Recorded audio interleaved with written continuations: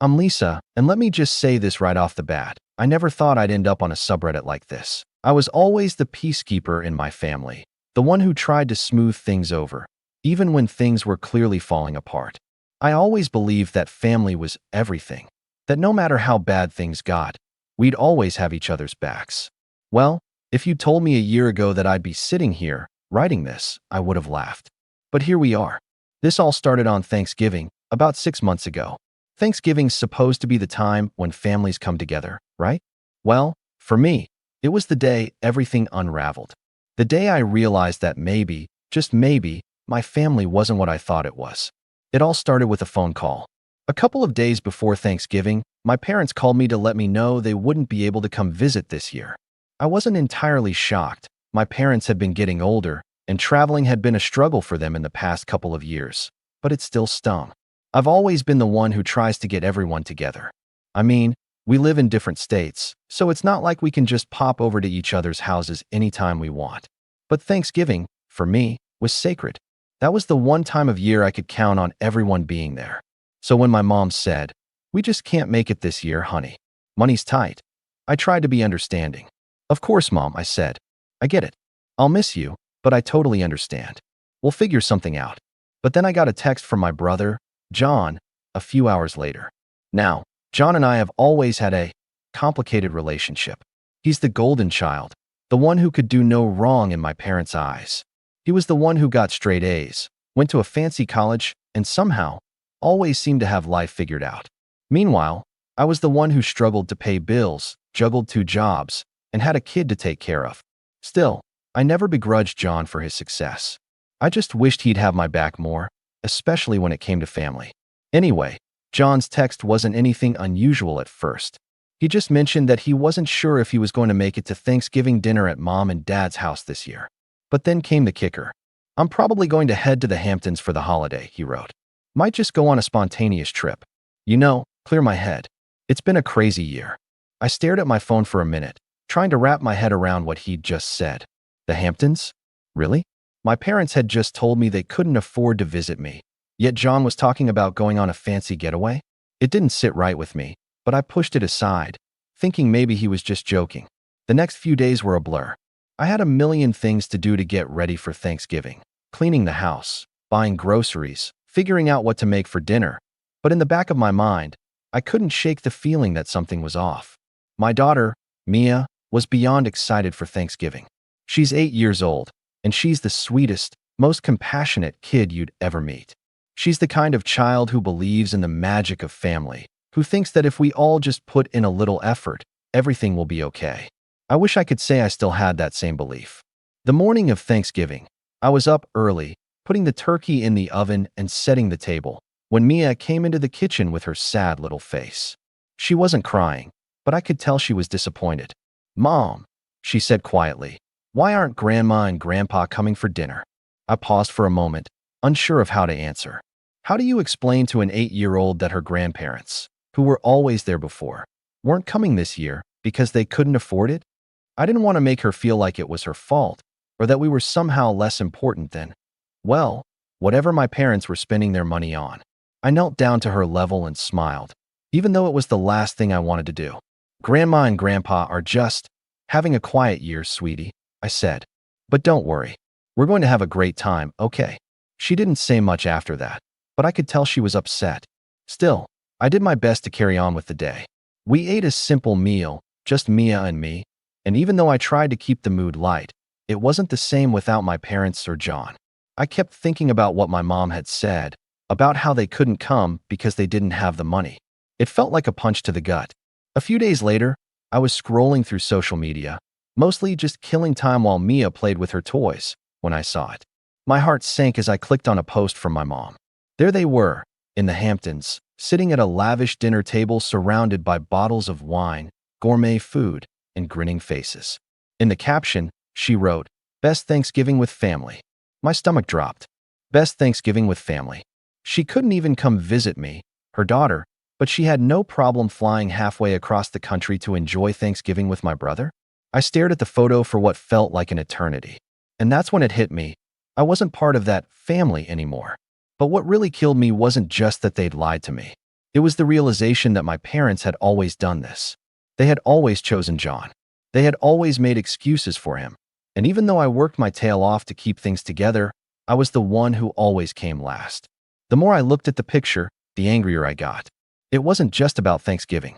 It was about a lifetime of being second best, of being the one who was always overlooked. And to top it all off, there was John, of course, standing front and center, looking like he was living the life. Mia, ever the perceptive child, peeked over my shoulder and saw the post. "Why aren't we family too?" she whispered, so quietly I almost didn't hear her. I swallowed hard, trying to keep it together. "We are, sweetie," I said, though I didn't believe it for a second.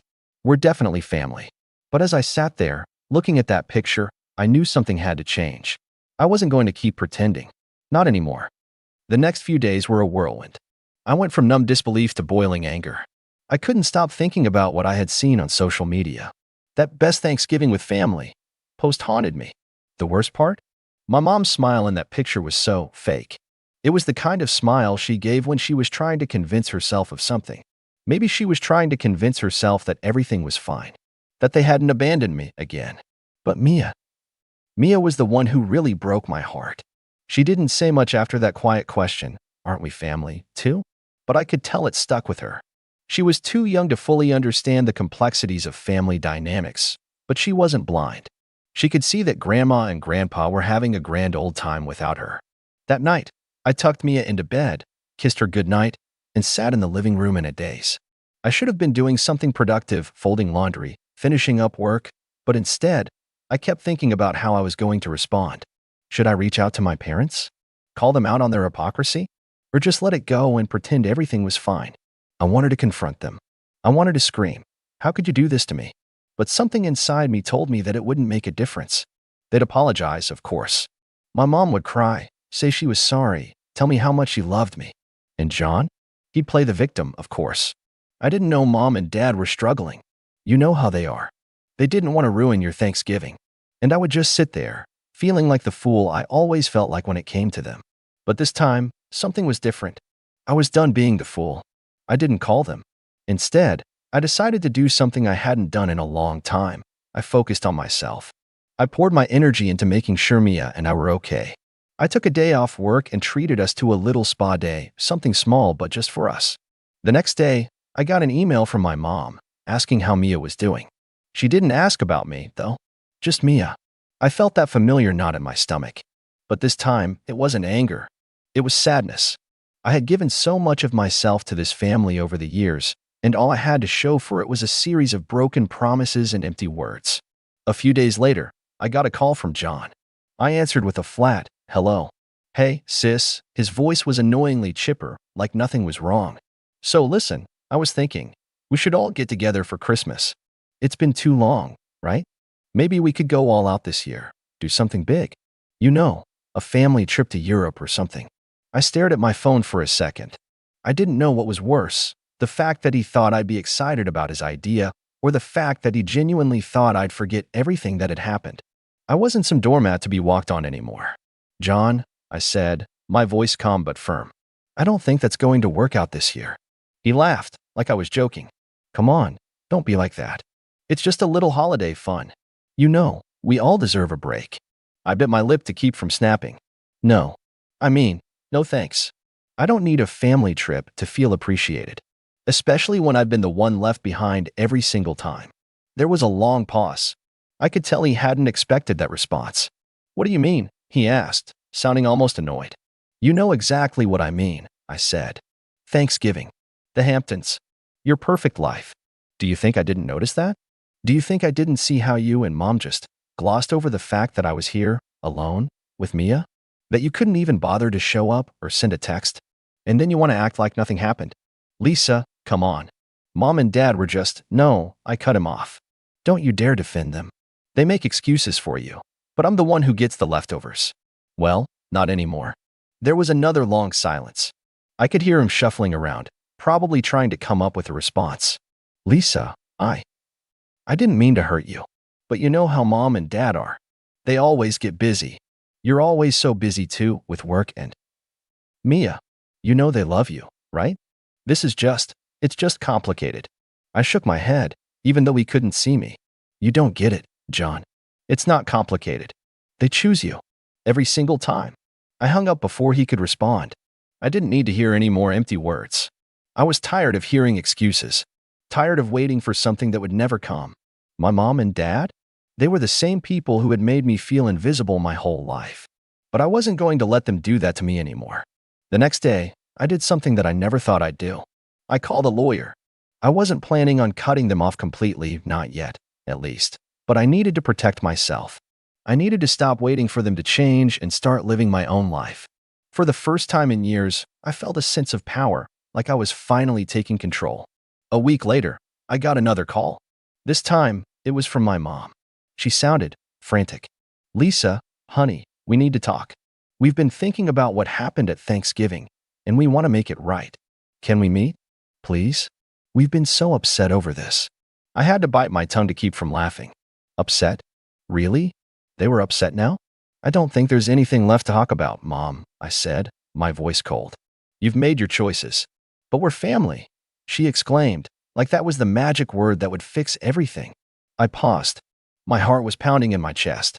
I looked over at Mia, who was playing in the other room, blissfully unaware of the storm brewing. I knew what I had to do. We're done, I said. The words felt like they had been waiting to leave my mouth for years. I'm done trying to make it work. I'm done being your second choice. There was a stunned silence on the other end of the line. Lisa, please don't say that. We love you. We're sorry. I hung up before they could say anything else. I couldn't listen to it. The lies, the excuses, the hollow promises.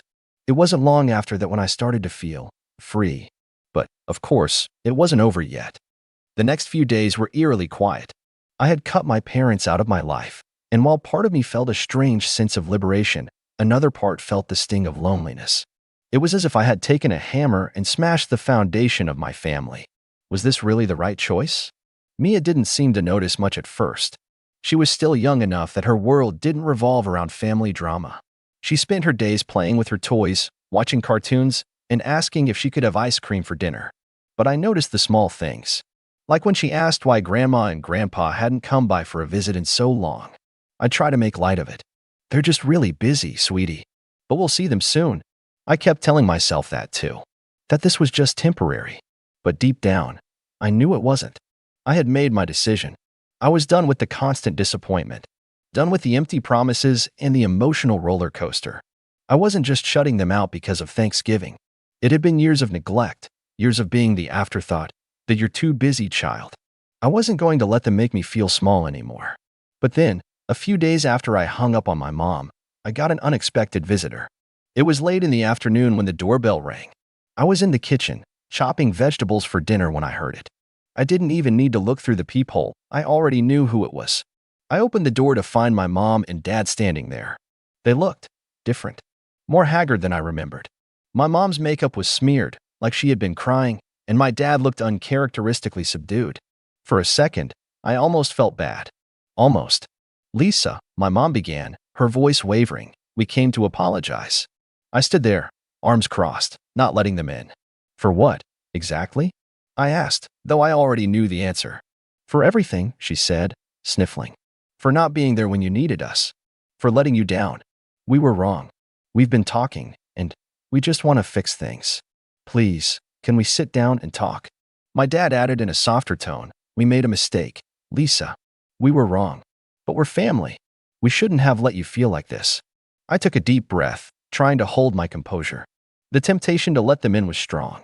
I could already imagine how they would try to charm me. My mom would probably cry, and my dad would apologize in his quiet, guilt-ridden way.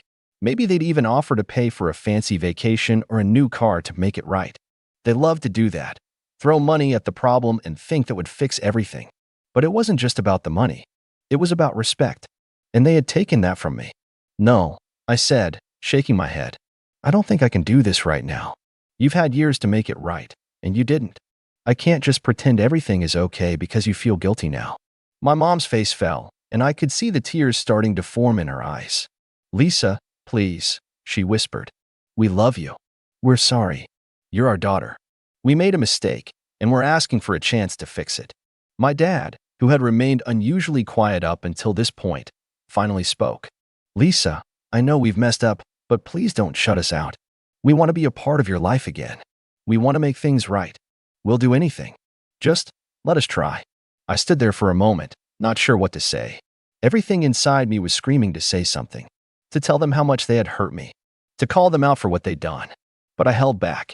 I looked over at Mia, who had quietly walked up behind me and was now standing by my side, looking curiously at my parents.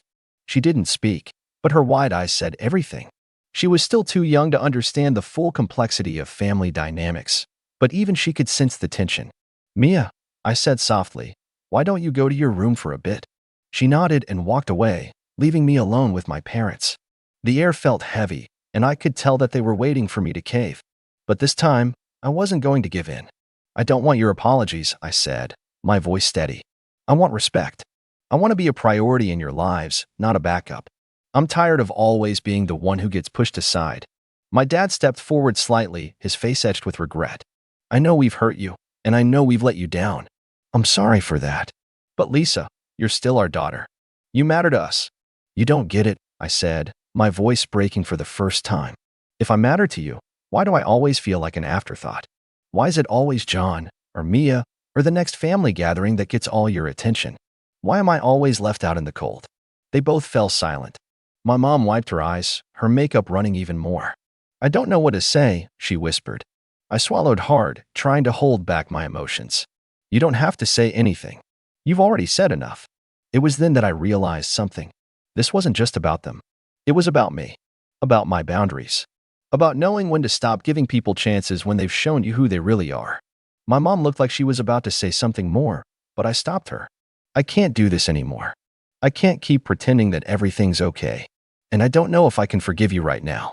Maybe one day, but not today." Their faces fell. They looked like they'd just been slapped across the face.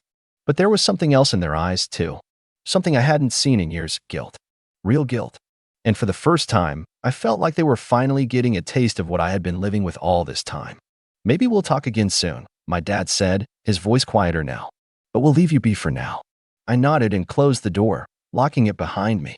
I leaned against it, trying to calm my racing heart. I had done it. I had finally stood up for myself. After closing the door on my parents, I didn't feel the usual rush of guilt or doubt that I had come to expect whenever I set a boundary. Instead, there was this quiet sense of strength that settled over me. Mia and I went on with our routine, and despite the initial tension of the confrontation, life carried on. For a while, I didn't hear from my parents. I expected the usual passive-aggressive text from my mom or the half-hearted, guilt-ridden phone calls from my dad, but there was nothing. It was as if they had accepted the fact that I had finally cut them off. A week went by, and just when I thought I could finally breathe without the constant family drama hanging over me, I got a text from my sister. I hadn't spoken to her in months. She and I weren't close, to say the least, but somehow she always managed to reach out when there was trouble brewing with our parents. "Hey, I know things are strained, but I really think you should talk to Mom and Dad. They're not doing well. They miss you, and they're really upset. I don't want to see this tear our family apart." I stared at the message for a while, not sure how to respond. Part of me felt sympathy, but another part of me felt like this was just another one of their manipulative tactics. They always pulled the family first card when they were desperate, and my sister, loyal to them no matter what, was always the one to play messenger. I debated for a long time about what to do. In the end, I decided to just ignore her. I wasn't about to fall back into the cycle of false promises. I was still angry, still hurt by what they'd done, and I wasn't ready to go back to the way things had been. But then, a few days later, something unexpected happened. I got a call from my mom. I almost didn't pick up, but for some reason, I did. "Lisa," she said, her voice shaky, "I need to apologize. We've been awful. I've been awful, and I'm so sorry for everything. I want to make things right. Please, let us try." I didn't respond right away. I wasn't ready to forgive them, and I wasn't ready to let them back into my life just because they were sorry. It wasn't that simple. "I can't just forget everything," I finally said. "I've been the one carrying this weight for years. You can't just show up now and expect me to welcome you with open arms. It doesn't work that way." There was a long pause on the other end of the line, and for a moment, I thought she was going to hang up. But then I heard her voice again, more desperate this time. "Lisa, please. We love you. I know we messed up, but can't we start over? We're family, and that means something." I closed my eyes and took a deep breath. Part of me wanted to yell, to tell her everything I had been holding inside for so long. But then I thought about Mia, my daughter. How much did I want her to grow up knowing she had a family who loved her? Was I really willing to sever those ties completely, even with the pain they had caused me? I'll think about it, I said, my voice tight. But you need to understand something. If I let you back in, it's going to be on my terms. I'm not going to be anyone's emotional punching bag anymore. No more empty promises. If you want a relationship, you need to show me you're willing to work for it. There was a long silence, and then I heard my mom's voice, softer this time. Thank you, Lisa. We'll do whatever it takes. I ended the call without another word. As the days passed, I found myself reflecting on everything, on how my family had treated me, on how I had allowed myself to be the one who always gave in, always forgave. But now, I had the power, and I wasn't going to give it away again. I wasn't sure what would happen next. Would they truly change? Would I ever be able to forgive them fully? I didn't know, and I didn't need to know right now. But what I did know was that I wasn't going to let them control my life anymore. I had made that decision for me and Mia and for my own peace of mind. So, I'll leave it here for now. What do you all think? Was I too harsh? Should I have let them back in sooner? Or did I make the right choice by holding my ground? Would you ever consider cutting off family for your own sanity? Or is there a way to rebuild trust after years of disappointment? Let me know in the comments. At 3 a.m., my mom texted that they'd repossessed my apartment and maxed out a loan in my name for my sister's bridal shower. I just sent back one message. Check your bank statements. Now they're begging me to fix this, but I'm gone for good. Hi Reddit. I'm 36M, and I never thought I'd be writing something like this. But here we are. I'm not the type to air dirty laundry publicly, but after everything that's happened, I need to tell someone. I've spent most of my life keeping things in, brushing off my mom's sharp comments, letting my sister's behavior slide, staying quiet to keep the peace. But what they did recently went so far beyond anything I ever imagined that I'm honestly still processing it. It feels like the last scene of a long, exhausting play I didn't realize I was starring in. Let me back up. I grew up in a small town just outside of Pittsburgh, the kind of place where your neighbors know your dog's name, but not your middle name. Our family wasn't rich, but we weren't struggling either. My dad left when I was 10. No big story there. He just packed a bag one night, left a note on the kitchen table, and disappeared. That was the last time I saw him. After that, it was just me, my mom Corinne, now 62, and my younger sister Ivy, 29. From the start, it was clear who the favorite was. Ivy was loud, charming, and always needed something. A new costume for dance class, a ride to her friend's party, a loan to go see a concert. If I ever asked for anything, I'd get the standard. Money doesn't grow on trees, Nolan. But if Ivy wanted something, suddenly Mom was raiding her emergency fund or dipping into my old savings account, which had mysteriously vanished sometime in high school.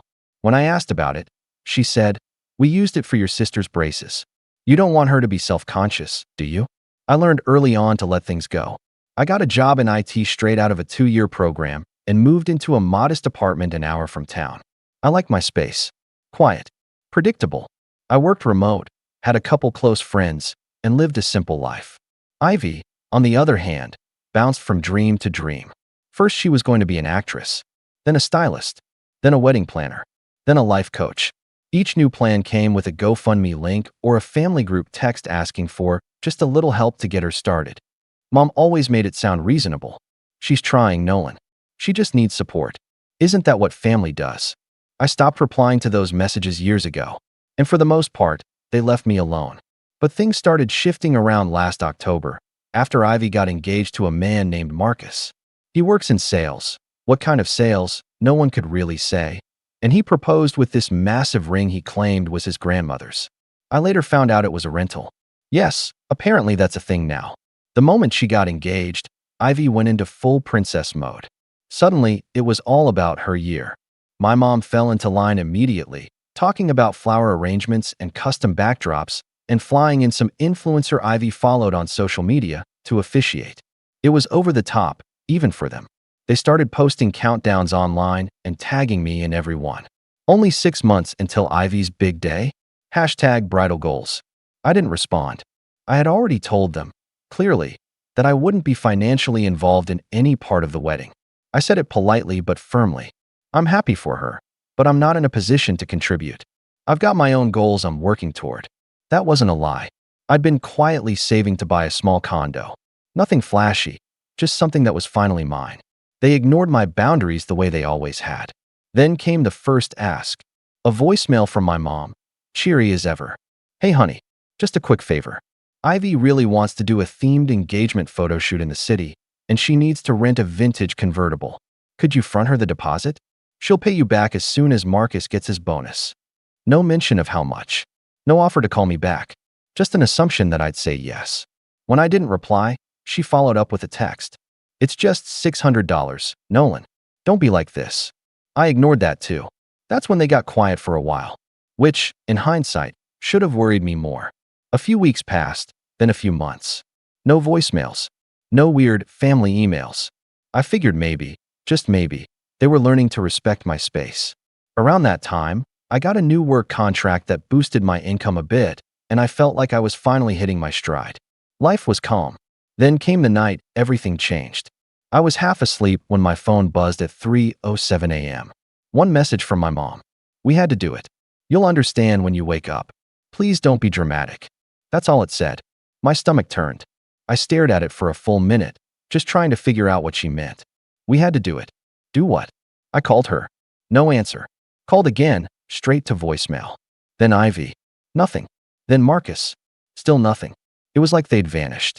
When I finally got up, I noticed I had no internet. At first, I thought it was just a service outage. But when I went to check the router, I noticed something strange. The lights were off. Not blinking. Just off. That's when I looked around and realized half my living room was missing. Literally. My coffee table was gone. My TV stand.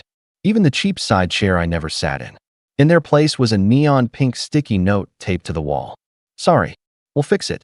Promise. I don't know how long I stood there. Probably longer than I should have. My mind refused to process it.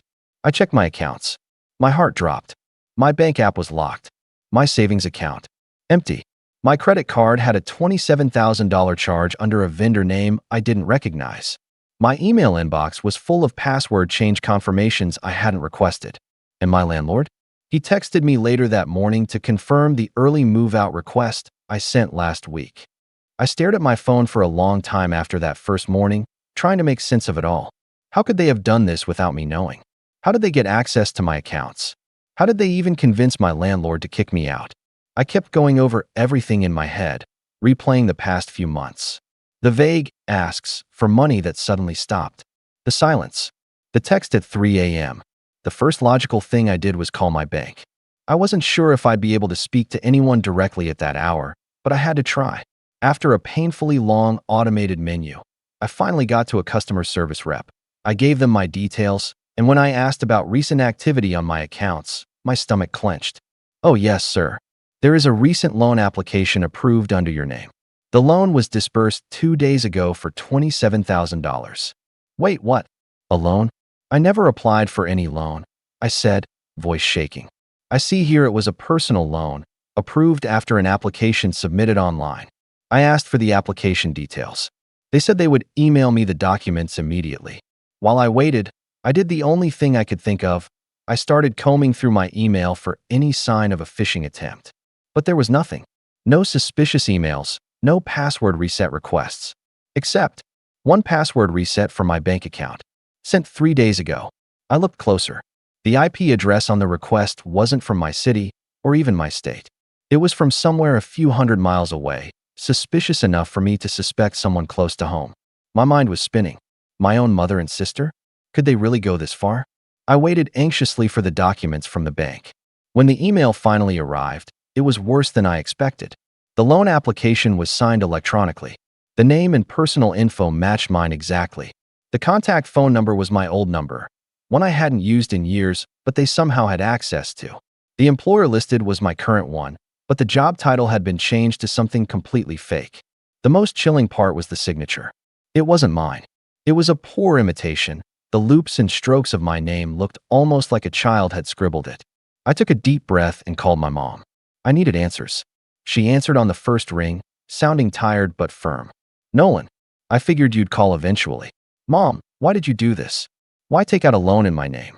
Why tell my landlord I was moving out? I have no idea how you even got my passwords or info. There was a long pause. You don't get it. Ivy needed help. This shower, it's important. It's her moment. We've been asking you, and you refused. You didn't want to be part of the family. Fine. But this? This was necessary. Necessary. I repeated, incredulous. You stole from me. You destroyed my home. That apartment wasn't your home, she said coldly. Not anymore.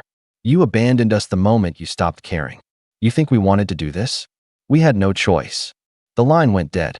I was shaking, furious and hurt. But I didn't have the time or energy to argue anymore. I had to focus on fixing this mess. I called my landlord next. He told me the whole story. About how my mom had called him in tears saying I was moving for a new job, how she needed access to the apartment to help Ivy prepare for the shower, and how she promised to handle the rent. Apparently, she even signed a temporary lease termination form on my behalf. All forged. I asked him for copies of everything. He emailed me the documents within an hour. This was bigger than I thought. I spent the next few days on the phone with the bank, credit bureaus, and various financial institutions. I filed a police report for identity theft. I froze all my accounts. But every step forward revealed new layers of betrayal. Turns out, the $27,000 loan wasn't the only financial hit.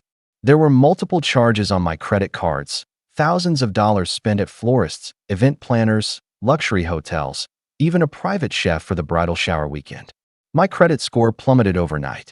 And none of it was Ivy's money. It was mine. I tried reaching out to Ivy, hoping maybe she didn't know the full extent of what was happening. Her response broke my heart and hardened it all at once. She said, "You don't understand. Mom took care of everything because you wouldn't. If you had just helped like a family member should, none of this would be necessary. You're making this about money, but this is about loyalty." Loyalty. That word hit me like a slap. They didn't want my support. They wanted control. Control of my money, my home, my identity. The realization settled deep inside. My family wasn't just dysfunctional. They were deliberately malicious. By the end of that week, I had enough. I wasn't going to let this go quietly. That night, I sent one text to my mom. "Check your bank statements." I didn't explain. I didn't plead. I didn't ask. The next morning, the phone call started. My mom, Ivy, Marcus, begging, pleading, accusing. My mom insisted I come home to talk and fix this. Ivy sobbed over the phone, blaming me for ruining the biggest day of her life. But I was done. I packed my essentials into a small backpack and left the apartment I had fought so hard to keep. I told my landlord to hold any mail for me. I switched off my phone for a few hours. When I turned it back on, my mom had sent me one last message. "You're breaking this family. You're breaking her. Please don't do this." After that night, when I sent my mom that one simple text, "Check your bank statements," everything changed.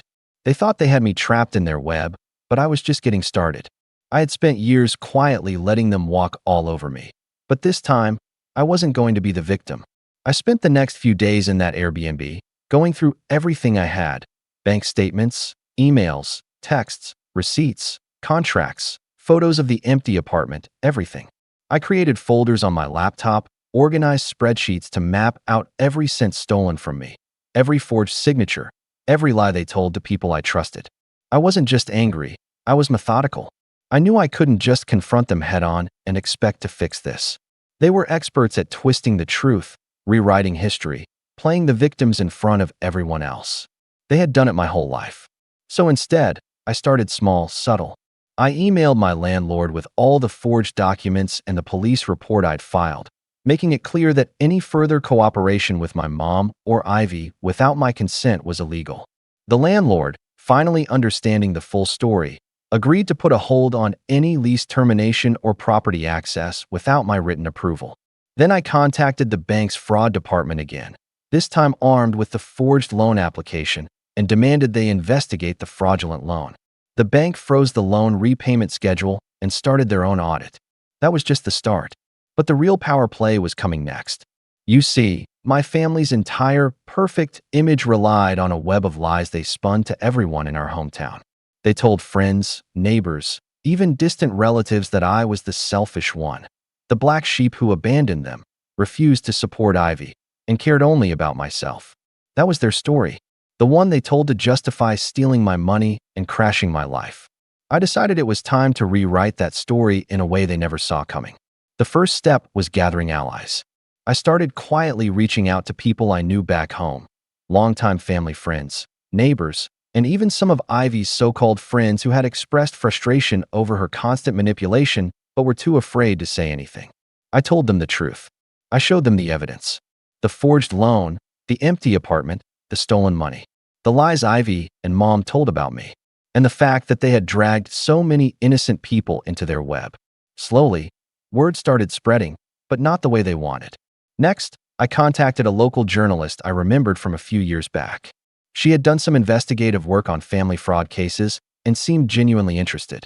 I sent her a carefully written email outlining everything, attaching copies of documents and statements. I wasn't looking for drama. I wanted justice. Meanwhile, I started cleaning up my credit score, disputing charges, alerting credit agencies to the fraud, and setting up fraud alerts. It was a long process, but every step I took chipped away at their control over my life. Then came the hardest part, confronting Ivy directly. I called her one evening, keeping my voice calm, measured. Ivy, I know you're hurting, but this has to stop. You and Mom have done irreparable damage to me, to my life. She cried on the phone, begging me to forgive her, to understand. She said Mom pressured her, that she didn't mean to hurt me. I didn't say a word. I let her talk herself out. When she finally quieted, I said, "You don't get to play the victim here. You used my name, my money, and my identity. You broke me." I told her I was done being their scapegoat. That from now on, I was going to fight back, legally, publicly, and on every front. Ivy threatened me. She said I'd regret this, that I'd lose the family forever. I smiled quietly, because that family was gone, burned to ashes by their own hands. But the climax of my revenge was still coming. One morning, I called my mom and told her I had a surprise for her, something to make her realize that I wasn't the one who was broken. I arranged for the journalist to meet her, anonymously, of course, and handed over the evidence. The forged documents, the bank statements, the emails, the lies. The journalist promised to keep my identity confidential for now, but assured me the story would run in the local paper soon. The moment I heard the story was published, I sat back and waited. It didn't take long. Friends and family who once blindly believed Mom's version of events started asking questions. Some called me privately to apologize. Others asked for more proof. Slowly, the narrative shifted. Mom tried to deny everything at first, but the paper had enough proof that even her denials sounded desperate. Ivy's friends started drifting away as their trust evaporated. Marcus, the fiancé, stopped returning texts altogether. But instead of backing down, they doubled down. They sent me furious texts, voicemail rants, and even showed up at my work once. But security escorted them out. Each attempt only strengthened my resolve. Now, they were the ones on the defensive, scrambling to protect their reputations and lies. And me? I was finally free. Free from the lies, the manipulation, the endless demands. After the story broke in the local paper, the fallout was nothing short of brutal, for them, not me. What had started as quiet whispers between distant relatives and a handful of longtime family friends quickly grew into a tidal wave of public scrutiny that no one in my family could escape. Suddenly, the carefully curated image of my mom as the devoted matriarch, the rock of our family, and Ivy as the flawless, perfect daughter came crashing down like a house of cards. The first signs were subtle but telling. Ivy's bridal shower invitations began coming back. Some returned unopened, others met with polite but firm refusals. People who once smiled and nodded in their presence now made excuses, avoiding any gatherings where my family's name might come up. Invitations that had been sent to longtime family friends disappeared without explanation. I later found out many ended up in trash bins, unopened and ignored. The few who did show up wore polite, practiced smiles, but their eyes darted nervously, and whispers circulated just loud enough for the right people to hear. Comments about trust, lies, and money troubles replaced the usual chatter about wedding plans and family gossip. The atmosphere was tense, like everyone was waiting for the other shoe to drop. Meanwhile, Mom's phone began to ring less and less. Her calls to me went unanswered, her texts ignored. She tried showing up unannounced at Ivy's workplaces, hoping to force a reconciliation or at least get some support. But the managers and HR departments, now aware of the scandal, refused to let her in. It was like she had been erased from their world. Then the legal storm came. Filing a civil suit for identity theft, fraud, and emotional distress was a decision I didn't take lightly. It wasn't about the money anymore, though that was substantial. It was about holding them accountable for years of manipulation, lies, and outright theft. I wanted justice, plain and simple. The court case dragged on for months, testing my patience and strength. Each hearing became a battlefield of words and accusations. Mom and Ivy's lawyers did everything they could to paint me as unstable, vindictive, or mentally unwell, trying to turn the jury's sympathy their way. But the forged documents, bank records, and witness statements were overwhelming. Their attempts to discredit the evidence only made their deception more obvious. One surprising development was Marcus, Ivy's fiancé. Early on, he distanced himself from the family scandal, clearly wanting no part in the drama. I later learned he quietly called off the wedding shortly after the story went public. He cited irreconcilable differences in the legal filings, but the truth was obvious to everyone paying attention. The unraveling of my family's facade was the real reason.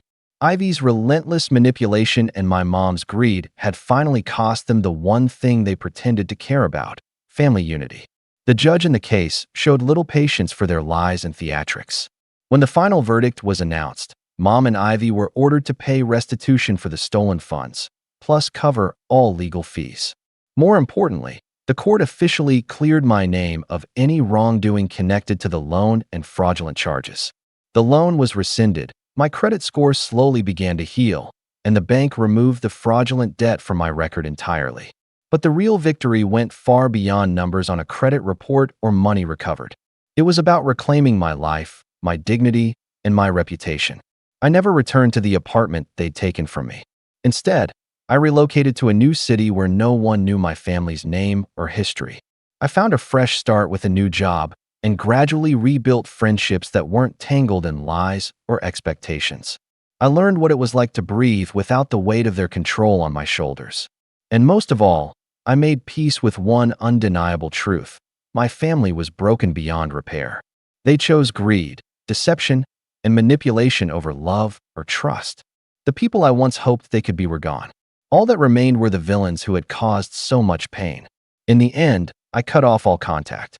Mom sent a few desperate messages, pleading for one last chance to talk, to explain, to fix things. But I blocked her number without hesitation. Ivy's attempts to reach me ceased shortly after Marcus left her. I had no interest in their drama or their empty apologies. The family they fought so hard to keep perfect now existed only as shattered fragments scattered across broken relationships and lost trust, and I was no longer a part of any of it. I'm not bitter about the money or the stolen home anymore. What mattered most was my freedom from their control, their lies, their constant manipulation. I survived their betrayal, and more importantly, I took back my story. That's what they never expected. So, if you're reading this and feeling trapped by family who use, manipulate, or steal from you, know this: you do not owe them loyalty. Sometimes, the only way forward is to walk away and stand up for yourself, no matter how hard that is. I'm done with them for good. And honestly, I couldn't be happier. My name's Nick. I'm 28, and if you told me a year ago that I'd be recording my own family just to protect myself, I'd have laughed. But after what's happened, I've learned that sometimes the people who swear they love you the most are the ones who'll twist the knife the deepest, then pretend they're the ones bleeding. Growing up, I used to think our family was just a little passionate.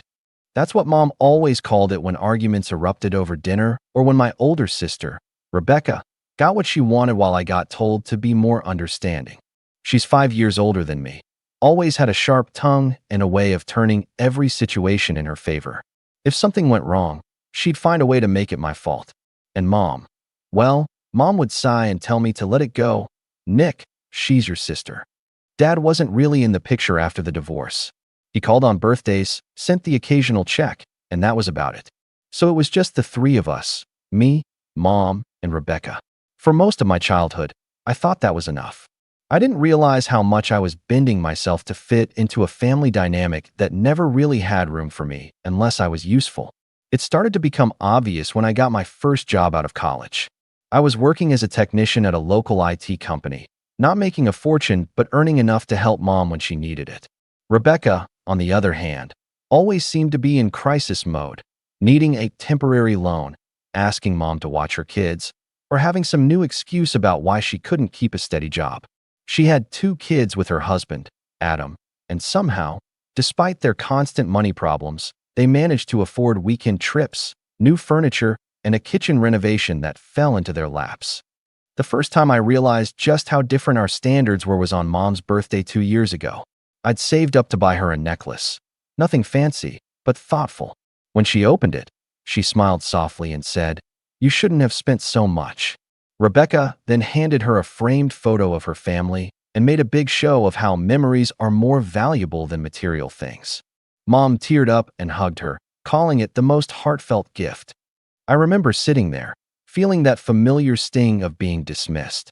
It wasn't about the necklace, it was about the double standard. When Rebecca gave something, it was love. When I did, it was excessive. Things got worse after Adam lost his job last year.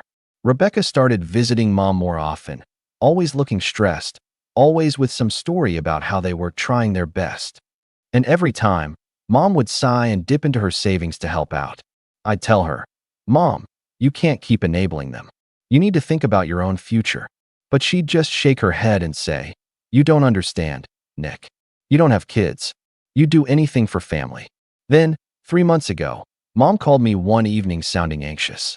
"Nick," she said, "I need your help. The bank's been sending letters. I'm behind on the mortgage payments." I remember sitting on the edge of my bed, my stomach dropping. Mom had always been careful with money. I asked her how it happened, and she hesitated before saying, "It's been hard with the rising costs, and I helped your sister a few times." A few times. Those words echoed in my head. I asked her how far behind she was, and when she told me, I felt sick. If she didn't make the next payment soon, she could lose the house, the only place that still felt like home. So, I did what I thought any decent son would do. I told her I'd take care of it. I went to the bank, took out a small personal loan under my name, and covered what she owed. It wasn't easy, my credit wasn't perfect, and it meant tightening my own budget, but it felt like the right thing to do. Mom cried when I told her. She said I'd saved her life. Rebecca, of course, barely acknowledged it. She texted me, "That's really kind of you," followed by a heart emoji, like I'd just done her a small favor. A week later, everything started to unravel. It was a normal Saturday morning. I was scrolling through social media before heading out to work when a post caught my eye. A picture of turquoise water, white sand, and a cocktail in hand. The caption read, "Finally made it to the Maldives. Family getaway we all deserved." It was Rebecca, her, Adam, and the kids, smiling wide in matching beach outfits. I blinked at the screen, thinking it had to be a throwback. But the timestamp said 2 hours ago. I just sat there, staring. My heart was pounding.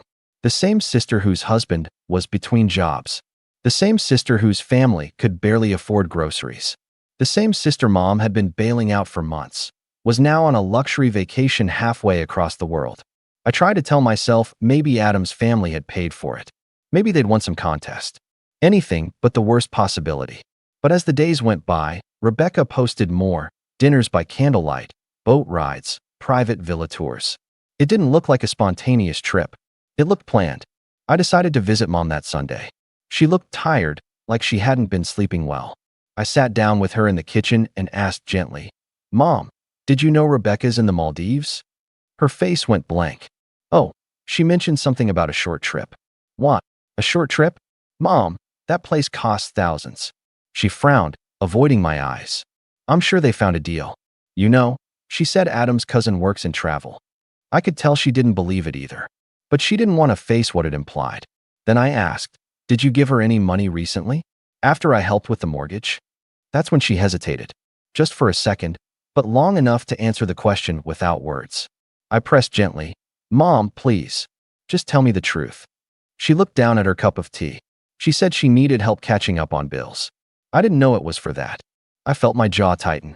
"Mom, that was my loan money. The money I took out to help you keep this house." She flinched, whispering. I didn't think she'd misuse it. She said, she promised. That night, I barely slept. My thoughts were racing between disbelief and anger. It wasn't even about the money anymore. It was about the betrayal. I'd gone into debt to keep Mom safe, and my sister had turned around and used that same help as a free ticket to paradise. I needed answers. So, I called Rebecca the next morning. She answered, sounding cheerful. Hey, little brother. What's up? Just curious, I said flatly. How's the Maldives? There was a pause, then a soft laugh. Oh, you saw the photos. Beautiful, right? We really needed this. Yeah, I said slowly. Crazy thing, though, I thought you guys were broke. Another pause, then she said lightly, Don't be so dramatic, Nick. We're fine. I could feel my blood pressure rising. Fine enough to fly halfway across the world a week after Mom nearly lost her house. She sighed. Oh, come on. Mom told you. She worries too much. We helped her out before, remember? It's family. We all help each other. Her tone was so casual it made me sick. So where did the money come from, Rebecca? There was silence on the line, followed by a low chuckle. You did, bro, technically. I froze. What did you just say? She laughed again, like it was a joke. Relax. Mom wanted to help us get back on our feet. You gave her that money to help, right? Well, she helped us. So really you helped too. I hung up before I said something I'd regret. That was the moment something in me shifted. I'd always try to keep the peace, to stay the reasonable one. But hearing her say that, so smug, so entitled, snapped something inside me. I realized they both saw me as a resource, not a person.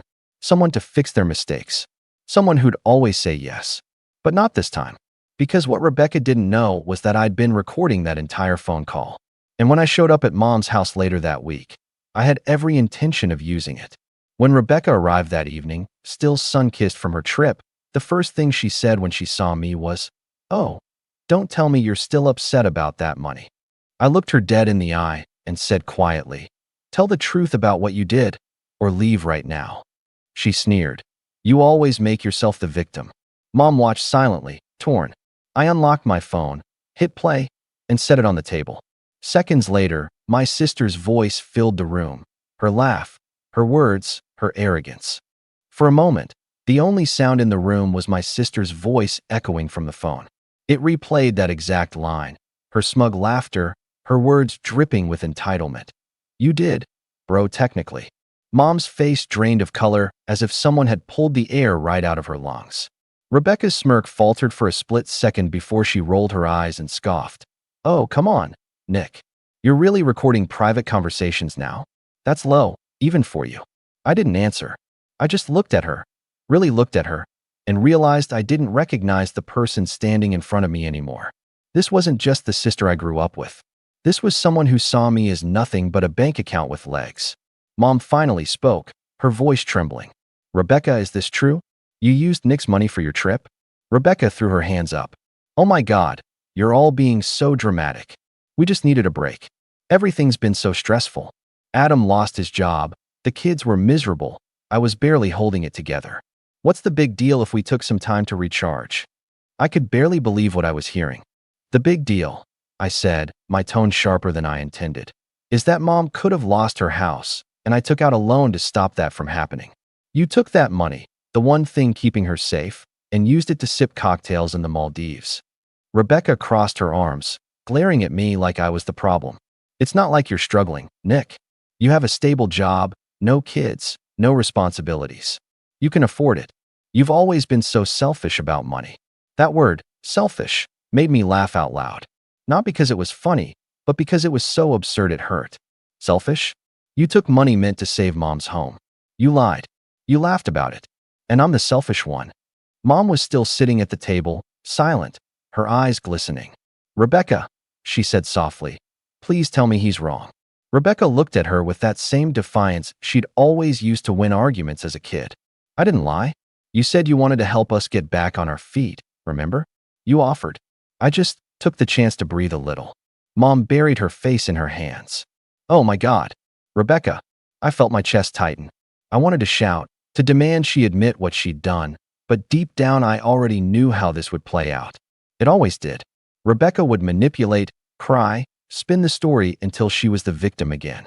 And Mom, as much as she was hurt, would fold. She always did. And she did. When Mom finally lifted her head, her voice was small. Rebecca, what you did was wrong. But Nick, maybe she just didn't think it through. She's been under so much stress lately. That sentence broke something inside me. There it was again, the same cycle, the same excuses. Rebecca could burn down the house. and Mom would still hand her the matches and say she was just tired. I pushed my chair back, the legs scraping against the floor. So what now? You're going to pretend this didn't happen? You're going to keep letting her use you? Mom reached for my hand, but I stepped back. Nick, please don't make this harder. I'm not making it harder. I cut in. I'm trying to stop her from draining you dry. You're going to end up with nothing, Mom. Rebecca laughed quietly. You talk like you're the savior of the family. Maybe if you weren't so obsessed with control, we wouldn't have to hide things from you. Hide things? I repeated. You mean steal things? Wow, she said, throwing up her hands. Steal? Seriously? You're unbelievable. You act like you're perfect, Nick, but you've always been jealous of me. Admit it. Jealous. That word hit me like a slap. Jealous of what? The endless drama? The manipulation? The way she made everyone else clean up her messes? I stared at her and said quietly, You know, Rebecca, it's kind of funny. You keep accusing everyone of jealousy, but maybe it's just easier than admitting you hate when someone doesn't fall for your act. Her smile faltered. For a split second, I saw the truth flicker in her expression. Insecurity, guilt, maybe even fear. But it disappeared as quickly as it came. She turned to Mom. See how he talks to me? He's always been like this. He thinks he's better than me. Mom didn't respond. She looked torn, her eyes darting between us. Both of you, please. This isn't helping. I wanted to say more, to shout the truth until she finally saw, but I knew it was useless. So I left. For days, I ignored both of their calls. I needed space to think, to breathe. But the silence didn't last long. Rebecca started posting again, not just photos, but captions. Family is complicated, but we always have each other. Grateful for people who forgive instead of judge. The comments from her friends made my stomach twist. You're such a great sister. You're always there for everyone. And then, 2 weeks later, Mom called me again. Her voice was shaky. Nick, your sister's been going through a hard time. She told me you're still angry. Can't you just let it go? Let it go. I asked, incredulous. Mom, she stole from both of us. She's family, she said weakly. You don't just cut off family. But that was the thing. I wasn't the one cutting anyone off. They'd been cutting me out for years. This was just the first time I'd noticed the bleeding. The real breaking point came a month later. Mom called to invite me over for Sunday dinner. She said Rebecca would be there, and she wanted us to make peace. Against my better judgment, I agreed. A part of me hoped that maybe, finally, Mom would stand her ground. Maybe Rebecca would apologize. Maybe things could be fixed. I arrived a few minutes early. Mom was setting the table, humming softly. She seemed calmer, almost hopeful. I'm glad you came, Nick, she said. Let's just have a nice evening, okay? I nodded, trying to push the tension out of my mind. Rebecca arrived shortly after, all smiles, carrying a dessert box like nothing had ever happened. She kissed Mom on the cheek, glanced at me, and said, Wow, you actually came. Didn't think you'd show your face after that stunt. I clenched my jaw. What stunt? The recording, she said, smirking. It was such a betrayal, Nick. Who does that to their own sister? Someone who's tired of being lied to, I said evenly. She rolled her eyes. You're unbelievable. Dinner was tense. Every conversation felt like walking on glass. Rebecca kept making subtle digs about my boring job, my lonely apartment, my need to be in control. Mom kept trying to change the subject, pretending not to notice. Then, halfway through dessert, Rebecca leaned back in her chair and said casually, By the way, Mom and I have been talking. We think it'd be good if you helped out a bit more around here. You know, with bills and stuff. I set down my fork. What bills? She exchanged a glance with Mom. The house. Repairs, maintenance, property taxes. It's a lot for Mom to handle alone.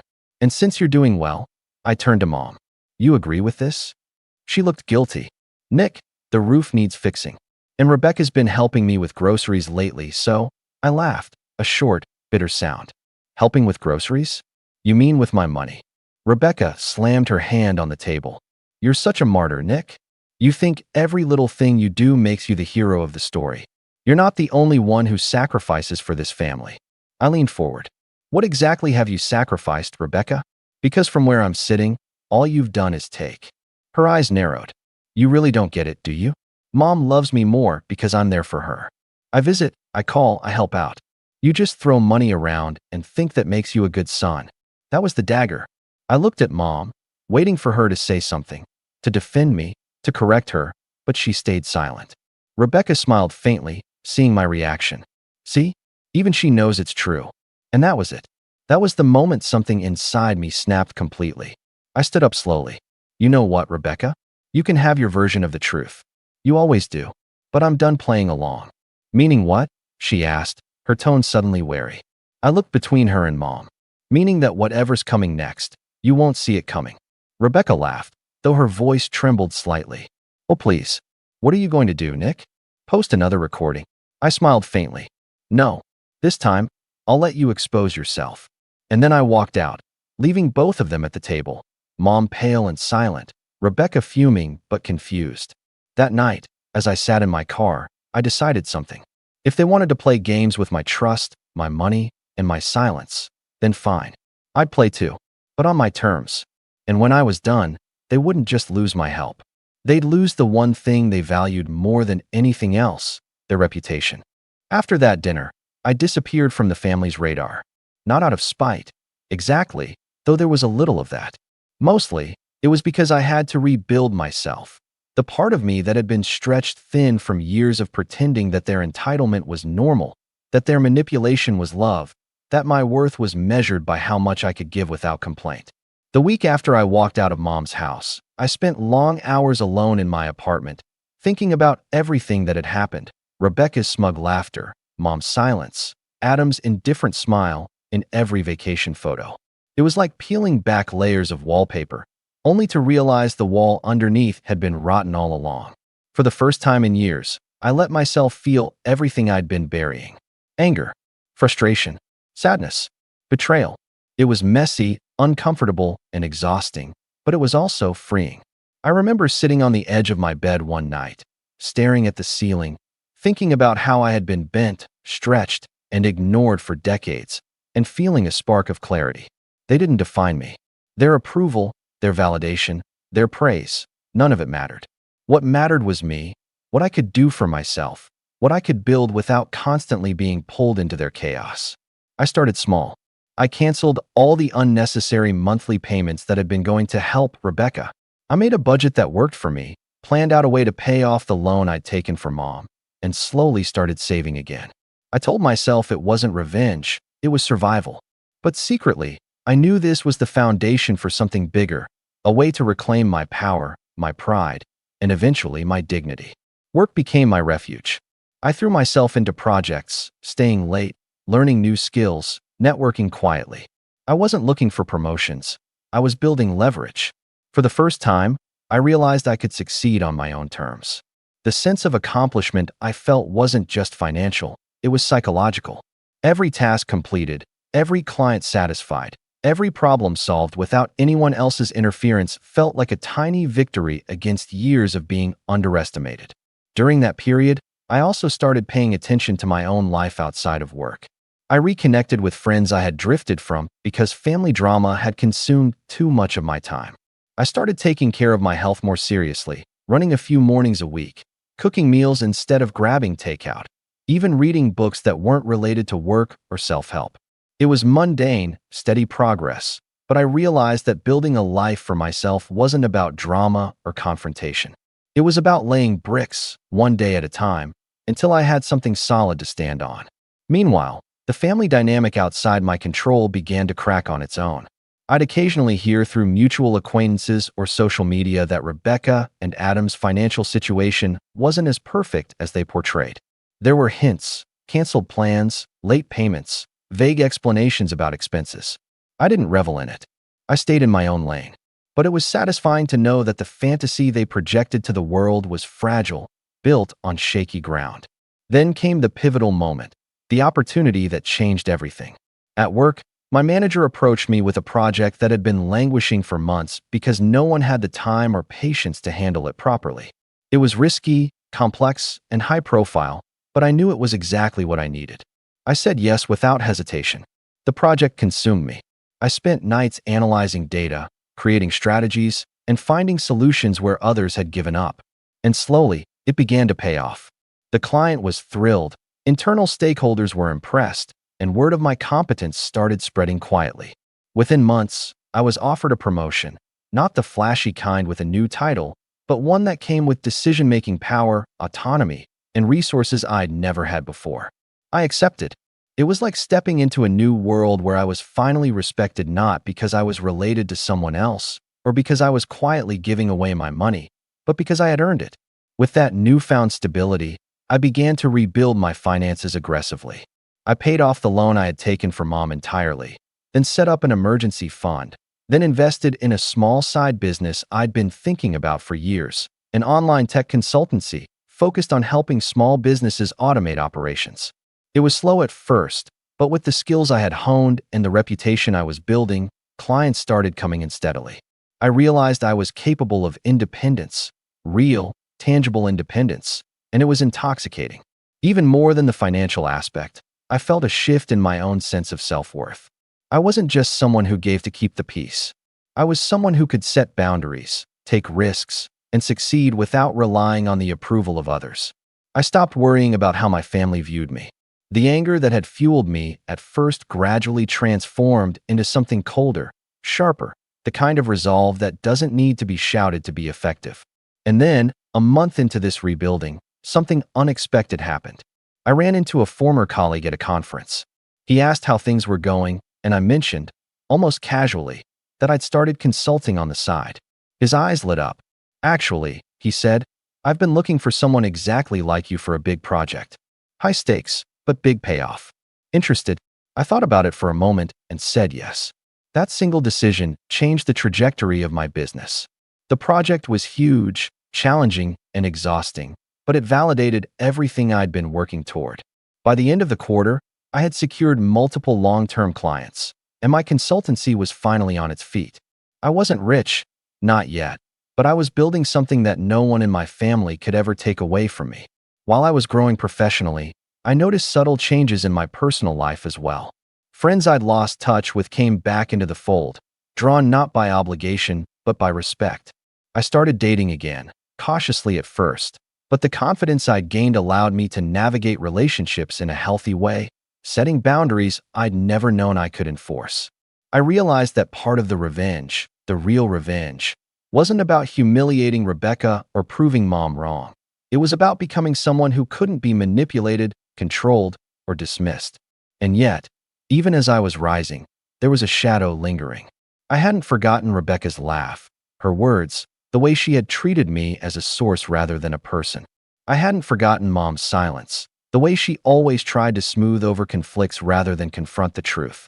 Every time I scrolled past a photo of Rebecca's life, the fake perfect vacations, the staged smiles, a little fire ignited inside me. Not the raw, reactive fire of anger, but a calculated, measured one.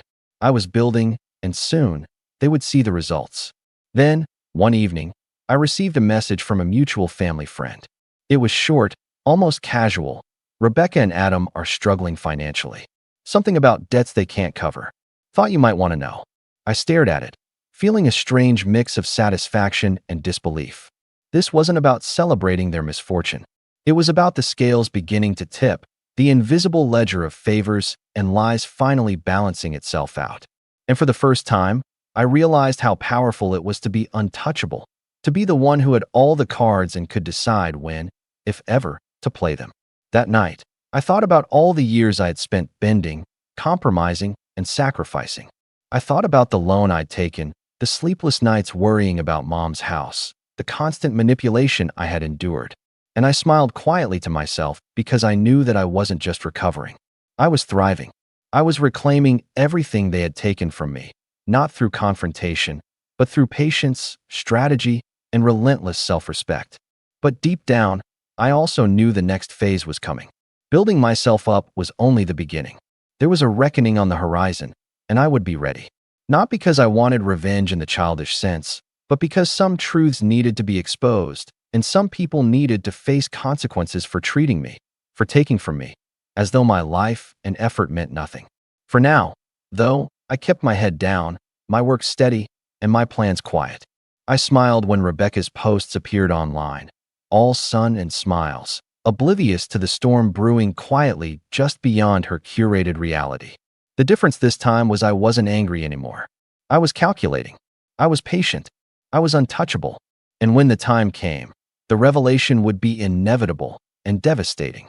After months of quiet rebuilding, the real work began, not the kind with spreadsheets and client calls, but the slow, meticulous kind that requires patience, nerve, and the willingness to lean into discomfort.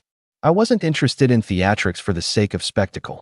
I wanted a result that would make the truth unavoidable. The first step was to make sure my facts were bulletproof. I'd always kept copies of the loan paperwork in my bank statements, but I started digging deeper. Timestamps, transfer memos, emails I'd sent to Mom when I arranged the loan, the messages where Rebecca thanked Mom for her help, little notes and emojis that suddenly looked different when seen in context. There's a strange clarity that comes from assembling a record. You stop telling yourself stories about people's intentions and start looking at what they actually did. The more I compiled, the more the pattern revealed itself. A series of casual omissions, evasive answers, and then outright lies. It was ugly, but it was true. I printed everything, organized it into binders, and made digital backups. Control, I realized, begins with certainty. Next came allies. I had been careful not to bring my new life into the family drama, partly because I wanted to be independent, partly because the fewer loose ends I left, the cleaner my eventual move would be. But allies don't always have to be family, and truth is far easier to prove when you have people who can corroborate the story. There was James, the former colleague from the conference who'd helped me land a major consulting client. He owed me nothing, but he respected competence and hated bullshit almost as much as I did. Over coffee, I told him the condensed version: loan, Maldives, recording, Mom's inertia. He listened without interrupting, then said two words that felt like a lifeline. How can I help? He didn't offer emotional platitudes. He offered logistics. He had access to a network of small business accountants and a friend at a local gallery who was connected in the community. That sounded odd at first, but I'd learned that reputations are fragile, and the right whisper in the right ear can bend a narrative the way a single gust bends a reed. I asked him to keep everything quiet, and he agreed. I also reached out to Maria, an old friend from college who'd become a paralegal. She met me for a long walk in the park and talked practicalities. Chain of custody for documents, what constituted evidence, how to request bank records without tipping my hand. She didn't sugarcoat things. You can reveal the truth, she said, but only if it's airtight. Otherwise, you'll look like the angry brother. That stung, because I knew she was right. The point wasn't humiliation, it was accountability. She agreed to guide me through the steps for requesting formal records and advised how to phrase requests to the bank so they couldn't wave it off as a family dispute. I found myself grateful for the kind of help that was competent and unemotional. It steadied me. While I gathered proof and professional counsel, I also worked to rebuild Mom's autonomy so that when the time came, she could stand on her own without being gaslit into doubt. It wasn't about forcing her to choose between us. It was about making sure she had the tools to see clearly. I met with her under the pretense of helping plan some home repairs, innocuous things that gave us a chance to talk in practical terms about her finances. I taught her how to read bank statements line by line.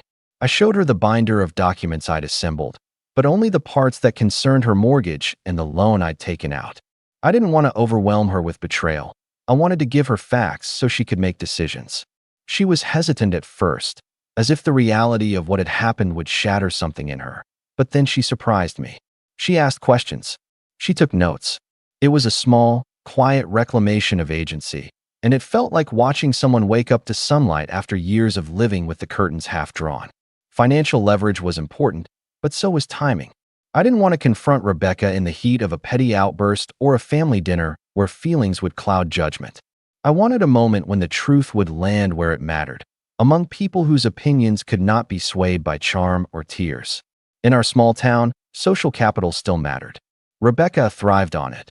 She belonged to the neighborhood association, volunteered at school events, and cultivated the kind of image that made neighbors defer to her.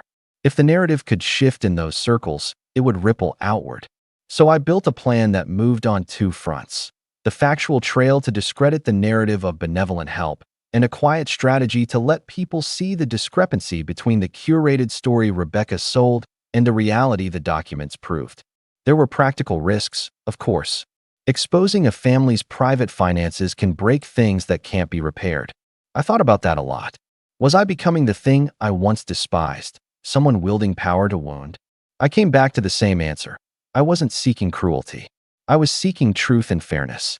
For years, I'd been the only person who absorbed the fallout of everyone else's choices. I wasn't interested in public shaming for its own sake. I wanted justice, accountability, and the restoration of boundaries. If that meant revealing embarrassing truths, so be it. There's a difference between revenge that tears and revenge that corrects. My aim was the latter. I started to lay groundwork in subtler ways. I reconnected with neighbors who'd been friendly with Mom, not to gossip, but to remind them, gently, of the realities of single-income households, the costs of home ownership, the way small, repeated loans can hollow someone out. Conversations were casual, not accusatory. Did you ever notice the mail piling up at Mrs. Harper's house? Did you see the notice from the bank on the community board? People listened. People commented. Word spread, not as a pointed attack on Rebecca, but as a pattern that, once observed, didn't align with the glossy vacation posts. It was slow and strategic, like planting seeds in soil and waiting for the first shoots to surface. At the same time, I sharpened my digital strategy. I created a secure folder with all the evidence, time-stamped and backed up in multiple places. I encrypted it and gave a copy to James and Maria. People who, if anything unexpected happened to me or the files, could verify their authenticity. I made sure the files were organized so that anyone reviewing them would see a chronological story. The loan disbursement, the transfers, Rebecca's messages, her Maldives postings, and the exchanges that made her smug statement undeniable. It felt bureaucratic, almost clinical, but there's a power in that clarity. When emotions run high, clear documentation is like clean water. It reveals whether something is muddied or pure. The turning point in the setup came when I learned that Rebecca had been planning a community appreciation party, a charity-ish affair at the local community center where she, as a volunteer coordinator, would be honored for her generosity and service. It was the perfect altar for her carefully cultivated image. People smiling, speeches praising her devotion, neighbors applauding her supposed sacrifices. I almost laughed when I was told. Of course she would do something like that. Of course she'd step into a spotlight where her narrative would be reinforced. The universe has an ironic sense of timing. That's when the plan hardened into specifics. I would attend the event. I would not storm the stage. I'd never pull a public stunt that would let her paint me as unstable. Instead, I would ensure that the people who mattered, the town council members, the PDA president, a few mutual friends who respected truth, received a copy of the dossier in advance. I planned to meet privately with a couple of them before the event, hand them the evidence, and let the weight of unvarnished facts do the rest. For the community, it wouldn't be about me attacking Rebecca. It would be about reconciling the gap between deed and reputation. Those who cared about fairness would have the chance to examine the record and make their own judgments. There was one more piece, Mom. I had to be certain she was ready. This was not a move I could make without her consent. The revelation would force her to choose, stand with the comforting story she'd been holding on to, or face the betrayal and its consequences. I spent long evenings with her, not pressuring but preparing, walking her through what might happen and what it would mean. She cried, she protested, she feared losing the family she loved. But when I saw her finally look at the binder and meet my eyes with that weary, fierce clarity, I knew she understood. If the event was the sword, she agreed to be the shield. She wanted truth, even if it hurt. In the last days before the party, everything felt taut, like a drawn bow. Small coincidences unnerved me. A neighbor I'd barely spoken to suddenly offering to help with the community center setup. Rebecca posting a carousel of perfect photos with her kids and a caption about giving back. I checked the dossier one more time, breathed through my nerves, and made sure everyone who needed to see it had received it in confidence. James promised to be there, not as muscle, but as a witness. Maria sent a text. If you need me to subpoena anything, I will. But for now, let the evidence speak. Mom hugged me in the kitchen, the way she used to when I was a kid after a nightmare. Be kind, she said quietly. I nodded, though kindness felt like a strange costume to wear when you'd been planning a reckoning. On the morning of the event, I felt oddly calm. I dressed in a shirt that didn't shout, jeans that didn't show off, neutral, unremarkable. It felt right. The power of this wasn't in theatrics. It was in the reveal of truth. I drove to the community center and parked a few blocks away so I could walk in like anyone else. The center was buzzing, folding chairs, volunteer t-shirts, banners celebrating community heroes. Rebecca was already there, glowing in the way people do when they're certain the world sees them as they want to be seen. She hugged neighbors, posed for photos, and laughed in that breathy way she used to disarm anyone who asked too many questions. My heart thudded in my chest as I stepped through the doors. I had the binder in my bag, the encrypted files mirrored on a thumb drive in my pocket. I caught sight of James near the back, the PDA president chatting with a local councilman, and a few familiar faces I'd intentionally included on the distribution list. The air felt electric with possibility and peril. Rebecca was taking the stage for her introduction. The room hushed. She smiled like a queen. I moved toward the exit. I had promised Mom I wouldn't make a scene, but then she looked directly toward where I stood and her expression shifted. For a second, vulnerability crossed her face before she smiled again, as if she'd dismissed whatever thought had flickered. That second felt like an open door.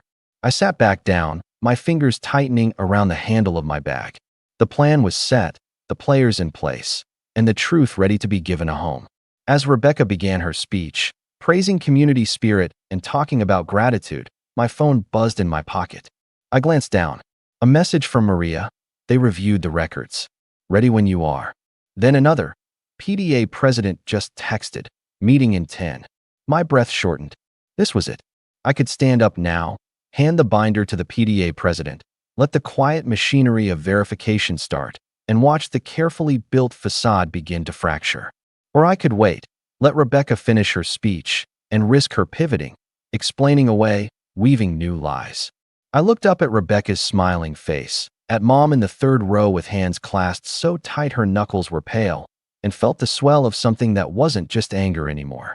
It was the knowledge that every choice I'd made, every late night, every saved paycheck, every calculated ally, had led to this room where truth could finally meet audience. I stood up, my chair creaking in the hush, and started walking toward the table where the PDA president sat, the binder heavy in my bag, and the world narrowing to the single act I was about to commit. I stepped toward the table with the binder, each footfall calm, deliberate, while the room held its breath, oblivious to the storm that was about to descend. Rebecca was finishing the opening line of her speech, extolling the virtues of community service and generosity. She paused mid-sentence and scanned the audience, her eyes landing on me. I could see the brief flicker of recognition, a shadow of unease, before she smiled again, confident, untouchable. That confidence would unravel, and I would be patient in letting it happen. At the table, I placed the binder in front of the PDA president, making sure my hands were steady. You requested documentation regarding the loan my sister used for her Maldives trip? I said calmly. No one had to know the extent of the emotion coursing through me. My tone was neutral, almost bureaucratic, which lent an extra weight of authority. A few whispered murmurs went around the room. The PDA president, a woman who had always valued fairness over feelings, opened the binder and began scanning it. I didn't speak another word. The evidence, timestamps, transfers, screenshots, and messages told the story better than I ever could. Rebecca's smile faltered, then vanished entirely as she saw the first few pages. Nick, what is this? She asked, her voice rising slightly, a mix of shock and indignation. I believe it's the story you've been hiding, I said evenly. Everything's here, laid out in full detail. For a moment, she looked around at the crowd, probably hoping someone would step in to smooth over the embarrassment. But she found only silence. Curious eyes turned toward the binder, not her. The room wasn't laughing, but the tension was palpable. People were reading, whispering to each other, comparing faces to statements. There was no spin they could trust. It was all right there, black and white, incontrovertible. Nick, this is private, she sputtered, her face going pale. How could you? I interrupted. It's private only in the sense that truth is inconvenient for you. What's not private is the reality you've been presenting to everyone, that you were helping, sacrificing, and living modestly. The truth, as you can see, is something else entirely. The PDA president looked up from the binder. Rebecca, are you aware of these transactions? Her voice was calm, but carried the weight of authority. She flipped through page after page of emails and bank statements, shaking her head slightly. If these are accurate, then your reputation in this community needs some clarification. Rebecca's face twisted, a mix of fury and desperation. This is insane. You're trying to ruin me in front of everyone. This is ridiculous, Nick. Mom said you were being dramatic. I glanced at Mom, who was sitting quietly in the third row, her hands trembling, her face pale but resolute. Her eyes met mine briefly. No words, just acknowledgement. She knew, finally, that I was right, that the documents spoke louder than any argument she had ignored. I turned back to Rebecca. Mom didn't need me to tell her. I needed you to be confronted with reality. This isn't about drama, it's about accountability. You misused funds intended for critical support for our family. That's not drama, that's theft. Her composure crumbled entirely. The veneer of charm she had cultivated over decades peeled away in front of everyone. People began murmuring, some shaking their heads, others whispering questions to each other. The PDA president closed the binder, meeting her gaze firmly. Rebecca, I think you need to explain to these people what's been happening, and perhaps consider restitution. Restitution. The word hung in the air. I didn't say a word because I didn't have to. I had planted the seeds for her downfall, and now the soil was fertile with her own missteps. She looked around, seeing the judgment forming quietly but firmly in everyone's eyes, and finally, for the first time, she felt small. Not a single person in the room was defending her.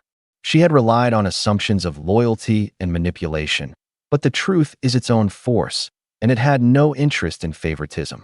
She stammered, then tried to pivot. It was supposed to be a loan for family needs. I shook my head. It was supposed to preserve Mom's home. You took that money and used it for yourself. That's not a miscalculation, Rebecca. That's a decision, and it had consequences. The room stayed silent, absorbing the words.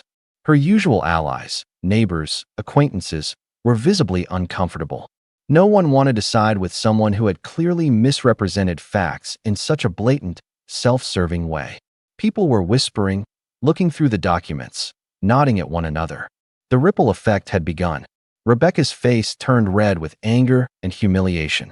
She attempted to regain control, raising her voice, trying to redirect attention. You think you're so perfect, Nick? You've always been so obsessed with control. But it didn't work. This time, the room didn't bend. This time, authority and evidence spoke louder than her theatrics. Her credibility, the fragile image she had curated for years, was cracking under the weight of indisputable proof.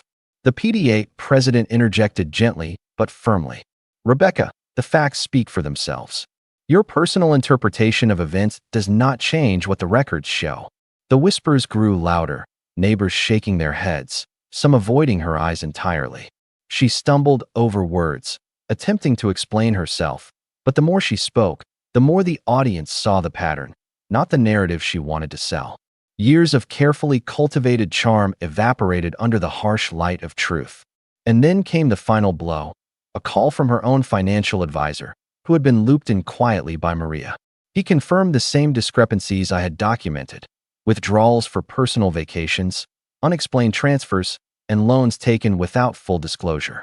By the time the advisor's call ended, Rebecca was visibly shaking, looking around the room as though seeking a miracle. There was none. I leaned against the wall quietly, observing the aftermath. People weren't mocking, they weren't laughing. They were simply aware. Awareness is more powerful than ridicule. Awareness changes perception, and perception, once shifted, cannot be undone. Mom exhaled slowly, the tension in her shoulders loosening slightly. She had been terrified of confrontation, worried about family chaos. But seeing the truth unfold, she finally allowed herself to relax, if only slightly. The chain of lies and entitlement that had shadowed our family for years was finally exposed, and she could see the reality of who Rebecca was. Rebecca sank into her chair, the glow of confidence entirely extinguished. For the first time, I saw vulnerability, fear, and disbelief collide in one person. She had relied on manipulation, on charm, on quiet coercion, and now she had nothing. She was untethered, facing a room full of people who could no longer be swayed by false narratives. I didn't gloat. I didn't yell or accuse. I simply observed, calm, as the dominoes fell. This was strategic, clinical, precise. Justice didn't require theatrics. It required preparation and the courage to see it through. Later, after the event, I met Mom outside. She hugged me quietly. "You did what I never could," she whispered. "Thank you." I nodded, feeling the weight of years of frustration lift slightly. The fallout for Rebecca was immediate and inevitable. The PDA removed her from leadership positions, citing a need for transparency and trust. Word spread through the neighborhood and the school board, rumors verified by the documents. Invitations she had taken for granted vanished. People who once deferred to her judgment now questioned it. Her family, previously enablers, began to reevaluate their complicity quietly. For me, nothing had changed in terms of my integrity. I didn't feel triumphant in a petty sense. I felt balanced. The scales had finally evened. I had shown, in the calmest, most deliberate way possible, that manipulation and entitlement do not trump truth and preparation. I hadn't screamed. I hadn't publicly humiliated anyone. I had simply provided the facts and allowed the natural consequences to unfold. Months later, Rebecca had retreated from the social circles she once dominated. Mom's home remained secure, stable, and entirely under her control, thanks to careful planning and some long-overdue boundary setting. I continued building my career and business, unburdened by family debt or the expectation that I would sacrifice my life to prop up someone else's. And the most satisfying part? The moment of revelation. The moment when the truth landed so squarely, so inescapably, that no excuses, no tears, no manipulations could erase it. It was quiet, precise, and complete. A victory built on patience, intelligence, and self-respect. I looked at the binder one last time, now neatly archived in my office, and smiled faintly. Years of patience, planning, and preparation had led to this moment. The lesson was clear. Power lies not in anger or reaction, but in strategy, persistence, and truth. And as for Rebecca, she would think twice before underestimating anyone again. I leaned back in my chair, took a deep breath, and finally allowed myself to feel it, the calm, unshakable satisfaction of justice served.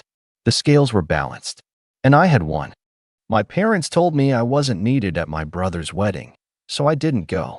Now they're furious because I'm a 28-year-old woman, and to say my family dynamics are complicated would be an understatement. Growing up, it was clear who was the favorite. I have an older brother, Aaron, who's 3 years older than me, and from day one, he was the golden child. Not that he asked for it, but somehow everything always revolved around him, his achievements, his milestones, his needs. I, on the other hand, was more of a shadow. I didn't have the same academic success as Aaron, I wasn't as athletic, and let's just say I wasn't always the easiest to deal with emotionally. But even then, I knew, just like anyone else in my family, that my place was secondary. It wasn't that my parents were overly mean about it. They didn't need to be. They'd always be complimentary about my brother's accomplishments. His hard work was praised endlessly, while mine was acknowledged but never truly celebrated. As a kid, I just kind of accepted it.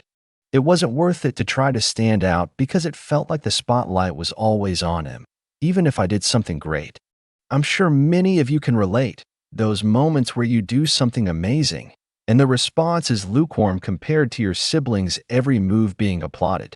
But when I found out Aaron was getting married, that's when I realized how deep the favoritism ran, and how little space there was left for me to exist as an individual in my own family.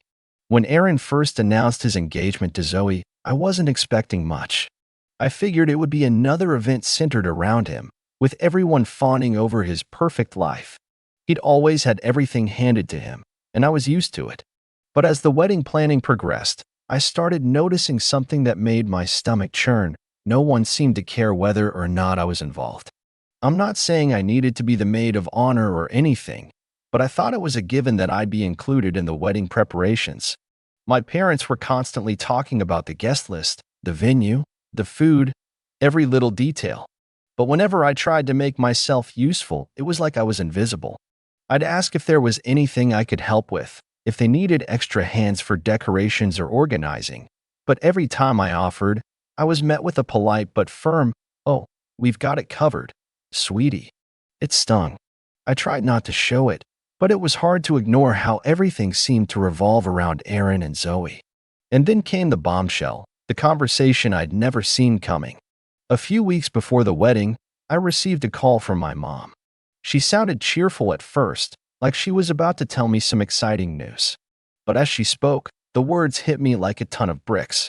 "Honey, I wanted to talk to you about the wedding. We've been discussing the guest list, and, well, we've decided it would be best if you didn't come." I froze. "What do you mean? I'm not coming." "Mom, I'm Aaron's sister. Of course, I'm coming." "Well, we've talked it over, and it's just that. We want to keep it small and intimate. You know, the people who have really been there for Aaron, who have been by his side through everything. We just feel like it's the right decision, honey." I couldn't believe what I was hearing. "So, you're saying you don't want me there?" "It's not that, sweetie. It's just, well, Aaron and Zoe want to keep things limited to their closest circle. You know how important it is to Aaron, and we just think it's for the best." I couldn't form words at first. How could they say this to me? I wasn't just some distant relative. I was his sister. But my mom's tone didn't change. It was final, like a decision that had already been made, like I wasn't even supposed to have a say in it. I don't know what hurt more, the words themselves or the way she said them, so casually, like it was no big deal. I could feel my chest tightening, my face flushing with anger and disbelief. But instead of arguing, instead of begging to be included, I did something that shocked even me. I just agreed. "Okay," I said, my voice barely a whisper. "If that's what you want, I won't come." I hung up the phone, feeling a rush of emotions I couldn't quite process. I spent the next few days numb, almost in disbelief. I tried to convince myself that it wasn't a big deal, that I was being dramatic, but deep down, I knew. This wasn't just a simple exclusion, it was years of being sidelined. Years of being told that my worth didn't measure up to Aaron's. It wasn't just the wedding, it was the culmination of a lifetime of being invisible. But what surprised me the most was how easy it was to make the decision to not go. Sure, part of me wanted to attend, to show up and pretend that everything was fine. But a much bigger part of me felt relieved. Maybe this was my chance to stop letting my family walk all over me. The day of the wedding arrived, and I stayed home. I didn't send a gift. I didn't even bother to call. Part of me knew it was a final decision, not just about the wedding, but about finally taking control of my life and my place in this family. But the aftermath? That's where things really started to go downhill. A few days later, my dad called. His voice was angry, but there was also an underlying sense of hurt, like he couldn't believe what I had done. "You didn't go to your brother's wedding," he said, his tone sharp. "Do you realize what you've done? Aaron is devastated. You've hurt him more than you could ever imagine. Do you think this is something you can just brush off?" I didn't even know how to respond. I'd barely processed the emotions myself, let alone explain it to him. "Dad, they didn't want me there. I wasn't invited. I wasn't needed. And you know what? I didn't want to be there, either. It's like I've never mattered." So, I stayed home. He went silent for a moment, like he didn't know how to handle what I was saying. "You're being selfish. This isn't about you. This is about Aaron, and you've just made it all about you." I tried to keep my voice steady, but it was hard. "I'm not making it about me. I'm just tired of being treated like I don't exist. You can't keep acting like Aaron is the only one who matters." The argument dragged on for a while, but in the end, it wasn't even about the wedding anymore. It was about everything else that had built up over the years, the favoritism, the neglect, the silent expectations that I should always just accept whatever they handed me. And then, a few days after that, I got a text from Aaron. It was short, but the sting was immediate. "I'm really hurt by what you did. I thought you were a part of this family, but I guess I was wrong." The words hit me harder than I expected, but I didn't regret my decision. Not yet. The guilt was starting to creep in, sure, but it was nothing compared to the years of feeling like I didn't belong. After the last conversation with my dad, things only escalated. I tried to move on with my life, tried to distract myself from the constant phone calls and messages, but my parents didn't let it slide. It was like every time I thought I could breathe, they found a way to pull me back into this toxic loop. It started with my mom sending me a text message that felt almost manipulative in how it was worded. "Sweetie, we need to talk. This has gone on long enough. I know you're upset, but you can't let one moment ruin your relationship with your brother. We've all been through so much, and now you're tearing the family apart. I can't believe you're letting your pride get in the way of doing what's right." I read that message over and over, feeling the weight of her words. The guilt started to creep in, like a slow poison. Maybe I was being too hard on them. Maybe I was too selfish, too stubborn. I sat there staring at the message, my fingers hovering over the keyboard, unsure of what to say. I could already hear my mom's voice in my head, filled with that familiar disappointment. But something inside me, something I hadn't realized was still there, pushed me to respond differently. "Mom, I'm not tearing the family apart. I'm just standing up for myself. This isn't about pride. It's about me finally deciding that I'm not going to be invisible anymore. I'm tired of pretending everything is fine when it's not." I sent the message before I could second-guess myself, and for the first time in a long while, I felt like I was saying something that actually mattered. My mom didn't reply immediately, which I took as a sign that maybe she was processing it. Or maybe she was just figuring out how to guilt-trip me in a way that would make me feel even worse. The days that followed were filled with more of the same: phone calls, guilt-laden texts, and my dad leaving angry voicemails that I didn't bother listening to. It felt like they were trying to wear me down, to break me, to get me to apologize and pretend like nothing had happened. But I stood firm. A week later, I got an unexpected call from Aaron. I hadn't spoken to him since the wedding, and honestly, I wasn't sure what to expect. Maybe he was calling to yell at me, to tell me how disappointed he was. But his voice, when he spoke, was softer than I expected. "I don't know why you did what you did, but it hurt. You're my sister. You should have been there." His words stung more than I thought they would. I convinced myself that I was the one who had been hurt the most, but hearing him speak made me realize that he was, in his own way, hurting too. "Aaron," I said, trying to keep my voice steady, "it wasn't just about the wedding. It's about everything that led up to it. It's always been about you. I've spent my whole life trying to prove myself to everyone in this family, and it's never been enough. So when you got married and my presence didn't even seem to matter, I just couldn't keep pretending I was okay with it." There was a long pause on the other end of the line.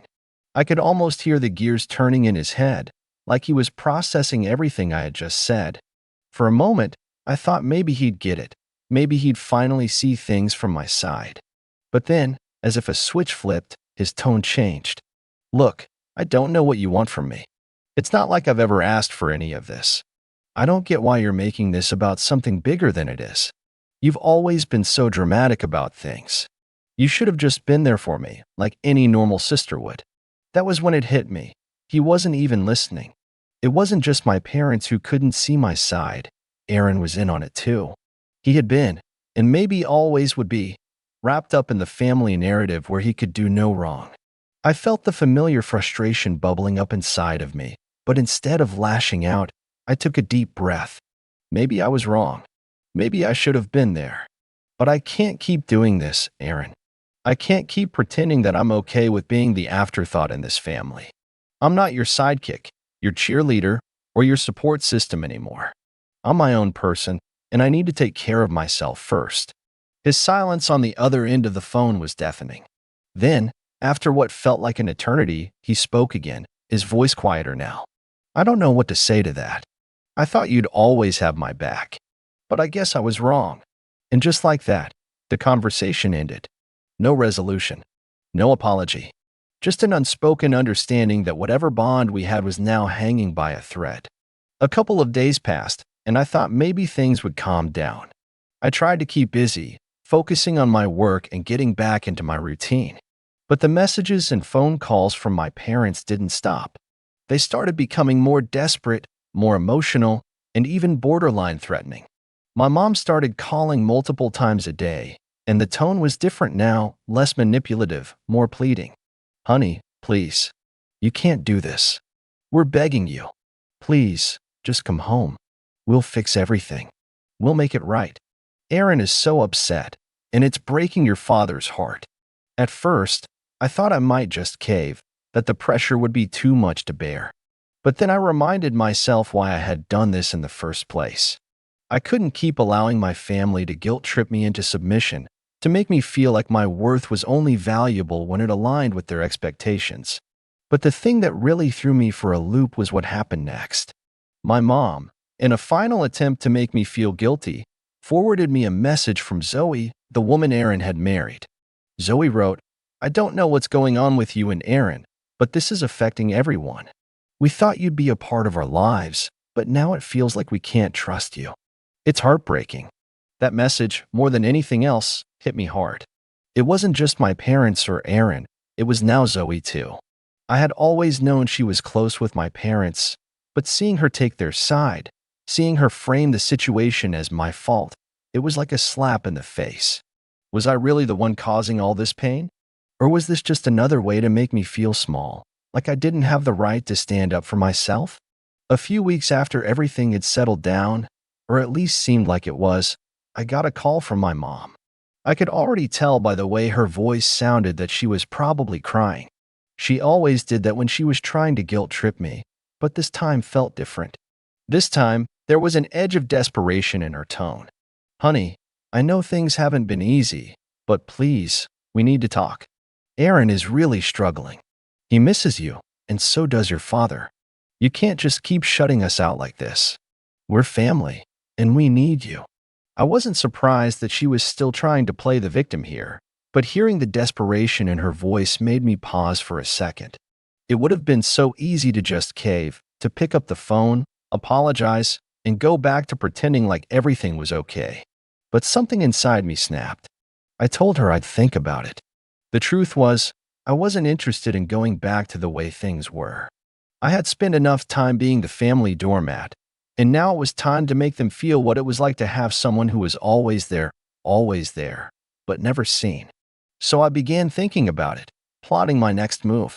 It wasn't going to be some grand revenge or petty payback. It wasn't about making them regret everything. Not really. What I wanted was a reminder that I was a person too, and I wasn't going to let their entitlement define me anymore. I wasn't just some supporting character in their life story. I was the lead in my own. I started small.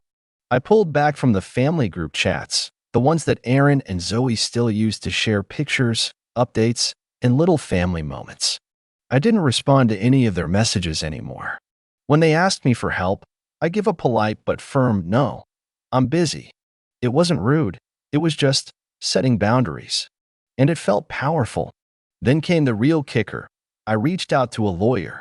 Not for anything major, just for some advice.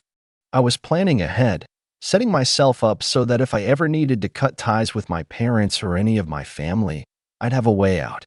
It wasn't about inheritance or anything like that. I just wanted the peace of mind to know that I was protected. In the meantime, Aaron started calling again, more often. But now, his voice wasn't angry. He was trying to apologize, but there was something hollow about it, like he was doing it because he felt like he had to, not because he genuinely understood what I was going through. One evening, he called to ask if I wanted to meet up. He said he missed me, that he wished things were different, but honestly, I could feel the undertone of expectation in his words. He was trying to reel me back in, like nothing had happened. I wasn't going to fall for it. "I don't know if I'm ready for that yet, Aaron," I said, my voice steady but cold. "But thanks for asking." The silence that followed felt like a warning, like something inside him snapped. Maybe it was the realization that I wasn't going to just roll over and let him dictate my life anymore. He seemed to pick up on the change in my tone, the shift in my attitude, but instead of backing off, he pushed harder. "I get it," he said, his voice quieter now. "I really do. But just know, you're breaking Mom and Dad's hearts. You're breaking mine, too. You've never really been there for me, not when it mattered." I didn't even have the energy to argue. Instead, I just sighed, feeling the weight of his words. "I've been there my whole life, Aaron. I've always been there when you needed me, but now it's my turn to take care of myself. Don't call me until you understand that." The call ended abruptly, and for the first time, I felt like I had finally stood my ground. The real twist came a few weeks later when my mom called again. This time, she was more composed, almost calculating. I could tell she had been thinking this through. "Sweetie," she started, her voice soft, "we've decided it's time for you to come back. We need to move on from all of this, don't you think? It's tearing the family apart. Aaron's hurt, and it's affecting everyone. You know how much your dad and I want to fix things. But you have to be the one to take the first step." This was it. The moment I had been waiting for. I could feel it in my gut, the opportunity to turn the tables. I wasn't going to give in. Not this time. "I've been thinking about that a lot," I replied, keeping my voice calm. "And I think you're right. Maybe it is time to move on. But I'm not going to be the one to do the heavy lifting this time, Mom. Maybe you should be the one to apologize, to start acknowledging how I've been treated. Because I'm not going to let you, or anyone, make me feel like I'm the villain in this story anymore." The silence on the other end was almost deafening. For a moment, I thought she'd hang up on me. But then she said something I didn't expect. "I'll think about that." And that was it. That was the moment I knew. Things were changing. I wasn't going to be the one to beg anymore, to twist myself into a shape that fit their expectations. I wasn't going to keep sacrificing my self-worth just to be a part of a family that couldn't even see me for who I was. Update.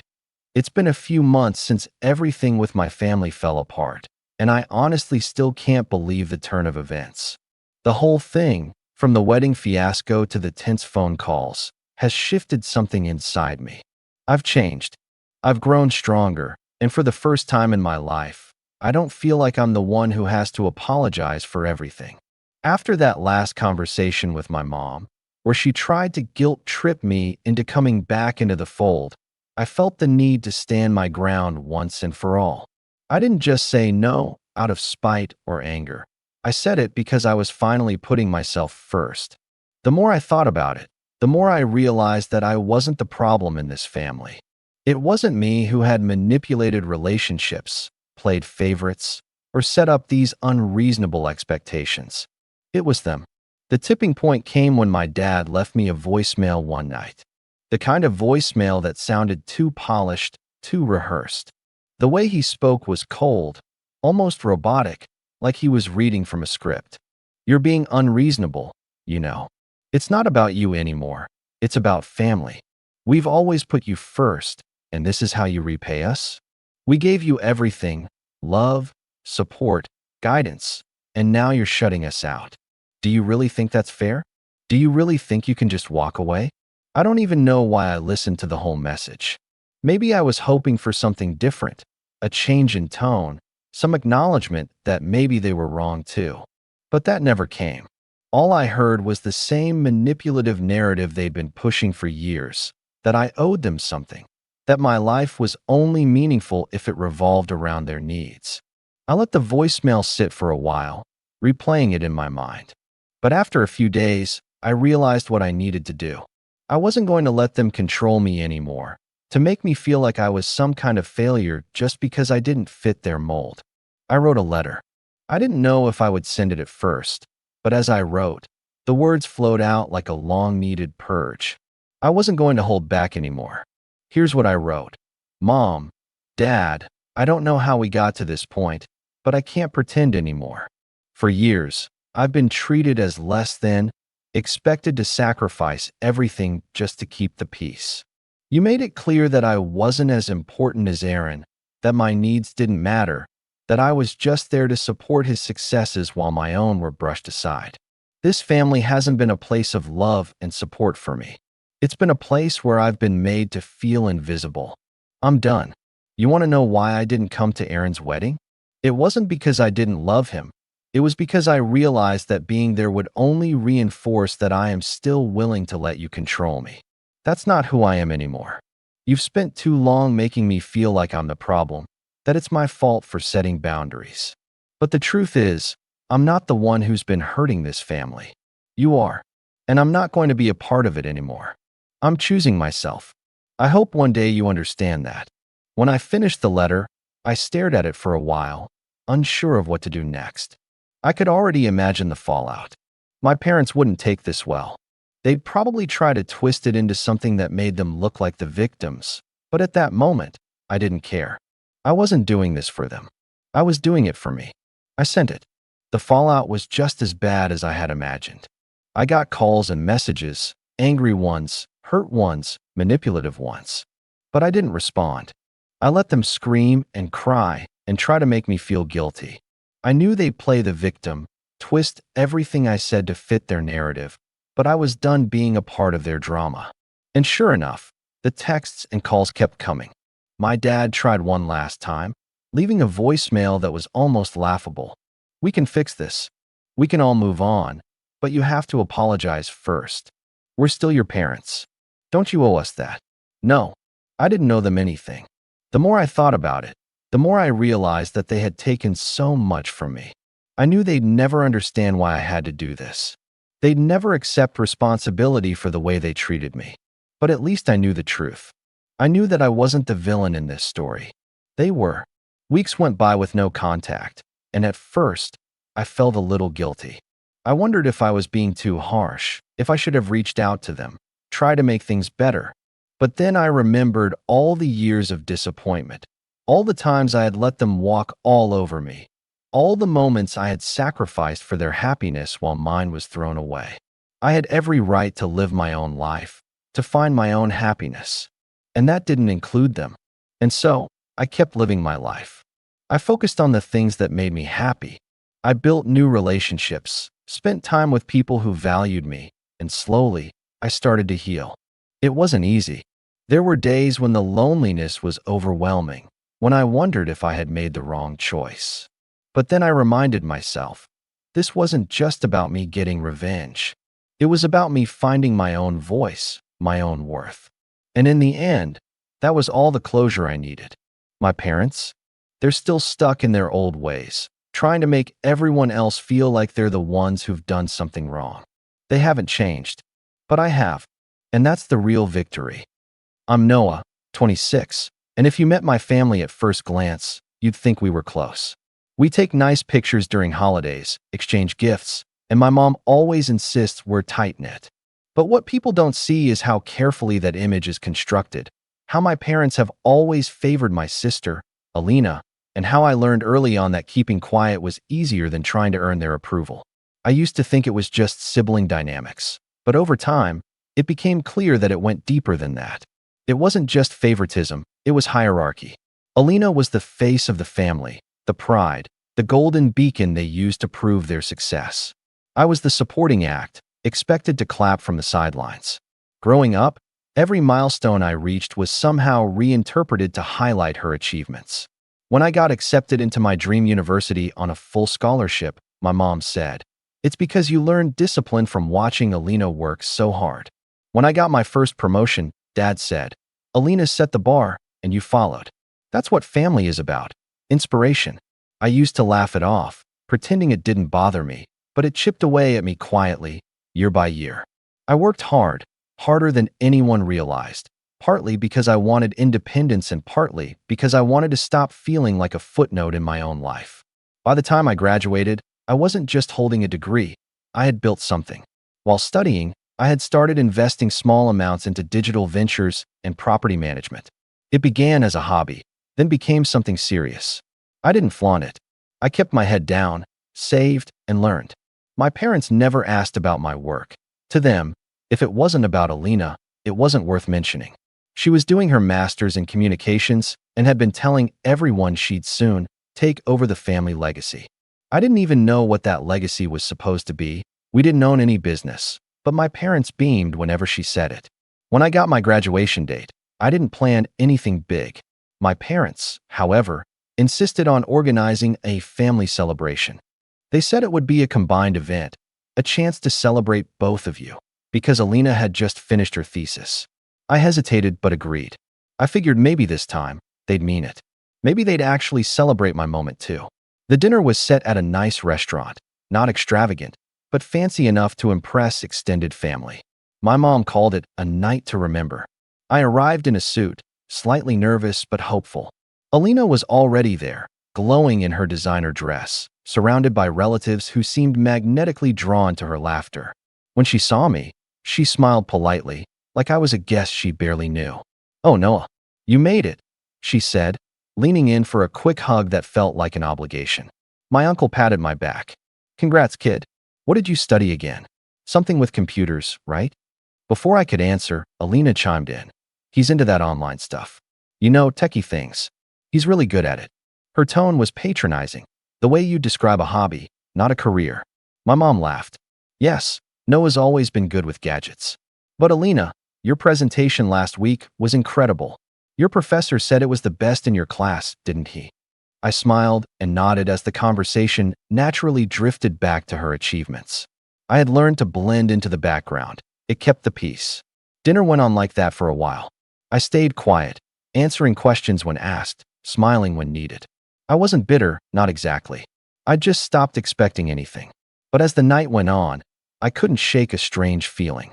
There was something rehearsed about it. The way my parents kept glancing at each other. How Alina looked like she was waiting for her moment. It came halfway through dessert. My mom raised her glass, her voice soft and emotional. I just want to say, she began, how proud we are tonight. Seeing both of our children reach such incredible milestones fills our hearts with joy. The family clapped. I smiled faintly, but I noticed how my dad's eyes were fixed on Alina. My mom continued, we've worked hard for this day. The sacrifices, the late nights, the effort we've poured into raising such accomplished children.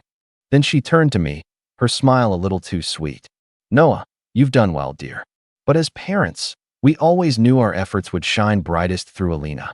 She truly represents what this family stands for: ambition, elegance, and legacy. The words hit harder than I expected. I felt a strange stillness inside me, like my body had decided to pause while my brain caught up. Everyone at the table laughed lightly, nodding in agreement. Even Alina gave a modest shrug, pretending to be humble.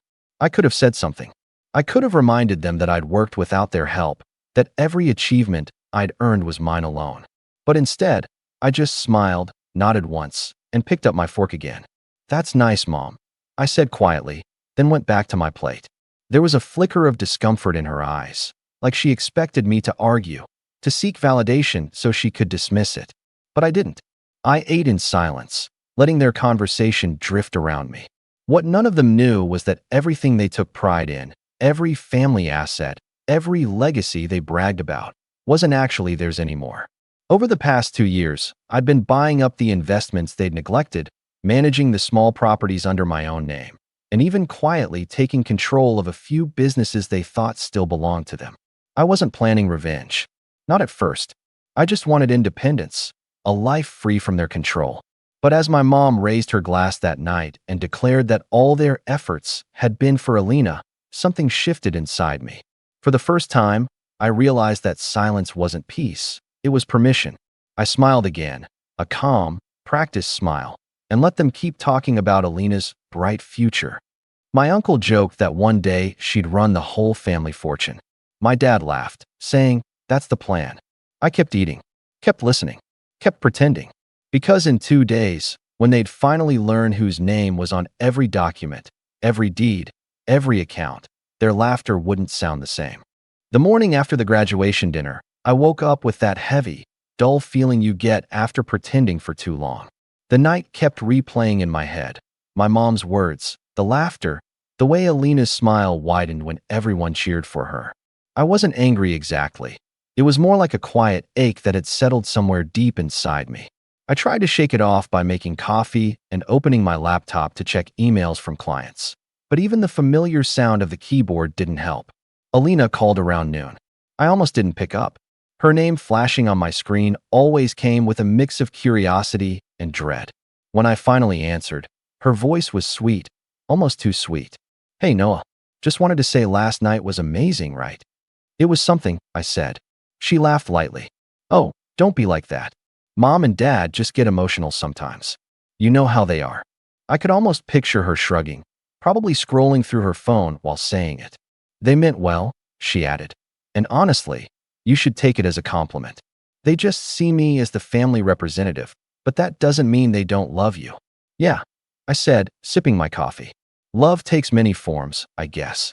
She didn't catch the sarcasm. Anyway, she continued, Mom and Dad want us to meet later. They said they have something exciting to discuss. Family related. Be at the house around 6. I hesitated but agreed. I hadn't been to the family house in weeks. Not since the last time Dad lectured me about being more social and presenting myself better if I ever wanted to be taken seriously. He'd said it right after Alina had announced she was giving a guest lecture at her university. When I arrived that evening, the house looked the same, neat, polished, full of Alina's framed certificates and photos from events where she stood center stage. There wasn't a single photo of me alone on those walls. The few pictures I appeared in were always group shots, half obscured, or positioned near the edge of the frame like I'd been accidentally included. Mom greeted me with a smile that felt rehearsed. "Noah, you came. We weren't sure you'd make it. Alina said you wanted to talk," I replied. "Yes," Dad said from the living room, gesturing for me to sit. "We've been discussing something important about the family's future." Alina was already on the couch, sipping juice with that same confident poise she always carried. She looked at me like she was in on a secret. Mom clasped her hands together and began. "So, your father and I have been thinking about long-term investments. You know, family assets, properties, and potential expansion. Alina's been helping us organize everything." "Organize?" I repeated slowly. "Yes," Dad said. "She's been going through the paperwork and records. She's so detail-oriented. We're lucky to have her take charge of this." Alina smiled modestly. "It's nothing big, really. I just think we should have everything in one place. Easy to manage, transparent." Something about the way she said transparent made me pause. My parents had no idea how much I'd taken over.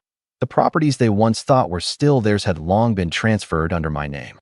I had the legal rights, the paperwork, the business accounts. Everything was legitimate and clean. But now, sitting there listening to Alina talk about taking charge, I realized they were planning to consolidate what they believed they still owned. "That's smart," I said carefully. Mom's eyes softened, clearly relieved that I wasn't objecting. "See? That's the kind of support we need from you, Noah. We all have roles to play. Alina's always been the organizer, and you're, the quiet thinker." "The quiet thinker," I repeated with a faint smile. "Right." Dad leaned forward. "We want this family to look united, Noah. There's a lot of talk in the neighborhood. People see Alina's success, and we want to make sure the whole family presents that same energy. You could do with a bit more polish, honestly. You've got potential, but presentation matters." Alina nodded sympathetically. "Maybe you could shadow me at some events? It might help you learn how to carry yourself better." I looked at her, really looked. She wasn't being malicious in her own mind. She genuinely believed she was helping, that her superiority was a natural truth. That made it worse. "I'll think about it," I said, standing up. "Anything else?" Mom frowned. "Don't be like that, honey. We're just trying to make sure you fit into the family plan." "The family plan," I echoed. "Got it." I left before they could say more. Driving home, I couldn't shake the thought that they were digging themselves into a hole without realizing it. The assets they were trying to consolidate were already mine, and soon enough, they'd find out. Not because I wanted to rub it in, but because they were about to cross a line that would force everything into the open.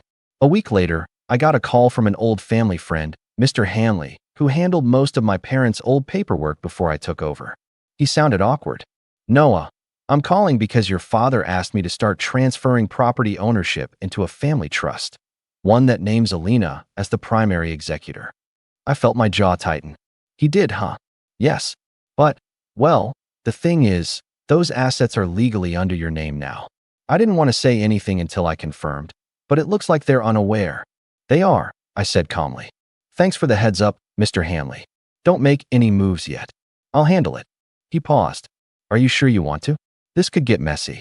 "Oh," I said, smiling faintly. "It's already messy." That evening, I got a group message from my mom, the family chat we rarely used except for birthdays and holidays. "Mom, family dinner this Sunday. Big announcement to celebrate Alina's new role. Everyone please come. Alina, can't wait. Dad, this is going to be a new chapter for us all. No mention of me. No request to bring anything.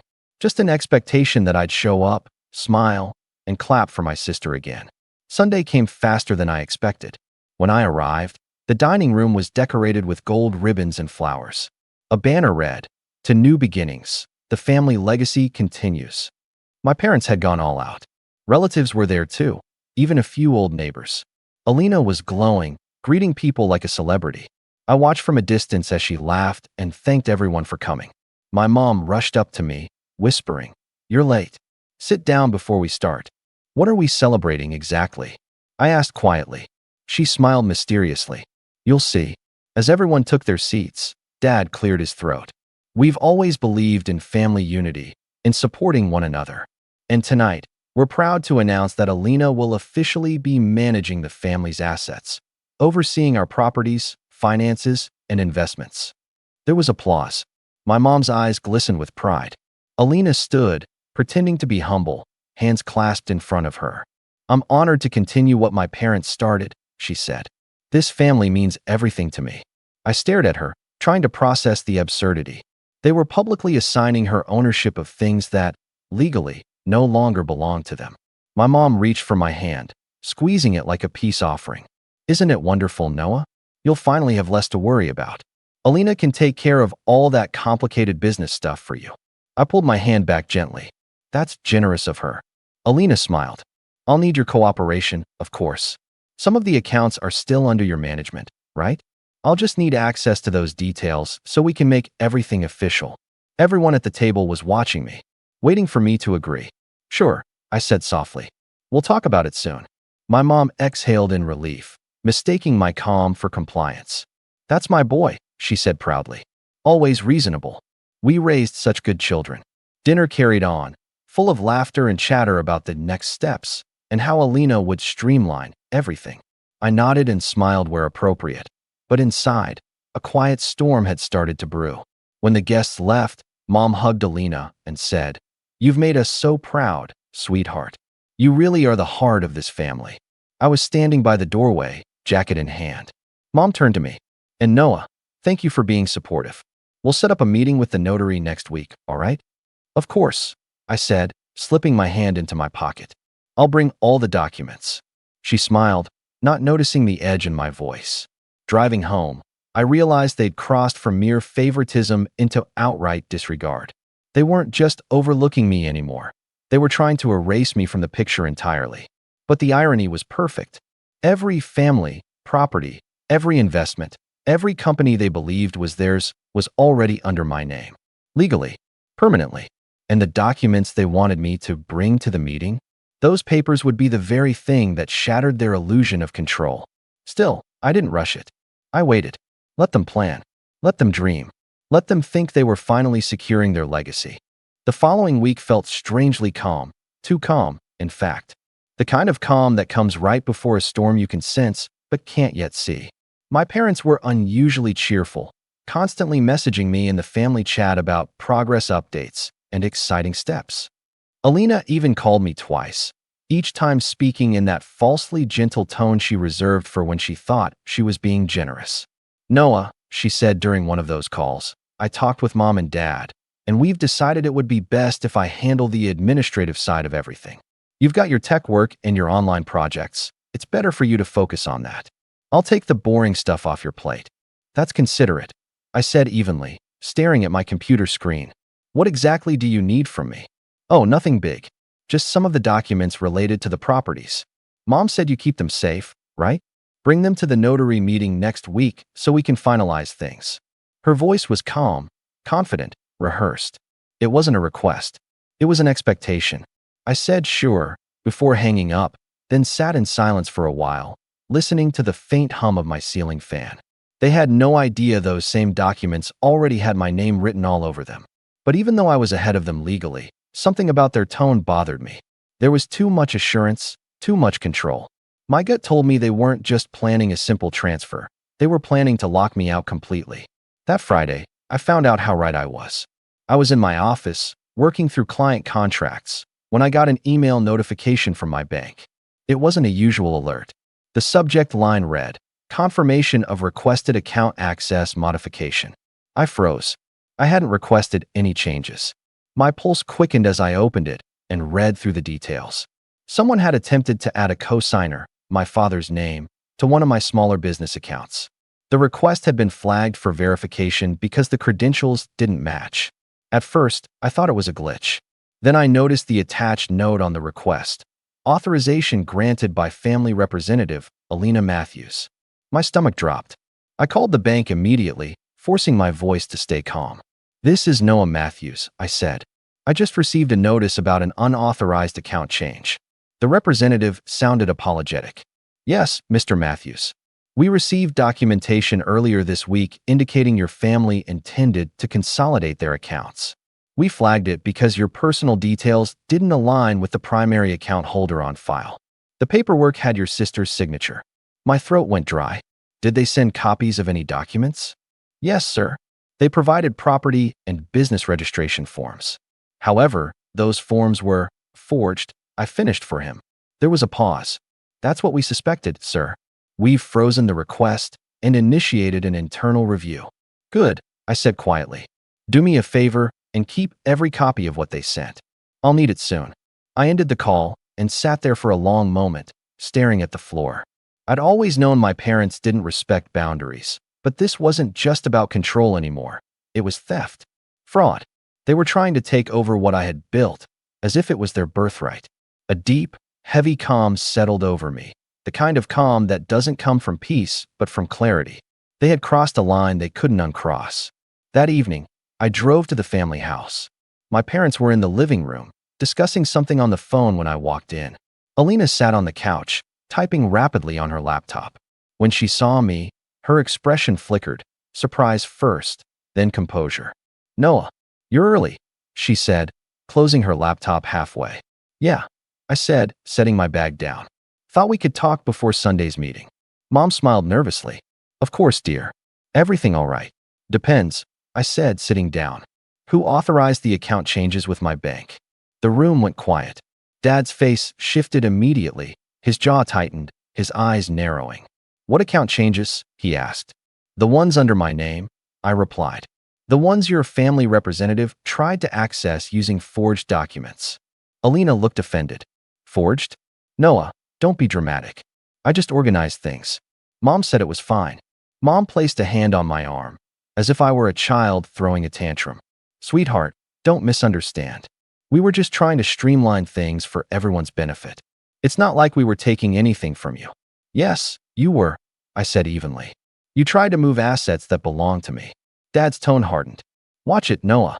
Everything you have came from our guidance, our support. Those properties and businesses are family assets, not yours to hoard. Family assets. I repeated, letting the words hang in the air. Then why is my name on every deed and contract? Alina stood up, folding her arms. Because you used our money, Noah. Don't act like you built everything alone. Dad lent you funds years ago for your projects. That makes it family property. I almost laughed. That was a graduation gift, $2,000. I used it to build my first client website. The rest was my work. Every late night, every decision, every cent reinvested, all mine. Mom's expression twisted into something sharp. Noah, don't talk to us like that. After everything we've done for you, the house you grew up in, your education, the opportunities, I earned my scholarship. I interrupted. You didn't pay a cent for my degree. The silence that followed was heavy, almost tangible. Alina looked at Mom, who was trying to regain composure. Then Dad spoke, low and deliberate. You've become ungrateful, Noah. Arrogant. Everything we do is for this family. You're acting like an outsider. Maybe I am, I said quietly. But that's because you made sure of it. Dad stood abruptly, his voice rising. You will respect this family. You will sign those documents on Sunday and make things official. Alina will manage what's best for everyone. No, I said simply. His eyes flashed. Excuse me. I met his gaze without flinching. I said no. You don't own what you think you do. Alina scoffed, shaking her head. You're bluffing. Mom and Dad built those foundations before you were even born. You just got lucky riding their coattails. I picked up my bag. If you really believe that, I said quietly, then Sunday should be very interesting. Mom reached for me, her voice softening. Noah, please don't make this harder than it has to be. We're a family. We need unity, not division. I paused at the door. Unity, I said. That's funny, coming from people who've only ever celebrated one of their children. I left before they could respond. That night, my phone blew up with messages from Alina. Alina, you embarrassed Mom and Dad. They were just trying to include you. Alina, you're being selfish, Noah. Alina, don't ruin this for everyone. I didn't reply. I just saved the messages. The next morning, I received another email, this one from Mr. Hanley, the family's old advisor. He attached scanned copies of the documents my family had submitted to Transfer Management Authority. My heart rate spiked as I opened them. They had forged not only my signature, but also my identification. My father's handwriting was sloppy, but Alina's neat script was unmistakable in the witness fields. They had actually gone to that level. It wasn't just manipulation anymore. It was betrayal in the purest form, cold, deliberate, and entitled. I remember sitting there for a long time, staring at those forged papers. Then I closed my laptop and leaned back in my chair. My hands weren't shaking. My anger wasn't loud anymore. It was quiet, razor-sharp, and purposeful. I realized then that they didn't just want control of my success. They wanted to erase me from it entirely, to rewrite history so that everything I'd built would somehow become theirs. That Sunday, I drove to the notary meeting like nothing had happened. I wore a calm expression, even as my chest burned with everything I knew. The betrayal had sunk in, heavy and cold, but I wasn't going to show it. If they wanted a performance, I was ready to give them one. As I parked in front of the notary's office, I saw them waiting by the steps, Mom beaming proudly, Alina standing beside her with a folder clutched in her manicured hands, and Dad shaking hands with a man in a suit. They looked so confident, so sure that their plan was already in motion. They didn't know yet that this was the last day they'd feel in control. The notary meeting was tense from the start, though I kept my expression neutral, like a statue carved from calm.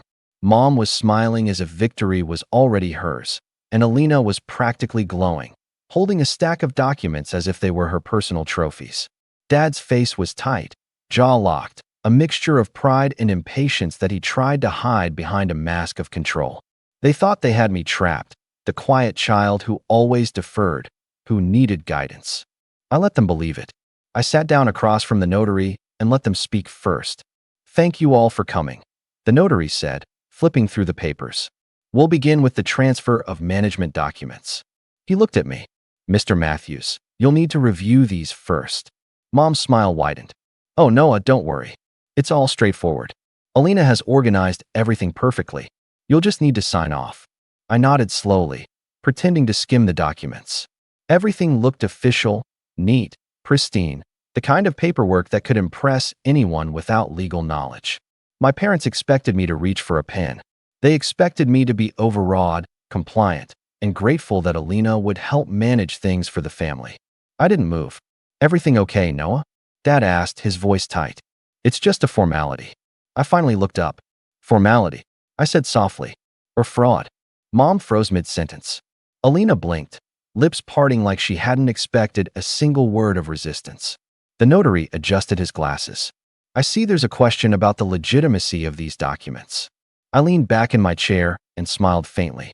"Yes, they're forged. Every signature, every authorization, they're fake. And you see, every property, every business account, every investment they thought they were transferring, it's already legally in my name. So while I appreciate the enthusiasm, there's nothing here to sign." Silence fell. My parents' expressions went from confidence to shock to fury in less than a minute. Alina's hand trembled as she gripped the folder. "This can't be right," Dad said, his voice rising. "We've built this family, this wealth, and you're trying to deny us." "I built my own wealth," I replied evenly. "You took pride in Alina as the representative, while I quietly worked. You dismissed me, underestimated me, and assumed I'd always be second. You were wrong." Mom opened her mouth, closed it, then tried again. "Noah, don't be cruel. We're your parents. We only wanted what's best for the family." "The family?" I echoed. "You've spent 26 years teaching me that I'm invisible, that my sister is the only one worthy of recognition. That's your idea of what's best." Alina finally spoke, her voice trembling. "Noah, please. You're overreacting. We just wanted to help. You don't have to make this messy." I shook my head. "Messy? No, this isn't messy. This is truth." I left the notary office before anyone could argue further, feeling a strange mix of satisfaction and emptiness. The legal battle was over, but the emotional one had only just begun. Driving home, I thought about the years of quiet humiliation, the dinners where my achievements were minimized, the family events where I was treated as a secondary character, the endless comparisons to Alina. I felt a cold satisfaction knowing they had no power over my life anymore. But I also felt something heavier, the weight of having been unseen for so long. That night, I sat in my apartment staring at my laptop. All my projects, my investments, my companies, they were mine now, legally untouchable. And yet, the satisfaction was hollow. It wasn't enough to have one legally. I needed to rebuild my life on my terms. The next few weeks were slow but deliberate. I started spending more time focusing on my businesses, expanding my digital ventures, and investing strategically. Every late night, every small risk, every calculated decision was a step towards something larger than revenge, independence, security, and self-respect. I walked away from family calls, politely declining invitations to events. I learned to relish the quiet mornings, the freedom to plan without interference. For the first time, I wasn't living under anyone else's expectations. I wasn't the background character in my own life. During this period, I also started networking in the tech world, attending seminars, and quietly partnering with investors who saw potential in my ventures. My confidence grew, not because I wanted to prove anything to my parents, but because I was finally proving to myself that I was capable. Slowly, the projects that had once been small and uncertain started generating real income. Some properties I had acquired years ago appreciated in value, and I expanded into areas I'd only dreamt of before. The rise wasn't explosive, it was methodical, careful, almost invisible. I preferred it that way. Every success, every new partnership, every contract signed felt like a small victory, proof that I could create a life on my own terms. All the while, my parents kept trying to reach me. Texts, calls, messages in the family chat. Mom, Noah, we miss you. Can we talk? Alina, please, let's work this out. Family is important. Dad, we need to discuss the future. Don't shut us out. I didn't respond. Not yet. I saved the messages, but I didn't engage. I realized early on that patience was more powerful than anger. They wanted a reaction. They wanted me to feel small again. I refused. And as my life quietly flourished, I started to notice the cracks in theirs. Alina had taken over some of the family properties and investments, but her lack of experience showed quickly. Tenants complained about mismanagement, bills went unpaid, and small opportunities slipped through her fingers. The confidence she had always carried, that smug assurance that she was naturally the face of the family, was now shaky, uncertain. My parents, meanwhile, were frustrated. They called me under the pretense of needing guidance on minor issues, but it was clear they didn't know what to do without my cooperation. The power dynamics had shifted quietly, almost imperceptibly. I continued to expand my businesses, purchasing additional properties, investing in startups, and creating a small but efficient team that ran operations without me needing to micromanage. Every strategic decision reinforced the fact that I was no longer just surviving, I was thriving. One evening, a friend from the real estate world called. Noah, I've been watching your growth quietly. If you're interested, there's a partnership opportunity, a chain of properties your family would have killed to control. I smiled. Send me the details. Later that night, I opened the old family chat. Messages from my parents and Alina piled up, urgent, pleading, subtly manipulative. But now, reading them, I didn't feel the old hurt or shame. I felt anticipation. I had learned the rules of the game they played so well, and I had played better, quietly, methodically. As the weeks passed, my success became impossible to ignore. I was no longer just the quiet sibling in the corner. I was a force in my own right, confident, capable, and untouchable. Every project, every new acquisition, every calculated move reinforced the truth. I didn't need their approval. I didn't need their recognition. I didn't need them at all. And yet, the family who had once dismissed me was still out there, operating under the illusion that they could control me, that they still had a hold over the family legacy. The irony was delicious. They thought they were untouchable, that Alina was the representative, the rightful heir. They didn't know that the very foundation they had built their pride on, their wealth, their assets, their supposed legacy, had already shifted under their noses. Every text, every call, every desperate attempt at manipulation became a reminder of what I had gained: power, independence, and clarity. I no longer reacted emotionally. I watched, waited, and planned. I had hit rock bottom with them, emotionally, in terms of family acceptance, in the silent judgment they cast my way for decades. But from that rock bottom, I had risen stronger, smarter, and ready. The slow burn of my ascent felt almost poetic. While they floundered, I quietly became the architect of my own life. And all the while, I knew the moment would come when they'd realize they had nothing, and I had everything. The tension, the betrayal, the quiet triumph. It all added up to something that would eventually explode. But for now, I stayed patient. Quietly successful, calmly observant, letting them underestimate me one last time before the reckoning. The calm I'd carved out for myself over the past months gave me something invaluable: time to think, analyze, and plan. I wasn't just recovering from the betrayal anymore. I was positioning myself to strike back in a way that would be precise, unavoidable, and absolutely satisfying. The legal advantage I held over my parents and Alina was the foundation, yes, but it wasn't enough. They were still dangerous in their arrogance. They thought influence, social perception, and family pride could compensate for the facts I held. That illusion would be dismantled slowly, but first, I needed more leverage. It started with a business opportunity that seemed coincidental at first.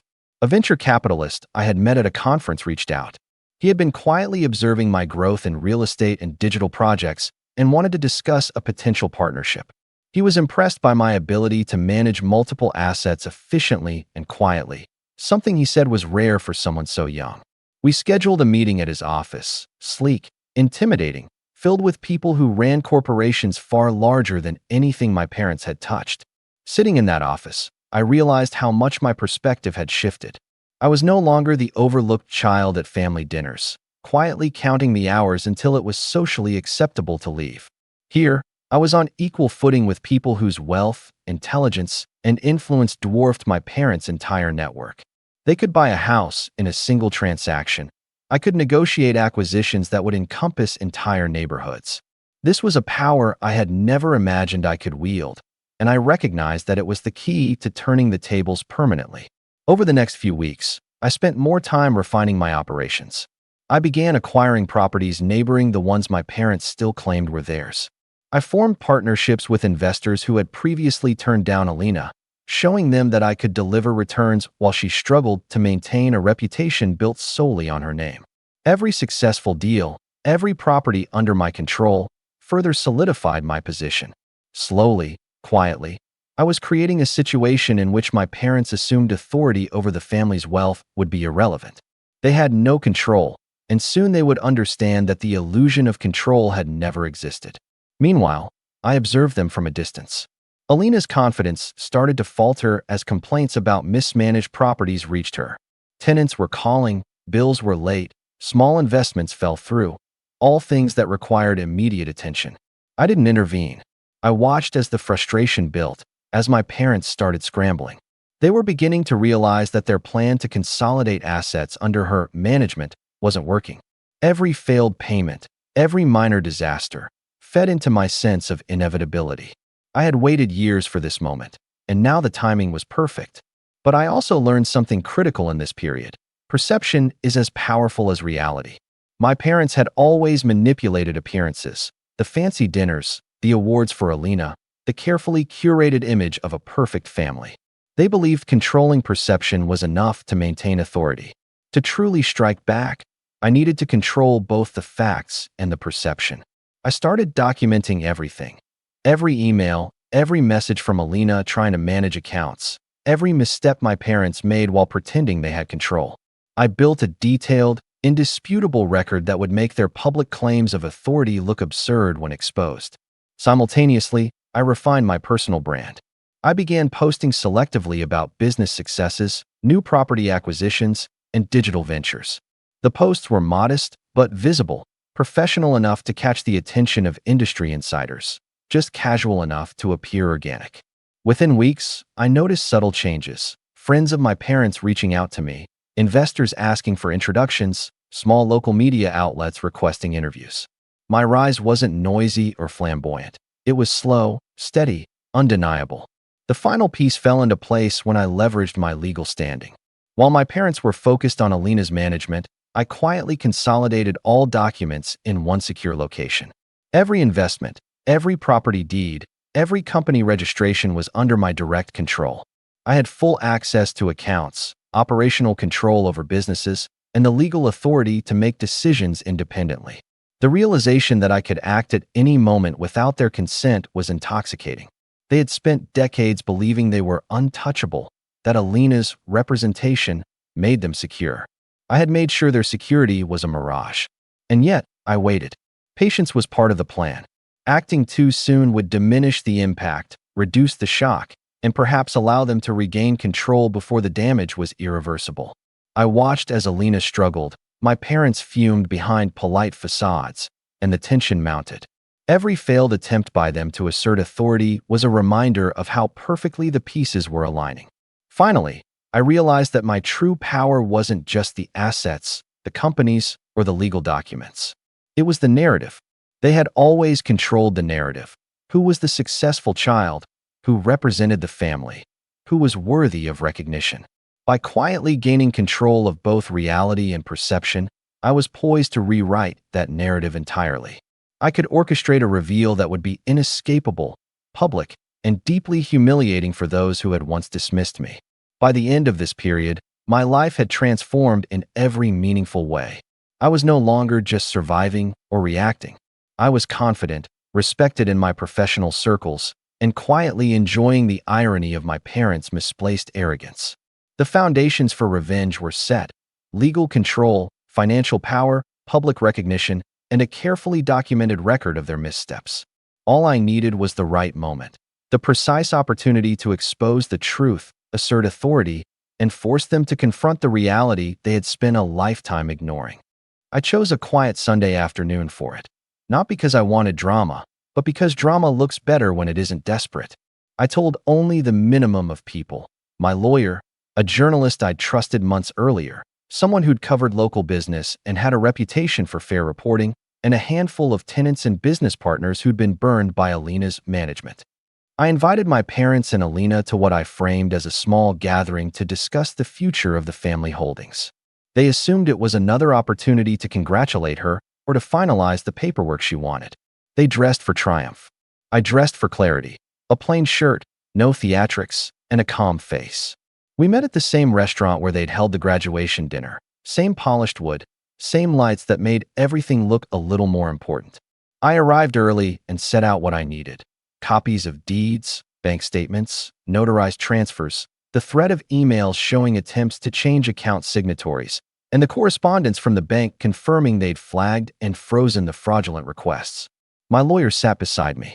The journalist sat with a recorder and a small stack of business cards. Tenants took discreet seats at the back. I could feel the air tighten when my family walked in. They hadn't expected an audience beyond our usual cluster of aunts and uncles. My mom's smile was brittle. Alina carried herself like she always did, confident because she'd been allowed to be confident for so long. Dad looked annoyed, which I took as relief. He hates not being in control of the narrative. I let them talk while coffee was poured and trays of pastries circulated. People greeted Alina as if she'd already claimed whatever we were supposed to be talking about. I waited. When the right moment came, after small talk and the obligatory family gushing, I stood up and said, "I want to thank everyone for coming. I have something to make clear today." My voice was even. I felt oddly free. The journalist clicked on his recorder. My lawyer had an envelope marked public disclosure. I opened it and placed a copy of the deeds and corporate filings on the table. "You might remember," I said, looking at my parents, "that my mom said at my graduation that our family's efforts were for Alina. She said she represented what the family stands for." A few people laughed politely, because that's what polite audiences do. I didn't smile. That's a nice story. But reality and stories are different things. The truth is in these documents. I handed a stack to the journalist and to my parents. Everyone read. Eyes moved. Confusion flickered across faces. Then I explained, calmly and without flourish, what I'd done over the last few years. Legitimate purchases, registered companies in my name, transparent filings, taxes paid, tenants notified, everything above board. I walked them through the bank emails showing Alina's forged signatory and Dad's attempted access. I showed the notary confirmation that had rejected the fake transfers. I read, because there's a particular satisfaction in having a lawyer read a legal finding out loud, the bank's official statement that the attempted consolidations were fraudulent and that they'd been stopped. The room got quieter with every sentence. That would have been satisfying enough for me, But I wanted two more things: accountability and visibility. The journalist recorder word. He asked a couple of precise questions and then said he'd be writing a piece. I'd prepared a press release, short and factual, detailing the misrepresentation and the steps I'd taken to secure and professionalize the management of the assets. It emphasized that I had no interest in family drama. I wanted proper stewardship of the properties and businesses, and I'd appointed an independent trustee to ensure transparency going forward. The release also included contact details for tenants and investors who needed immediate assistance. Many had been suffering quietly under Alina's oversight and were pleased to finally speak up. The journalist asked if he could quote me. I agreed. Then came the part that cut deeper than any legal document. I played selected messages. Not as an act of cruelty, but because you can't argue with words recorded in time. There were texts from Alina gaslighting me after the bank flagged the forged attempts, voicemail snippets where Dad insisted it's family first, and a grainy video of Alina bragging to a friend about how easy it would be to sort Noah out once everything was in her hands. Hearing her voice outside the curated smiles was worse for her than any contract I could show. I watched the color drain from her face as people who'd admired her suddenly heard the other side of the conversation. Tenants stood up, one by one, with concrete complaints about missed repairs, unexplained fees, and months of broken promises. Business partners produced emails showing canceled deals because Alina had misrepresented financials. Each story was small on its own, but together they built a pattern: incompetence backed by entitlement. My parents tried to speak. My dad opened his mouth, ready for the old defense. We did this for family. My mom's face implored for sympathy. But my lawyer had already distributed copies of a legal memorandum showing that I'd not only secured ownership, I'd also acted in the best interest of the companies by bringing in professional management. I had arranged for an independent audit to start the following week. I had notified the property management company I'd contracted to take over day-to-day operations immediately. I had already initiated a review of any remaining claims my parents thought they had. There was a beat where the room seemed to tilt. People who had celebrated Alina weeks earlier now whispered to each other. A woman I'd known from childhood, someone whose opinion mattered in the neighborhood, stood and said, "I had no idea. I trusted what they told me." That's what power does. It isolates you when the public stops believing your story. Alina's face collapsed into something I hadn't seen before: real fear. She tried to interject, to claim misunderstandings, but every time she spoke she contradicted something I'd put in front of the room. She was scrambling to find an anchor and found none. My father's anger finally surfaced as a low, dangerous rumble. He reached across the table and roughly grabbed at one of the printed agreements, as if by ripping paper he might rip the truth apart. "Stop," he barked. "This is family business. You will humiliate us in front of everyone." His voice cracked like a brittle thing. My mother began to cry, quietly at first, then more loudly, the kind of tears that expect an immediate rescue. I didn't raise my voice. I didn't need to.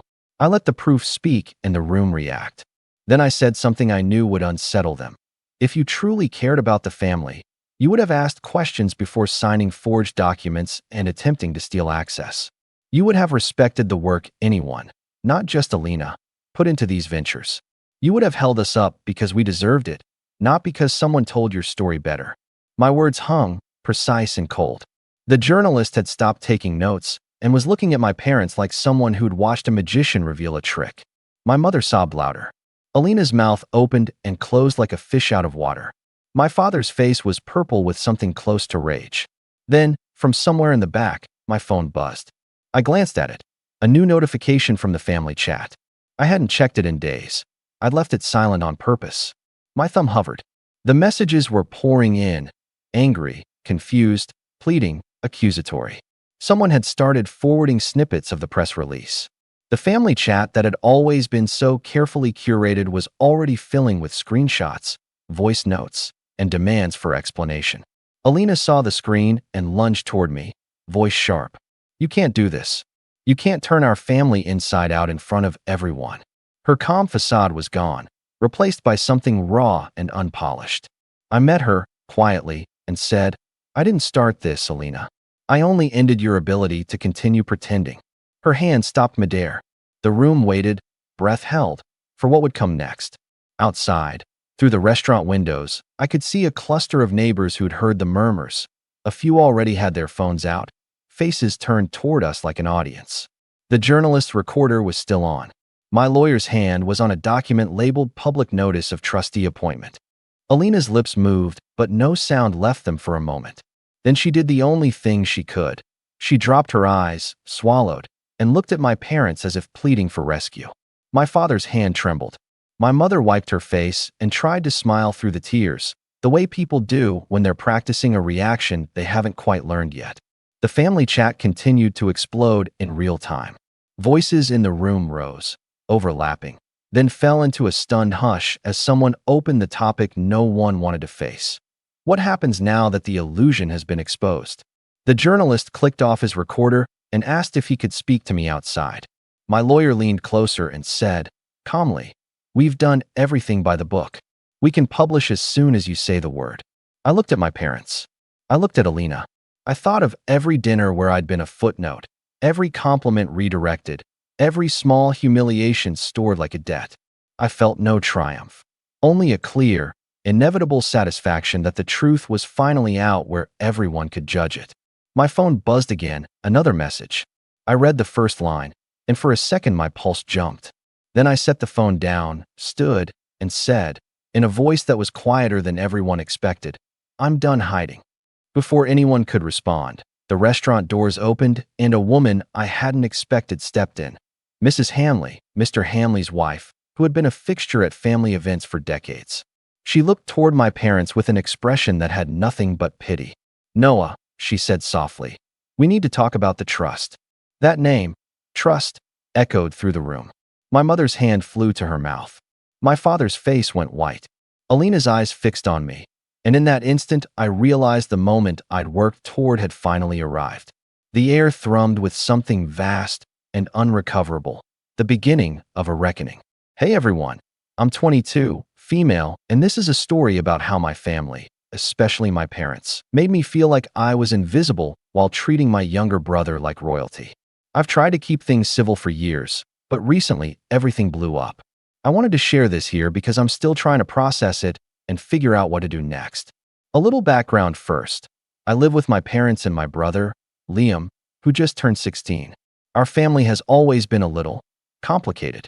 My parents have this pattern of playing favorites that's been obvious for a long time, but I always tried to ignore it or rationalize it. Liam gets away with basically everything, while I'm expected to be perfect at all times. Not just perfect, but also responsible for cleaning up after him and making sure the house runs smoothly. It's not like Liam is a bad kid. He's mostly quiet and charming, but he has never had to really earn anything.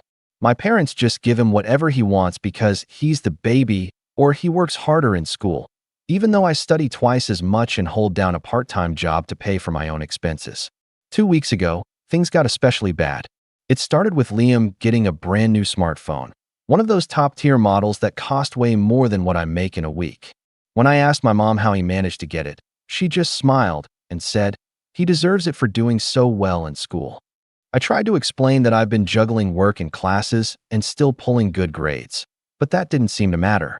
Then, to add insult to injury, they planned a party for Liam, a big one, at our house for all his friends. My parents spent days decorating and buying snacks and drinks, all for Liam. I wasn't invited. When I asked if I could help or even be part of it, Mom said flatly, "This is his night. You have plenty to do. Focus on your responsibilities." I ended up doing all the cleaning before and after the party, plus extra chores that no one else touched. My brother basically disappeared to enjoy his party, and my parents watched him like proud peacocks, showering him with attention and compliments.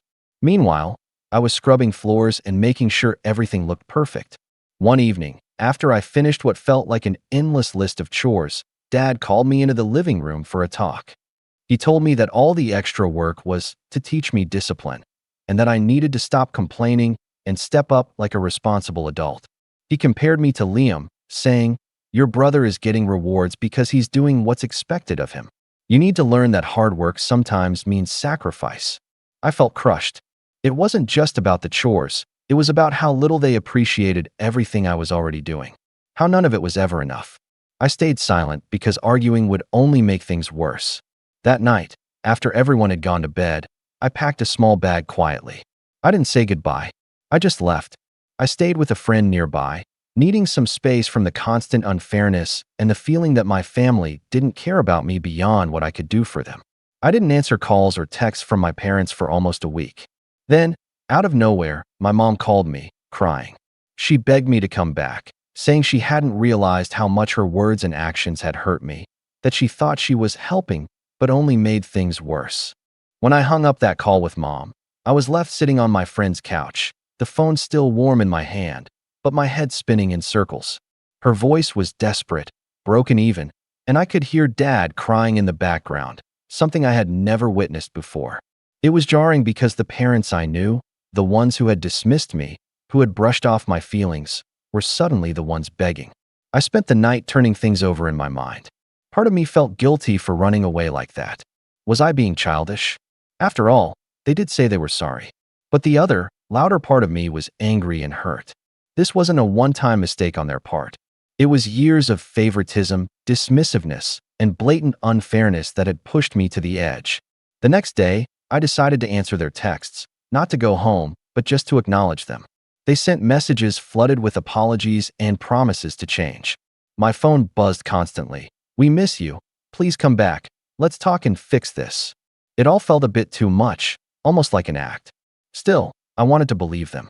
Eventually, I agreed to meet them, not at home, but at a quiet cafe nearby. I wanted a neutral place where I could control the situation, where they couldn't pull their usual power plays. When I arrived, Mom was already there, looking tired and worn, but I saw the same calculating eyes I'd known my whole life. Dad came in a few minutes later, and they both greeted me like a scene out of some family drama. Lots of, "We're so sorry," and "We didn't mean to hurt you," but I was wary. The memories of the party, the chores, the unfair comparisons, they all came flooding back. I started by telling them exactly how I felt.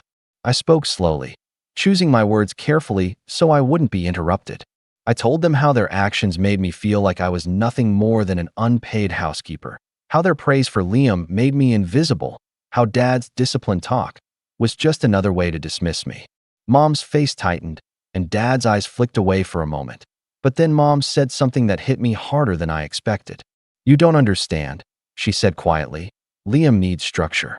He's so different from you. You're responsible, yes, but you need to learn that life isn't always fair. This isn't about favoritism. It's about preparing him for the real world." I bit back the urge to laugh. "So, treating me like a servant and ignoring my hard work is your idea of preparing me for the real world?" Dad chimed in. "It's about discipline, not favoritism. We push you because we know you can handle it. Liam needs more guidance." That moment, I realized they weren't sorry because they had hurt me. They were sorry because I left and embarrassed them. They were sorry because the spotlight had shifted and it made them uncomfortable. I stood up and told them I needed time, that I couldn't just forget everything and go back to pretending everything was fine. The next few days were some of the hardest I'd ever faced. When I stayed with my friend, the safety of her home gave me space to think, but the tension with my family gnawed at me constantly. I tried to distract myself with schoolwork, but every time my phone lit up with a text from Mom or Dad, my stomach twisted. One evening, I got a message from Liam. It was simple, almost too simple. "Hey, can we talk?" I wasn't sure if I was ready. I didn't know if I wanted to hear from the brother who was handed a new phone and a party while I got lectures and extra work. But after some hesitation, I replied, and we agreed to meet at a local park. When I saw him, he looked nervous, awkward even. The confident, spoiled kid I knew seemed smaller somehow. "I didn't know how bad things were," Liam said after a long pause. "I mean, I knew Mom and Dad treated you differently, but I didn't think it was this bad." I wanted to believe him, but years of being invisible had taught me to be cautious. "So what now?" I asked. "I don't know," he admitted. "I wish I could fix it, but I don't think they'll listen to me. Maybe you should just come home. Things won't be perfect, but maybe we can figure it out." That night, lying awake, I realized Liam was stuck in the same prison as me, just a different cell. He was a victim of their favoritism just like I was a victim of their neglect. The difference was, he didn't realize how deep it went. A few days after that, I got another call from Mom, this time less desperate, more firm. "We want to make changes," she said. "You should come home. We'll set some rules to be fair. Liam will respect your space, and we'll try to balance things better. I told her I appreciated the gesture, but needed proof, not promises. I couldn't just walk back into that environment and pretend it was all fine. Her voice hardened, just a little. We've done what's best for this family. If you can't see that, maybe you're the one who's wrong. That cut deeper than any argument. I realized that no matter what I said or did, they had already decided where I fit in their world, and it wasn't anywhere close to equal. After weeks of back and forth, I realized waiting for my parents to change was like waiting for a storm to clear by standing in the middle of it. The apologies, the promises, they were nothing but words meant to control me, to draw me back into the same old trap. I needed to take control of the situation myself, but in a way that my parents wouldn't see coming. I started by quietly gathering information. Since I was still living temporarily with my friend, I had more freedom and less pressure. I began paying attention to my parents' routines, their small habits, and their weaknesses. It was surprising how much careless talk they left lying around. Mom had a penchant for bragging about their social circle and the way they manipulated people to get what they wanted. Dad was more discreet, but often left documents on the kitchen table when he thought no one was watching. The first thing I found was their ridiculous obsession with appearances. My parents spent hundreds, sometimes thousands, on maintaining their image in the neighborhood and the small group of families they socialized with. They bragged about donations they never made and connections they pretended to have. It was a world of smoke and mirrors, and I was starting to learn the tricks. Next, I turned my attention to finances. I knew Liam's new phone wasn't just a random gift.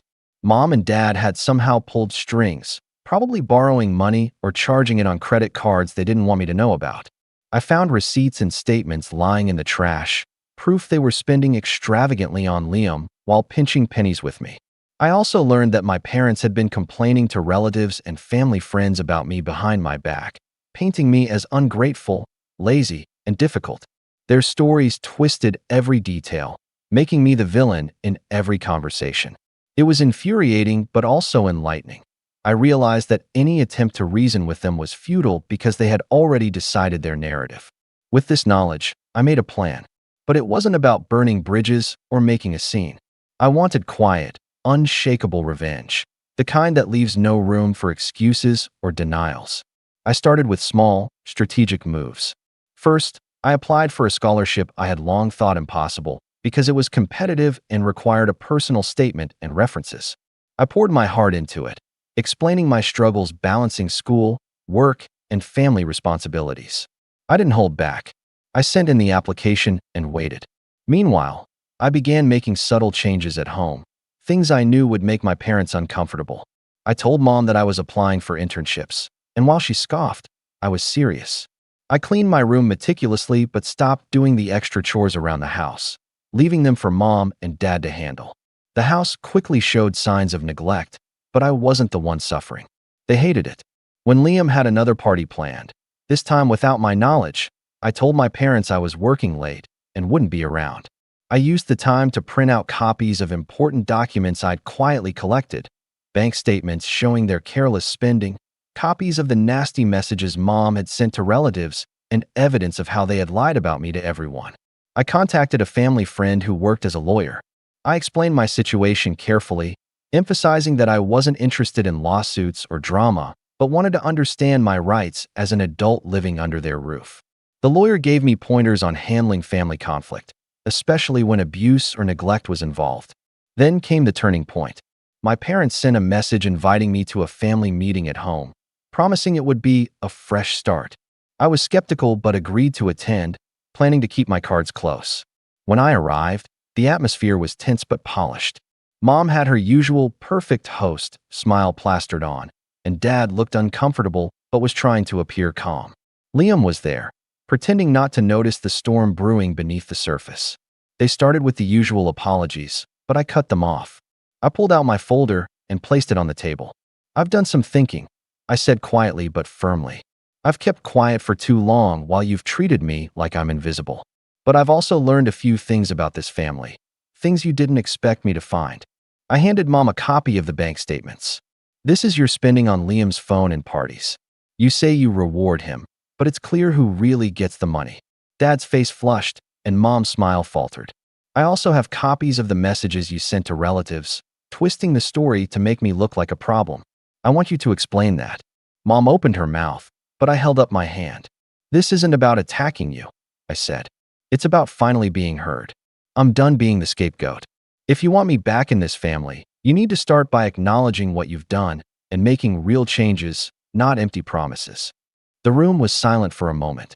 Liam looked like he wanted to disappear. Then Dad, in a rare moment of vulnerability, said, "You don't understand the pressure we're under. We did what we thought was best." "I do understand," I replied, "and it's not good enough." After that meeting, things didn't magically get better, but the power dynamic shifted. For the first time, I had evidence to back up my feelings.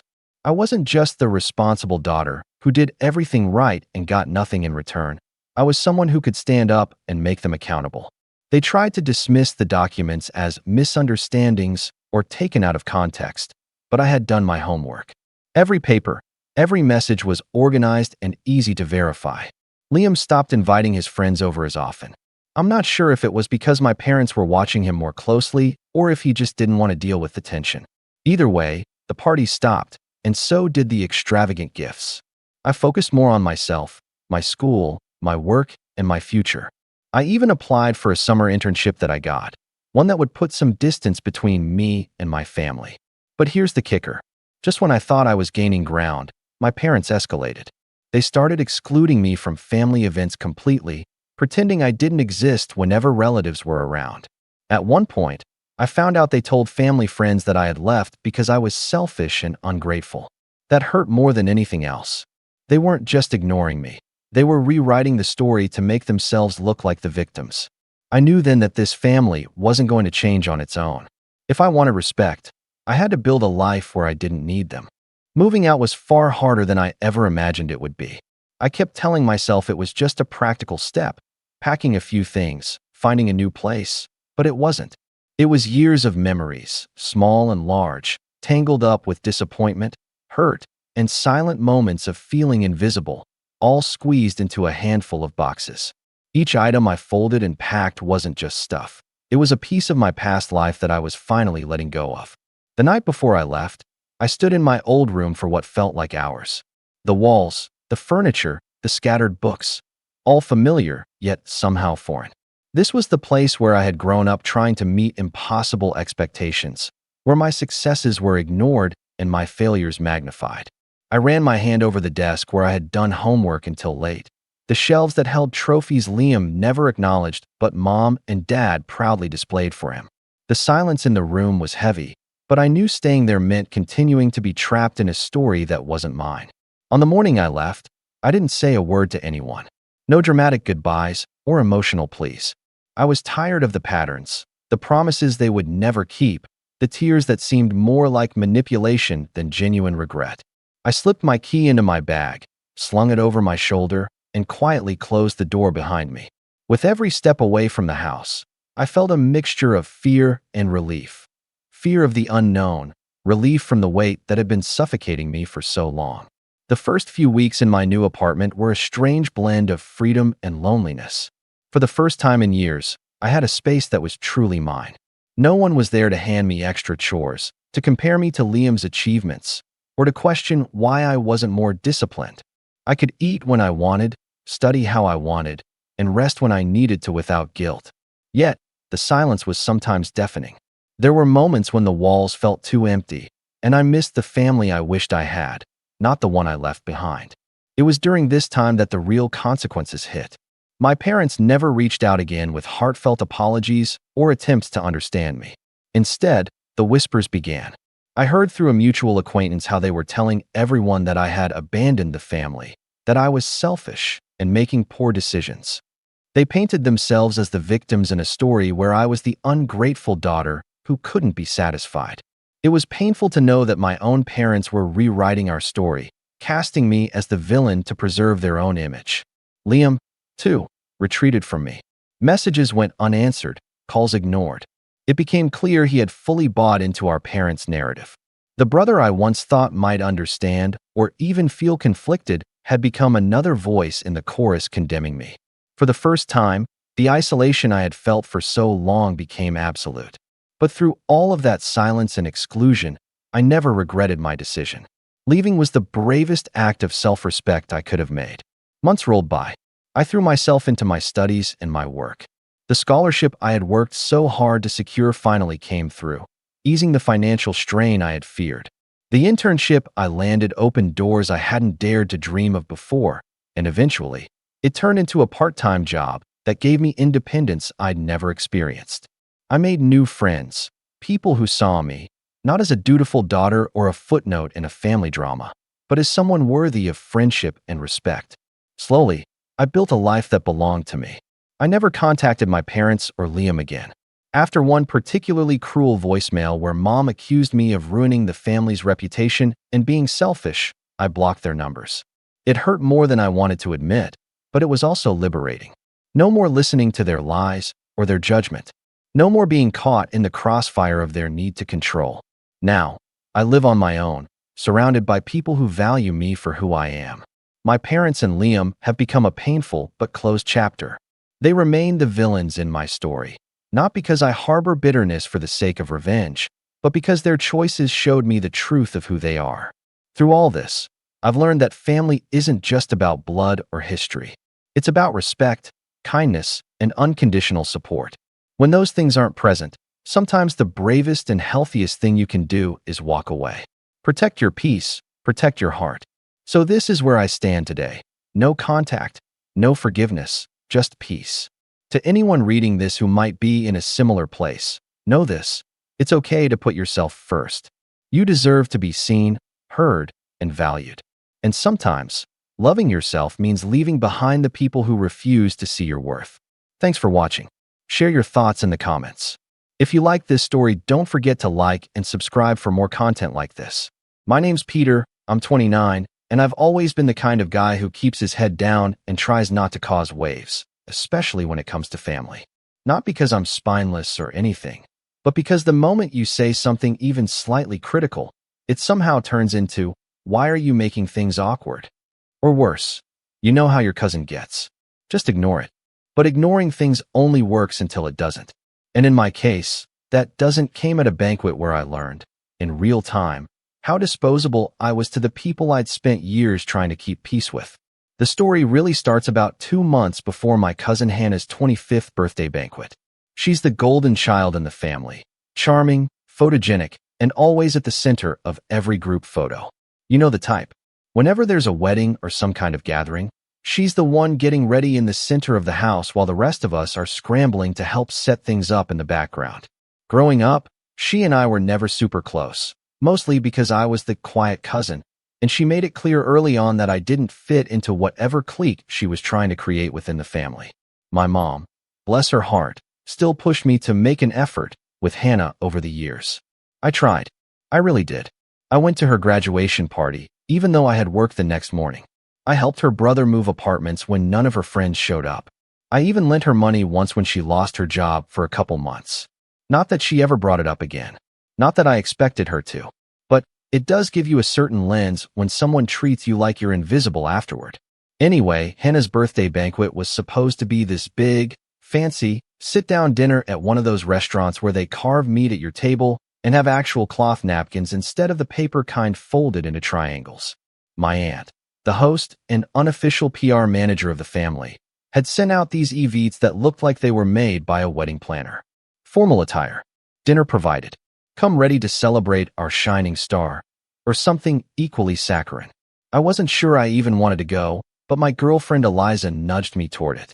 She's one of those people who believes in giving people the benefit of the doubt, probably why she's still with me despite how much drama my family can be. So I RSVP'd, yes +1. I even went out and bought a new dress shirt because Eliza said my usual one looked too funeral, not enough birthday.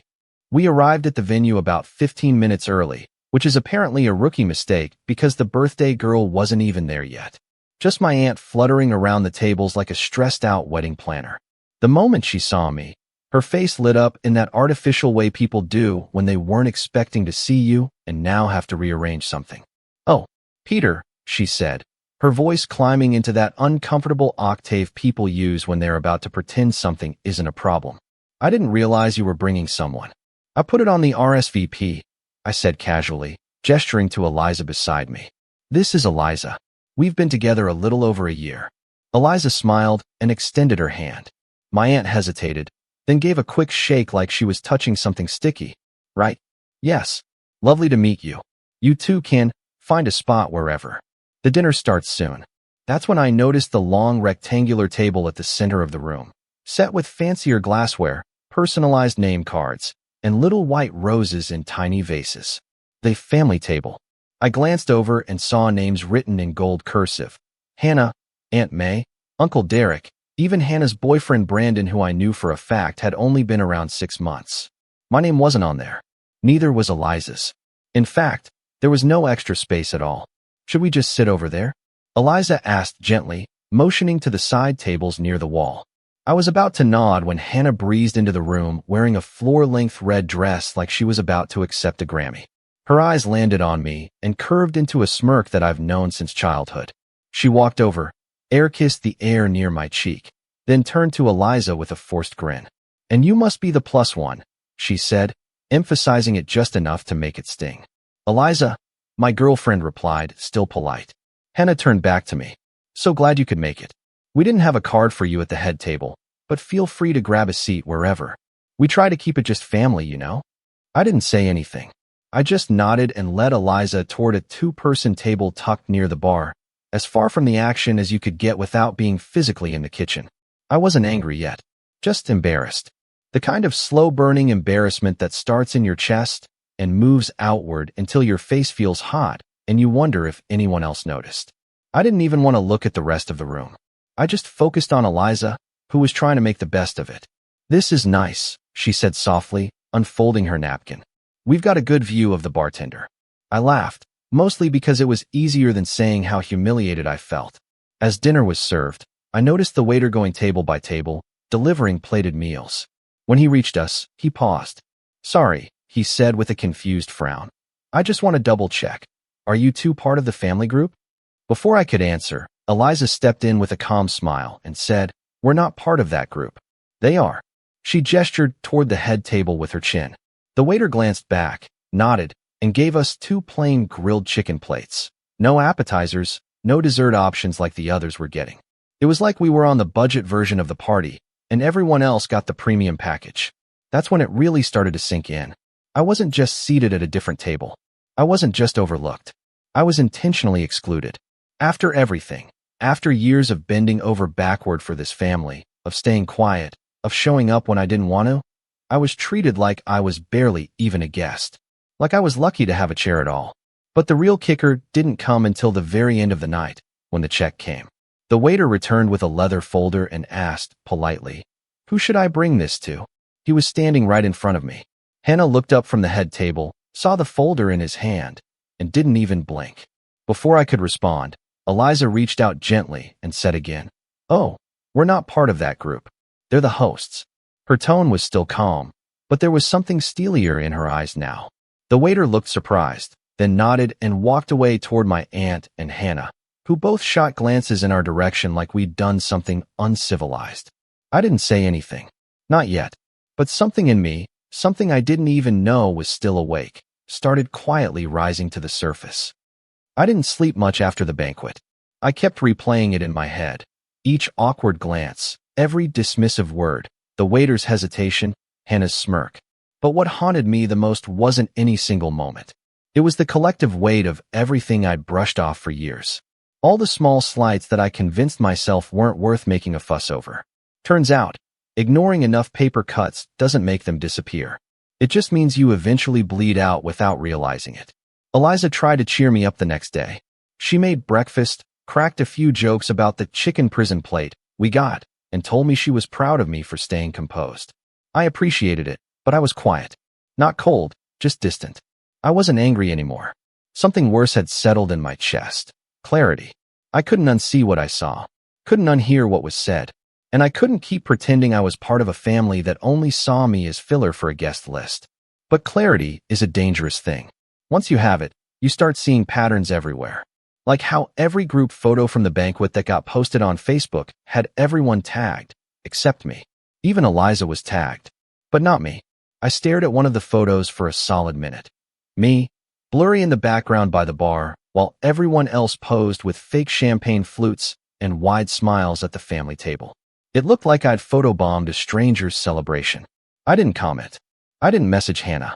I didn't even like the post. But I did something I hadn't done in a long time.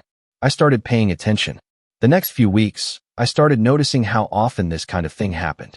Not just with Hannah, but with my entire extended family. Every family group chat, I was either ignored or looped in as an afterthought. My uncle hosted a barbecue and said it was just the cousins, but didn't invite me.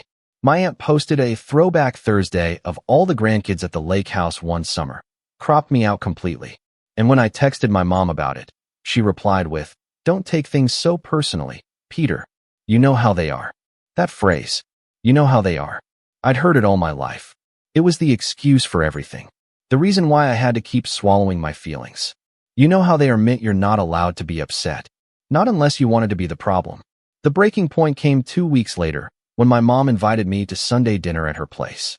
Said it would be a small gathering, just family. I figured it'd be nice to spend time with her without all the others. And Eliza, always supportive, agreed to come with me. We arrived early, brought dessert. Eliza made this layered berry trifle thing that looked like it belonged in a cooking show. My mom seemed happy to see us. She hugged me, complimented Eliza, told us to make ourselves comfortable. It felt normal, almost like how things used to feel before I got old enough to notice the hierarchy. Then the doorbell rang. And again, and again. Over the next half hour, in walked Hannah, her boyfriend Brandon, Uncle Derek, Aunt May, and, of course, my cousin Riley, the other golden child who somehow managed to be both unemployed and condescending at the same time.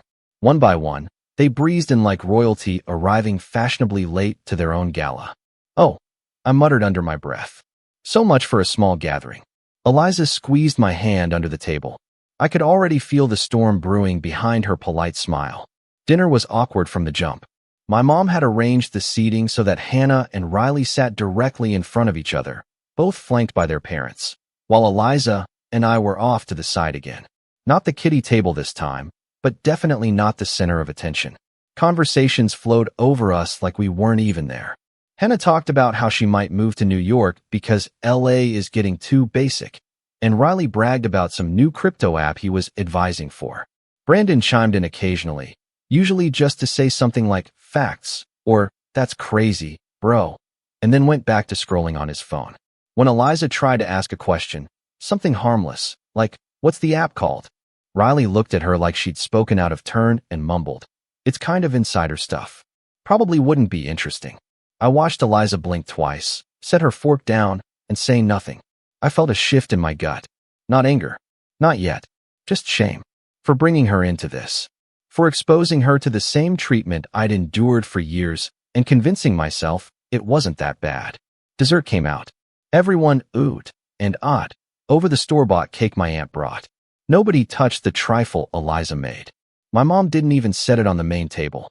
She left it on the counter like it was a backup, just in case the real dessert ran out. "Guess I'll take it home," Eliza whispered, smiling through it. After dinner, people started lounging in the living room. I stood up, offered to help clear plates, just to get some space. As I was in the kitchen rinsing a few dishes, I heard Hannah's voice behind me, quiet enough that she probably thought I couldn't hear, but loud enough to be heard if I was paying attention. "Peter always brings these serious girlfriends who think they're part of the family. Then they break up and we never see them again." My heart didn't drop. It stopped. Laughter followed. Someone, Riley, maybe, added, "He treats every girl like she's the one." It's kinda sad. They weren't whispering. They weren't even hiding it. They were just saying it. Like it was normal. Like I wasn't just a joke to them, but a predictable one. I turned around and locked eyes with Eliza, who had frozen halfway to the living room with 2 mugs of tea in her hands. She'd heard it too. We didn't say anything. I walked over, took one of the mugs from her, and said, "Let's head out." "Oh," my mom called from the other room. "You guys don't have to go yet." But her voice was hollow, empty of anything that made me believe she actually wanted us to stay. Outside, Eliza didn't cry. She didn't rant. She just got in the car, pulled the door closed, and let out a single, controlled breath. I sat beside her, staring at the dashboard. For once, I had no words. Then she said, softly, "You know, I never thought I'd say this, but I get it now. I finally get why you always flinch when the word family comes up. That was the moment it all clicked. All the years of defending them. All the times I told myself they don't mean it. Or it's just how they are. Or at least they're still family. That moment broke whatever rope I'd been clinging to, frayed and useless, convincing myself it was worth the climb. I was done. Done waiting for their approval. Done showing up out of guilt. Done letting them define where I stood. But as it turns out, I wasn't the only one with a line in the sand. 2 days later, I got a group text from Aunt May. Hey everyone, just a reminder, Hannah's having a second celebration dinner this Friday, more intimate. Only inviting real family this time. No plus ones please. Thanks. It was addressed to everyone, including me. A minute later, Eliza leaned over from her side of the couch and showed me her phone. Hannah had sent her a separate message. Hey, nothing personal, just trying to keep this small. Hope you understand. I stared at both messages for a long, long time. And that's when I realized. They didn't just exclude me. They expected me to show up anyway. To sit there, quiet, alone, like some loyal, obedient stand-in they could mock when I wasn't listening, then parade around when they needed to fill a seat. They didn't know it yet, but this time, I was listening. I didn't respond to the message. Not to Aunt May's group text, not to Hannah's private invitation, and not even to my mom when she called 2 days later to ask why I hadn't RSVP'd. I just let it sit there. A digital silence I knew they wouldn't understand. For people so obsessed with appearances and hierarchy, silence was chaos. And I wasn't ready to give them peace. The night of the intimate family dinner, I stayed home with Eliza. We ordered Thai, watched a bad comedy, and didn't talk about it. I mean, not directly. But every laugh that came a beat too late, every glance that lingered, said what we were both thinking. This wasn't just a one-time insult. It was a pattern I'd let take root. And I was finally ripping it out. But pulling out roots hurts. More than I thought it would. The day after the dinner, I opened Facebook and saw the pictures. Because of course there were pictures. Hannah in a silk dress, posing with her parents, her brother, my mom, my uncles. At the center of every frame, like she was a bride. My chair, if there ever was one, wasn't even empty. It was filled by Riley's new girlfriend. A girl he'd started dating literally 2 weeks ago. She had a name card, a custom menu, a caption under a photo that read, "Family means everything." I wish I could say I felt rage, that I smashed something, or at least unfriended them all in a dramatic sweep. But I didn't. I just closed the app, turned off my phone, and sat in silence on the edge of the bed while Eliza brushed her hair in the mirror. After a minute, she glanced at me. "You okay?" I didn't know how to answer that. "I'm fine," I said like a reflex. She nodded, then added, "You know, fine isn't a finish line." And that cracked something open in me. Because she was right. For years, I treated fine like some kind of success. Like if I could just make it through the event without saying the wrong thing, or getting too upset, or being seen as a burden, that meant I was winning. That I was somehow doing life right. But fine was killing me. Slowly, quietly, like a leak under the floorboards you don't notice until your whole foundation rots. So the next morning, I got up early, showered, shaved, wrote down 3 things I'd been putting off for months. None of them were major life changes. Just small stuff.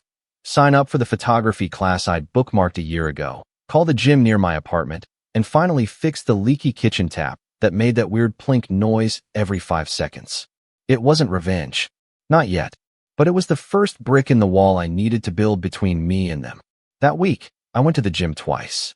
Just walking in felt surreal. I hadn't worked out consistently since college. I told the guy at the front desk I was looking to build a routine, and he set me up with a trainer named Marcus who looked like he could bench press a truck, but talked like a chill camp counselor. "Don't try to be a hero," he said. "Start with what you can do consistently. Discipline over ego." That line stuck with me. After the 3rd session, I started sleeping better. My shoulders ached in that good way. The kitchen tap stopped leaking after I finally pulled out the wrench I didn't know I even owned. And the photography class? It turned out to be the best decision I'd made in years. It was a small group, 8 people total, meeting every Saturday morning in this converted warehouse with natural lighting and endless coffee. I didn't know what I was doing, not really, but I liked the way holding the camera felt. Like I was framing the world on my own terms. Like I could focus on one thing and block everything else out. The instructor, Lyle, was this older guy with messy hair and the kind of voice you'd hear on a nature documentary. He didn't coddle anyone. He just gave real feedback. But after our second assignment, he paused while looking at one of my prints.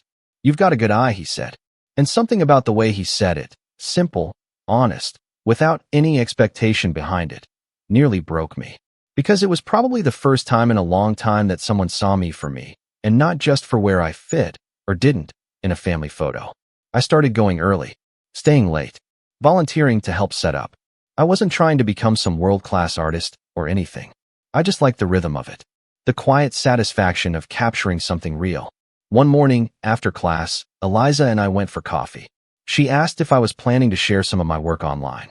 I hesitated, then said maybe. That night, she helped me set up a simple portfolio page. I uploaded a few of my favorites, some shots of downtown at sunset, one candid of a street musician lost in his song, and a photo of Eliza laughing while holding a coffee cup with whipped cream on her nose. The next day, I got my first message through the site. It was a local magazine asking if they could license one of my photos for a Faces of the City series. I didn't know whether to laugh or cry. I wasn't fine. I was starting to live. But the thing about rising? People notice. Especially the ones who liked you better when you were small. It started with a text from my mom. "Saw your photos. So proud of you." Then another. "Hannah's thinking of doing a shoot for her fashion blog. Maybe you two can collaborate." I stared at the message for a long time. Not because I didn't know how to respond, but because, for the first time in a long time, I had the power to choose whether or not to. I didn't respond right away. Instead, I forwarded the message to Eliza with a simple caption, "What do you think?" She replied almost instantly, "You already know." And I did. A week passed. Then two. More emails came in, small offers, opportunities to shoot portraits or events. I wasn't quitting my job or anything, but I started carving out real time for it. People were paying me for something I created. Not because I was family, not because they were doing me a favor, but because I was good. And still, the messages from my mom trickled in. "Your uncle's turning 60 next month. Family dinner, you're invited. You can bring Eliza." Followed by, "It would mean a lot to everyone if you came." And finally, "Please don't shut us out." That one hit different. Because she wasn't just asking me to come anymore. She was asking me to forget. To forget the head table, the smirk, the jokes, the invisible name cards, the way they all laughed behind my back and then asked for my presence like I owed them something. But I wasn't interested in forgetting. I was interested in remembering, so I'd never let it happen again. Eliza and I talked about it. Not just once, but a few times. I didn't want to drag her through more of their mess. But she said something that stuck with me. "You don't have to burn the bridge, but you don't have to walk across it either." So I didn't. I sent a polite, short message declining the invitation. Wished my uncle a happy birthday. Said we had other plans. And you know what? The world didn't end. No one showed up at my door demanding an explanation. No angry phone calls. Just silence. But it wasn't empty this time. It was peaceful. By mid-fall, I had a rhythm. Photography gigs every few weekends. Gym sessions twice a week. Weekly date nights with Eliza. I even started journaling, not the deep, emotional kind, but just quick thoughts at the end of the day. What I was grateful for. What I wanted more of. What I was learning about myself. And somewhere in the middle of all that, something clicked. I wasn't building a new version of myself. I was uncovering the version that had always been there. The one that wasn't scared of being seen. The one who didn't need permission to feel worthy. But I'd be lying if I said I didn't still think about them. About Hannah and Riley and my mom. About all the years I spent shrinking myself just to fit in their frame. About all the birthdays and dinners and texts that said, "We're family," but felt more like, "Stay in your lane." And the more I thought about it, the more one thing became clear. They hadn't just disrespected me. They'd underestimated me. They thought I'd always stay quiet. Always come when called. Always swallow the insult and smile through it. But they were wrong. Looking back, I think part of me always hoped I'd get a clean break. That once I started building something for myself, outside of the family, outside of the years of small humiliations and fake smiles, I'd finally feel free. But healing doesn't work like that. Especially when the very people you're healing from start knocking again, not because they miss you, but because they've realized you're useful now. It started with another text from my mom. "Do you still do photography? Hannah needs some headshots for her new website. Would be a nice way to reconnect." That word, reconnect. Like there'd been a misunderstanding. Like I hadn't been excluded, mocked, and dismissed to my face. Just a little hiccup in our otherwise functional family dynamic. I didn't answer. The next day, I got a call from Aunt May. I let it ring. Then a message came in. We've always supported you. I think it would be really healing for the whole family if you helped Hannah with this. She's under a lot of pressure, and she needs someone she can trust. I stared at the screen for a long time. Then finally, I opened a blank document and started typing. Not a reply, just thoughts, feelings, everything I'd swallowed for years. I wrote about the head table, the comments, the way Eliza had been treated. I wrote about growing up in a family that only saw me when it was convenient, and how being quiet wasn't the same as being weak. It turned into 5 pages. At some point, Eliza walked in and saw me at my laptop. "You okay?" she asked. I nodded. "I think I'm writing my manifesto." She smiled, but there was a seriousness in her eyes. "What for?" And I told her the truth. For me, and maybe for them. Eventually. Because I knew something now. They hadn't just dismissed me. They'd trained me to believe I had to earn love. That attention was a reward for compliance. That the best I could hope for was tolerance. But they'd made a mistake. They gave me time to grow without them. And I'd used that time well. In October, I got my first corporate gig, a headshot session for a local startup. It wasn't glamorous, but it paid well and came with a referral to their event coordinator. 2 weeks later, I was booked for their company retreat. My photos ended up on their website, and just like that, I was being seen by more people than ever before. I upgraded my camera, invested in better lighting, took a business course on weekends just to understand contracts and pricing. And slowly, something started shifting. I wasn't just building a hobby. I was building leverage. Because now, when people typed local photographer into Google for our area, my name showed up first. My Instagram following grew. Clients started tagging me. And one day, I opened my inbox to find a message from, of all people, Brandon. "Hey man, Hannah said you do photography. We're working on a brand launch. Could use some aesthetic shots. Hit me up." No greeting. No context. No acknowledgement of anything that happened. Just a casual expectation that I'd show up and work like a loyal cousin. That's when it hit me. They hadn't changed. But I had. And I was going to use that. Not to scream. Not to lash out. Not to finally deliver the emotional monologue I'd rehearsed in the shower. No. This time, I'd play their game. Only better. The first step was simple. I replied to Brandon. "Hey, sounds cool. Happy to chat. Send me some details about the project." He wrote back fast. Said Hannah was launching a lifestyle blog and wanted curated photos, studio shots, candids, maybe some staged influencer content. She had a vision board, a color palette, even a mood playlist. It was all very Hannah. They didn't ask for my rates or my availability. They assumed I'd do it for free. So I sent over a PDF portfolio, along with a short professional message and my standard pricing sheet. There was a pause. 3 days went by. Then I got a text from my mom.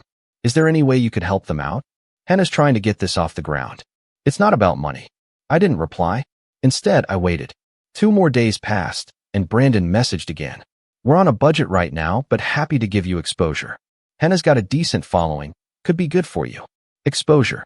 That magic word they always pull out when they don't want to pay you. That's when I knew. This wasn't just about a photo shoot. This was the perfect setup. I created a new service package that night. Called it the Vanity Package. I didn't name it after Hannah, of course, but I built it with her in mind. Full day shoot. Outfit changes. Color consultation. Branding assistance. Candid and posed edits. Rush delivery. It was expensive and worth every penny. I uploaded it to my website, gave it a clean design, and boosted it on Instagram. I used some of my previous influencer-style shoots to showcase the layout. It looked professional, sharp, and luxurious. Within 2 weeks, I had 3 inquiries from actual content creators. And then, just as I'd hoped, Hannah messaged me directly. "Hey, so I saw the Vanity Package. That's kind of what I had in mind. Is there a family discount or something?" I took a deep breath, then responded, "Hey, I'd love to work with you, but this package requires a lot of time and planning. Because it's you, I'm happy to waive the rush fee. Everything else remains the same." She replied almost instantly. "Seriously? No other family would charge me full price." "You're right," I said. But no other family treated me like I wasn't one of them. She didn't answer after that. But I wasn't done. At the next photography class, I pulled Lyle aside. Told him I was thinking about doing a gallery. Nothing huge. Just a collection of photos about identity. how people see themselves versus how the world sees them. He loved the idea, so I started gathering material. Some portraits were dramatic, some subtle. I interviewed the subjects, got quotes, paired the images with short captions. I worked nights and weekends, designed the layout myself, booked a space. Nothing fancy, just a local art co-op that hosted small exhibitions. I called it Blurred Lines. And one of the centerpiece photos? A candid shot of Eliza, sitting at a table near the bar, a plate in front of her, blurry laughter in the background as she looked directly at the camera. Unnoticed, out of focus, yet quietly composed. The caption underneath? We're not part of that group. They are. I didn't invite my family to the opening. I invited everyone else. My clients, my photography peers, Eliza's friends, people I'd met at shoots, strangers who followed my work online. The gallery was packed, and halfway through the night, as I was speaking with a local journalist doing a small write-up, I saw them. Hannah, Aunt May, my mom, standing at the back, looking around like they didn't quite belong. For once, they didn't. They weren't the center of attention. They weren't the stars of the show. They were just guests. And I was the one holding the camera. They came up to me after the talk. My mom hugged me too tight. Aunt May said, "This is amazing, Peter. You've really surprised us." And Hannah? She stared at the photo of Eliza for a long time, then said, "Is that from the banquet?" I nodded. Yeah, I was practicing composition that night. Caught that by accident. She gave a short laugh. Well, you've got talent. Maybe we can still work together sometime. I smiled. Maybe, but we both knew we wouldn't. The gallery show ran for 3 weeks. Each night it was open, someone new stopped me to tell me how much the photos meant to them, how they saw themselves in the people I'd captured. Some cried. Others just stood quietly in front of the portraits, reading the quotes, then glancing back at me with something deeper than praise. Recognition. Respect. I wasn't just Peter, the quiet cousin who hovered near the bar. I was the artist, the storyteller. And for the first time in my life, I wasn't shrinking to fit a frame someone else had made. The write-up from the journalist came out the following week. It was a full-page piece titled "The Man Behind the Blur, Finding Clarity Through the Lens." It touched on my work, my journey, and the message behind blurred lines, about reclaiming your voice, your identity, even when the people closest to you try to erase it. They didn't name names, but anyone in my family who read it knew exactly who it was about. That's when the fallout really began. It started small. A cold text from Aunt May. Saw the article. You really think airing private family matters is appropriate? I didn't respond. Then came the Facebook post. Hannah, ever the master of passive aggression, wrote a long, performative caption beneath a photo of her and Riley at brunch. It read, "Some people can only feel important by tearing others down. But those of us who know who we are don't need to retaliate. We just keep rising nail polish sparkles #unbothered #family is forever." The comments were a mess of sympathy and curiosity, with a few distant relatives chiming in things like, "You go, girl," and "Ignore the haters." I didn't say a word. I didn't like the post. I didn't watch the stories. I simply waited. Because the thing about revenge, real revenge, is that it doesn't come from chaos. It comes from silence. And mine was loud enough now to echo. 3 weeks later, I got an email from a regional creative agency. They were working on a tourism campaign for our city and had seen blurred lines featured in the local arts newsletter. They wanted me to lead the photography for the entire project. Portraits, landscapes, candid street shots. A full feature. It paid more than I'd ever made from photography before. I signed the contract 2 days later. I also hired an assistant. Eliza. She'd left her job 2 months prior, frustrated by corporate politics and burned out from being dismissed in meetings. We'd joked about working together before, but now it was real. She had an eye for people and a sharper mind for planning than I ever would.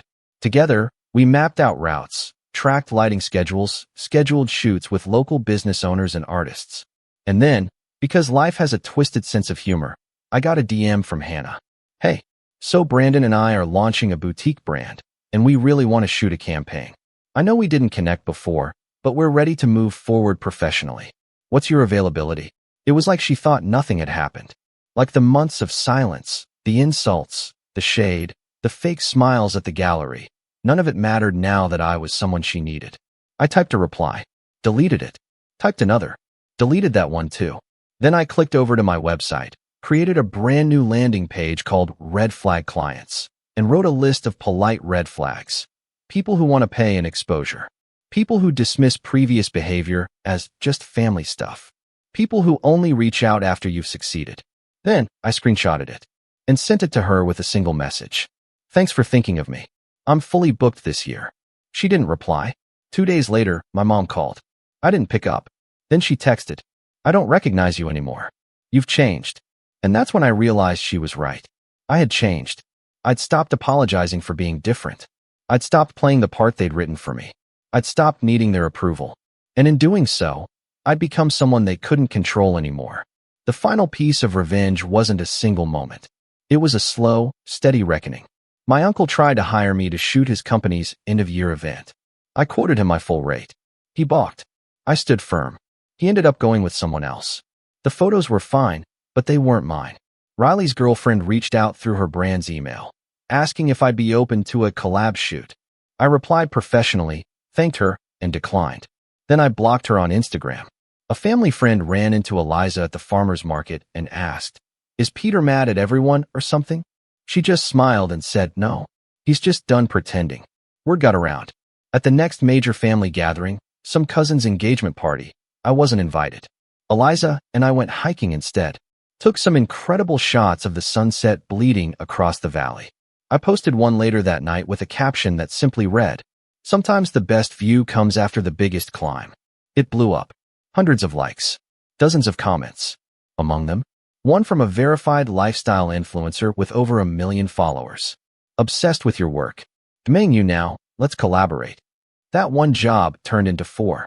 Then into a feature. Then into something bigger. And all the while, my family watched from the sidelines, still trying to figure out how I'd gone from the +1 at the bar to the man everyone wanted to sit next to. The truth?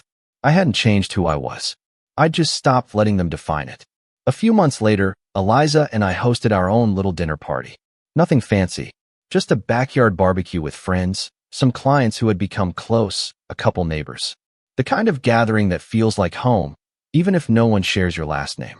I stepped out onto the porch with a drink in hand and watched the string lights dance above the table. People were laughing.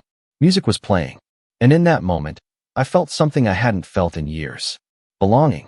Not borrowed. Not conditional. Not held together by guilt or obligation. Real. And as I stood there, Eliza walked up beside me, slid her hand into mine, and whispered, They're watching, you know. I looked at her, puzzled.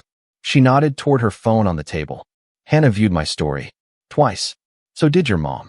I laughed, then raised my glass and whispered back, Let them. Because they needed to see it. Not out of spite. Not out of cruelty. But because sometimes, the best revenge isn't proving them wrong. It's proving to yourself that you were never broken to begin with. You were just surrounded by people who didn't know how to love what they couldn't control. And now they'd have to watch from a distance. Because I wasn't their +1 anymore. I was the main event. Last month, my mother-in-law laughed as my husband mocked my career at the dinner table. She plays dress-up and calls it a job. No real man would tolerate that. When I spoke up, he rolled his eyes. Here we go again with the victim routine. Everyone just sat there. No one said a word. I cleared the plates, packed a bag that night, and left. Now he's calling nonstop, saying, You're blowing this out of proportion. Hi Reddit, I'm 34F. And I guess you could say I'm writing this partly to vent and partly because I need to hear from people who aren't involved. It's hard to tell this story to friends or family without it feeling messy. But the truth is, the mess was always there. I just stopped pretending I didn't see it. My name's Tessa. I've been married to Milo, 36M, for almost 5 years. We met through mutual friends at one of those small, casual get-togethers where no one really expects to meet someone important. But we hit it off fast. He was grounded, thoughtful, and had this calm confidence that made you feel like he had it all figured out. Back then, I was still working freelance, styling small editorial shoots, helping boutique shops curate their online look, assisting on lower-budget commercials. It wasn't glamorous, and it definitely didn't pay consistently, but I believed in it. I still do. When I met Milo, he seemed supportive of what I did. He liked that I was creative, said it was refreshing after dating people who only talked about climbing corporate ladders. I remember thinking we were a good balance. He worked in finance, steady, pragmatic, and I had the flexible, colorful job. At first, we celebrated that difference. But slowly, it started to feel like he was just tolerating it. The first year of marriage was quiet. We bought a small house outside the city, nothing extravagant, and set up routines that made things feel secure. But once the newness wore off, I noticed he stopped asking about my work. When I brought it up, he'd nod, but I could tell he wasn't really listening. I'd come home from a shoot excited to show him photos or talk about a breakthrough with a difficult client, and he'd be buried in spreadsheets or flipping through the news on his tablet. Still, I brushed it off. I figured everyone goes through that phase. People get comfortable, right? And then came Renata. Milo's mother is one of those women who operates like she's always being filmed for a documentary on elegance. She never wears anything twice in the same month, refers to magazines as publications, and corrects your grammar with a smile. I tried, in the early years, to connect with her.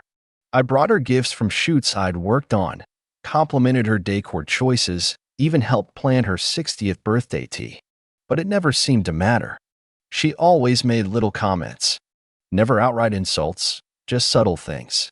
If I wore something simple, she'd ask if I'd been dressing for comfort lately. If I mentioned work, she'd tilt her head and say, "Oh, still doing the wardrobe thing?" And when I got a proper title on a project, stylist and creative consultant, she said, "That's a mouthful. What does it actually mean?" Milo never defended me. Not once. He'd either change the subject or chuckle like she wasn't being serious. I started to wonder if maybe he agreed with her, deep down. That thought was hard to shake. But the worst of it, the part one still replay in my head some nights, was Renata's birthday dinner last month. She invited us, along with a handful of family friends and Milo's brother Dorian. Everything was as curated as usual, the long table dressed with silver chargers, tapered candles that looked like they'd never been lit, and a floral centerpiece that looked too expensive to be real. She had assigned seats with tiny name cards. Mine was at the far end of the table, away from Renata and right next to the sideboard. We were about halfway through the main course when the conversation turned toward careers. Dorian was going on about some property he was flipping, and one of the guests was talking about market trends. It wasn't unusual for me to be quiet during these talks. I learned over the years that no one really asked about what I did. But that night, Renata turned to me with this smile like she just remembered I was there. "So, Tessa, are you still playing dress-up with the small business crowd?" It took me a second to process what she'd said. I smiled stiffly and replied, "Actually, I just wrapped a client shoot for a wellness line that's about to go national." Milo put his fork down, looked around the table, and said, "She plays dress-up and calls it a job. No real man would tolerate that." The laugh Renata let out still rings in my ears. It wasn't loud, but it was pointed. Dorian looked down. His wife cleared her throat awkwardly. No one else said anything. I turned to Milo, waiting, hoping he'd say it was a joke, or that he was just teasing. Instead, he rolled his eyes and muttered, "Here we go again with the victim routine." Just like that, the air shifted, and everyone stayed silent. No one looked at me. I stood up. I didn't slam my napkin down or make a scene. I just quietly started gathering the dishes nearest to me. Renata's voice floated in behind me, "Oh, Tessa, leave it. We have someone for that." But I kept going. I carried the plates to the kitchen, rinsed them one by one, then went back to the table and excused myself. I didn't cry in the car. I didn't shout. I just drove home, packed a weekend bag, and left. I didn't even take everything, just a few clothes, my laptop, and my work folders. I wanted to stay with my friend Ava. She didn't ask many questions. She just made tea and let me sit in silence. That was 4 weeks ago. Since then, Milo has called every day, left messages, sent emails, texted mutual friends to check on me. His messages range from apologetic to annoyed. "You're blowing this out of proportion," he said in one. "It was just a joke. Can we please be adults about this?" But what he doesn't know is that I found something while I was at Ava's. I wasn't looking for it. It was in an envelope tucked into one of the folders I had brought, an old file from when we were setting up our joint finances. And what was inside? Well, it changed everything. It was a manila folder, one I hadn't touched in over a year. We had used it when we were applying for a loan together.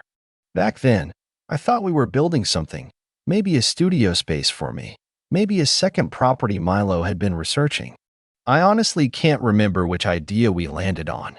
A lot of things got floated and then quietly dropped.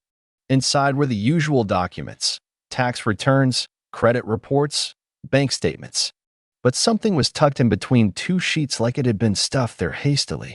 A printed email from Milo to his friend Everett, someone I'd only met once, briefly, at a holiday party. The subject line said, "Need advice, Tessa's business again." It wasn't a long email, just a few lines. But each word felt like a small betrayal. She's still talking about opening a space. I keep telling her we need to be smart about spending, but she's not listening. She thinks this hobby is going to turn into a full career. Honestly, I'm tempted to let her go through with it just so she learns the hard way. But I don't want the debt tied to my name if it crashes. I read it 3 times, slowly, trying to figure out when this was written. I looked at the date. Nearly 18 months ago.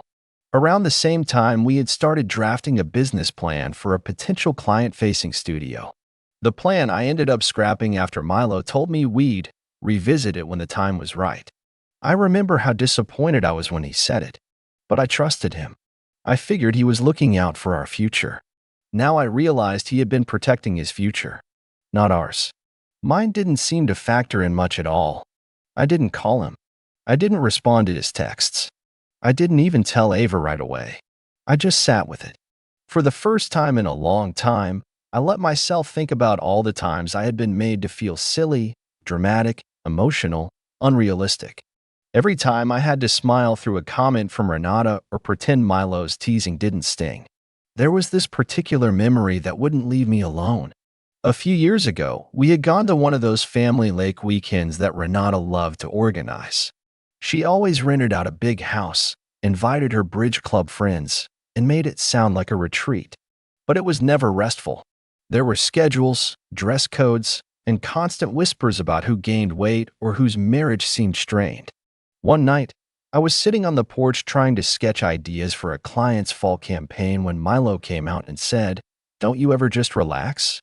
You're always pretending to work. No one expects anything from you up here." I laughed at the time. I thought he was trying to be light. But now, I realize how much he meant it. He didn't see my work as real. And I think, deep down, he never did. In the following days, he kept reaching out. His messages grew more persistent. First, it was the concerned, soft-voiced Milo. Then the logical one. "Tessa, come home and let's talk like adults." Then came the guilt trips. "You're hurting more people than you think." Finally, he switched to pressure. "If you don't want to be married, just say it. Don't play games." He kept calling what happened at the dinner a misunderstanding. Said I was making it bigger than it needed to be. He even had the nerve to say I had embarrassed him in front of his family by leaving without saying goodbye. But none of that stung quite as much as when he asked me, in a voice that sounded truly baffled, "Is this really about what I said? Or are you just using that as an excuse?" It made me wonder how long he'd been waiting for me to break, just so he could be the one who got to say, "See, she's emotional. She's unstable. She's the problem." I haven't responded to any of his messages. Not because I'm trying to punish him, but because I don't think I have anything left to say. At least not yet. But something happened earlier this week that brought things to a head in a way I didn't expect. It wasn't a confrontation. It wasn't loud. It was quiet. So quiet it felt like the ground shifted under my feet without a sound. I was helping Ava clean out her garage, just something to keep me busy, and she handed me a box she found tucked behind some old storage shelves. I thought it was one of hers, but when I opened it, I saw my handwriting. Inside were materials from when I first launched my freelance business. Notebooks filled with sketches, brand mock-ups, client notes, feedback emails. Things I hadn't looked at in years. There was even a journal where I had written goals, small ones, like land a repeat client, and big ones, like run my own team one day. Reading through it reminded me of who I was before I got used to shrinking myself to keep the peace. And then I found something else at the bottom of the box. Something that didn't belong to me. I didn't know how it got there. I didn't recognize it at first. It was a folder thin and unmarked, almost too plain to notice. It didn't have my handwriting on it, which is what caught my eye. When I opened it, there were just a few sheets inside, stapled neatly. The first page was a copy of a lease agreement. Not ours. It was dated about 10 months ago. The lessee was a business registered under a name I didn't recognize right away, Red Cedar Outfitters. The address was a small commercial unit in a part of town that's popular with boutique startups. I kept scanning the page until I saw the names listed under the business partnership, Milo Andrin and Renata Andrin. I sat there staring at it for what felt like an hour. At first, I thought it had to be some kind of mistake. Maybe Milo had invested in a shop as a side project. He had the resources, and he did talk often about wanting to diversify. But the more I looked at the papers, the less innocent it seemed. The business description included styling consultations, seasonal lookbooks, and even a showroom for product placement. It was basically my business idea, almost word for word. I dug deeper through the folder. There were emails, printed screenshots, and even a few early concept designs. Some of them were taken directly from a pitch deck I had created 2 years ago when I first floated the idea of launching my own studio. The deck had only been shared with Milo. He had helped me format it, gave me suggestions on wording, told me not to share it with just anyone until we had our ducks in a row. I trusted him. Now it was sitting in a folder, stripped of my name, but kept intact enough to make it clear where it came from. He had taken my work, my concept, my dream, and opened a business with his mother, Renata, the same woman who once said styling wasn't a real job, who laughed when I mentioned opening a space, who rolled her eyes when I told her I'd booked my first client independently. She had used my idea, and her son had helped her do it. I didn't cry. I didn't yell. I didn't tell Ava right away. I just sat there, feeling like the walls around me had been gently, methodically pushed inward over time until I couldn't move. That night, I went online. I searched the business. Their site was polished, slick, with a muted color scheme and language that sounded eerily familiar. Some of the copy was taken directly from my own branding templates. They had even used a version of the tagline I had been workshopping months ago. The tagline I'd once pitched to Milo while we were eating dinner on the back porch. He said it sounded a little too niche at the time. Now it was front and center on the homepage of his business. And the final gut punch? They were already featured in a local magazine as a mother-son duo reinventing the boutique styling world. There was a whole article, photos, quotes, the works. Renata was beaming in every image. Milo had on that same confident, measured smile he wore when we first met. He talked about how his mother's lifelong passion for aesthetics inspired the brand. Not a single mention of me. Of the 2 years I spent trying to build something. Of the nights I stayed up sketching concepts. Of the client meetings I held in borrowed spaces. Of the way Milo would quietly nod along when I shared progress, only to dismiss it the next day. That was the moment something inside me shifted. It wasn't just hurt. It was clarity. Milo and Renata didn't just overlook me. They erased me. They took what I built and molded it into something they could present as their own, polished, respectable, and untainted by my involvement. And they did it without blinking. That's when I knew this wasn't just about a bad marriage or a toxic mother-in-law. This was war. And I wasn't going to scream. I wasn't going to throw things or show up at their front door demanding answers. No, I was going to be smart. I started by going through everything I had ever shared with Milo: files, design mock-ups, brand proposals, emails, concept photos. I organized them, backed them up, and timestamped what I could. I also dug out the email where I had sent him the original pitch deck for my studio idea. It was all there, clear as day. I made an appointment with a friend of Ava's, someone who had worked in small business law for years. I didn't tell her the full story at first, just asked general questions about intellectual property. What counted as protected material? What rights I might have if a personal concept was used without credit? She didn't ask why I was asking. She just answered everything clearly. And when I showed her a sample of the overlapping materials, she looked up slowly and said, "You might have more leverage than you think." But I wasn't going to stop there. This wasn't just about legal action. It was about making sure everyone saw them for who they really were. I started contacting old clients, collaborators, people I had worked with who knew my vision. I asked casual questions, sent feelers out. I let them know I was planning something new and wanted to reconnect. Almost all of them responded with enthusiasm. And a few of them had already seen the article about Milo and Renata's launch. One even said, "I thought it looked like something you would have done." Exactly. I began drafting a plan. Carefully. quietly. And while Milo was still texting me things like, "Can we please act like adults?" and "You're being emotional, Tessa," I was setting the stage. Because if they wanted to take credit for what I built, if they wanted to rewrite the story with themselves as the visionaries, then they were going to have to live with the truth being dragged out in the open. Brick by brick, I was going to take back what they stole. I didn't confront Milo immediately after discovering the folder. I took a few days to let everything sink in. During that time, I stayed with Ava. She gave me space, but also reminded me, gently, that I didn't owe anyone silence anymore. That was hard to accept. I'd spent so many years tiptoeing around Milo's moods and Renata's passive judgment, trying to keep the peace, trying not to make a scene. But for once, I wasn't interested in staying quiet. So I went methodically. I took the evidence I had, emails, timestamped documents, digital backups, and met with Ava's friend, Leah, a small business attorney with a sharp memory and calm voice. She had handled several intellectual property cases and immediately saw what had happened. Her words stuck with me. This wasn't an accident. It was careful, quiet, and planned. We sent a cease and desist letter to both Milo and Renata through official channels. It outlined my ownership of the original concept and demanded they stop using any branding, language, or design elements pulled from my materials. We also requested acknowledgement of my role in the development of the business, though, honestly, I knew they'd never admit it. Sure enough, Renata replied with a letter full of soft, formal denial.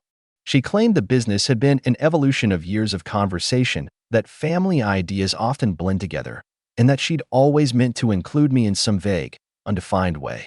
It was a carefully worded deflection. No apology. No accountability. Just a casual attempt to fold me back into the narrative, now that they realized I wasn't going to stay quiet. But I didn't push for court. Leah agreed that litigation might drag on and drain more energy than it was worth. What I wanted wasn't just justice, it was restoration. To reclaim what they tried to take and move forward on my terms. So I took a different path. I relaunched my studio, this time for real. I used the name I'd dreamt up 2 years earlier, Still and Sage. I rented a cozy space just a few blocks from a neighborhood arts market and repainted it myself. White with sage green accents, clean and warm. Ava helped me hang sheer curtains, set up shelving, and move in my old dress form and sewing table. I bought a secondhand espresso machine. I put a little sign in the window, opening soon, a studio for style, story, and self. I reached out to old clients and collaborators, people I'd styled for before, people who had seen my early ideas. I told them I was back, and to my surprise, nearly all of them responded. Many had heard of Red Cedar, and a few even said they had recognized the design as very you when they first saw the promo photos. One of them, a journalist I'd worked with years earlier for a fashion spread, offered to interview me again, this time as the subject of the story. She asked me to speak candidly, and I did. I didn't name names. I didn't need to. I talked about how it feels to be quietly erased, how your work can be used to elevate someone else while you're told to stay humble, how ideas can be stolen without a single door slammed, just the slow, careful closing of opportunities. I talked about rebuilding, not with fire, but with patience and proof. The piece was published online under the title, "She Stepped Away from the Business She Built. Now, she's taking it back." Within a week, my inbox exploded. Former clients reached out. Young creatives asked to intern. A few women sent messages saying they'd experienced something similar and felt inspired to finally go after what was theirs. And slowly, Red Cedar started to wither. They didn't post any official response, but the boutique's online presence went quiet.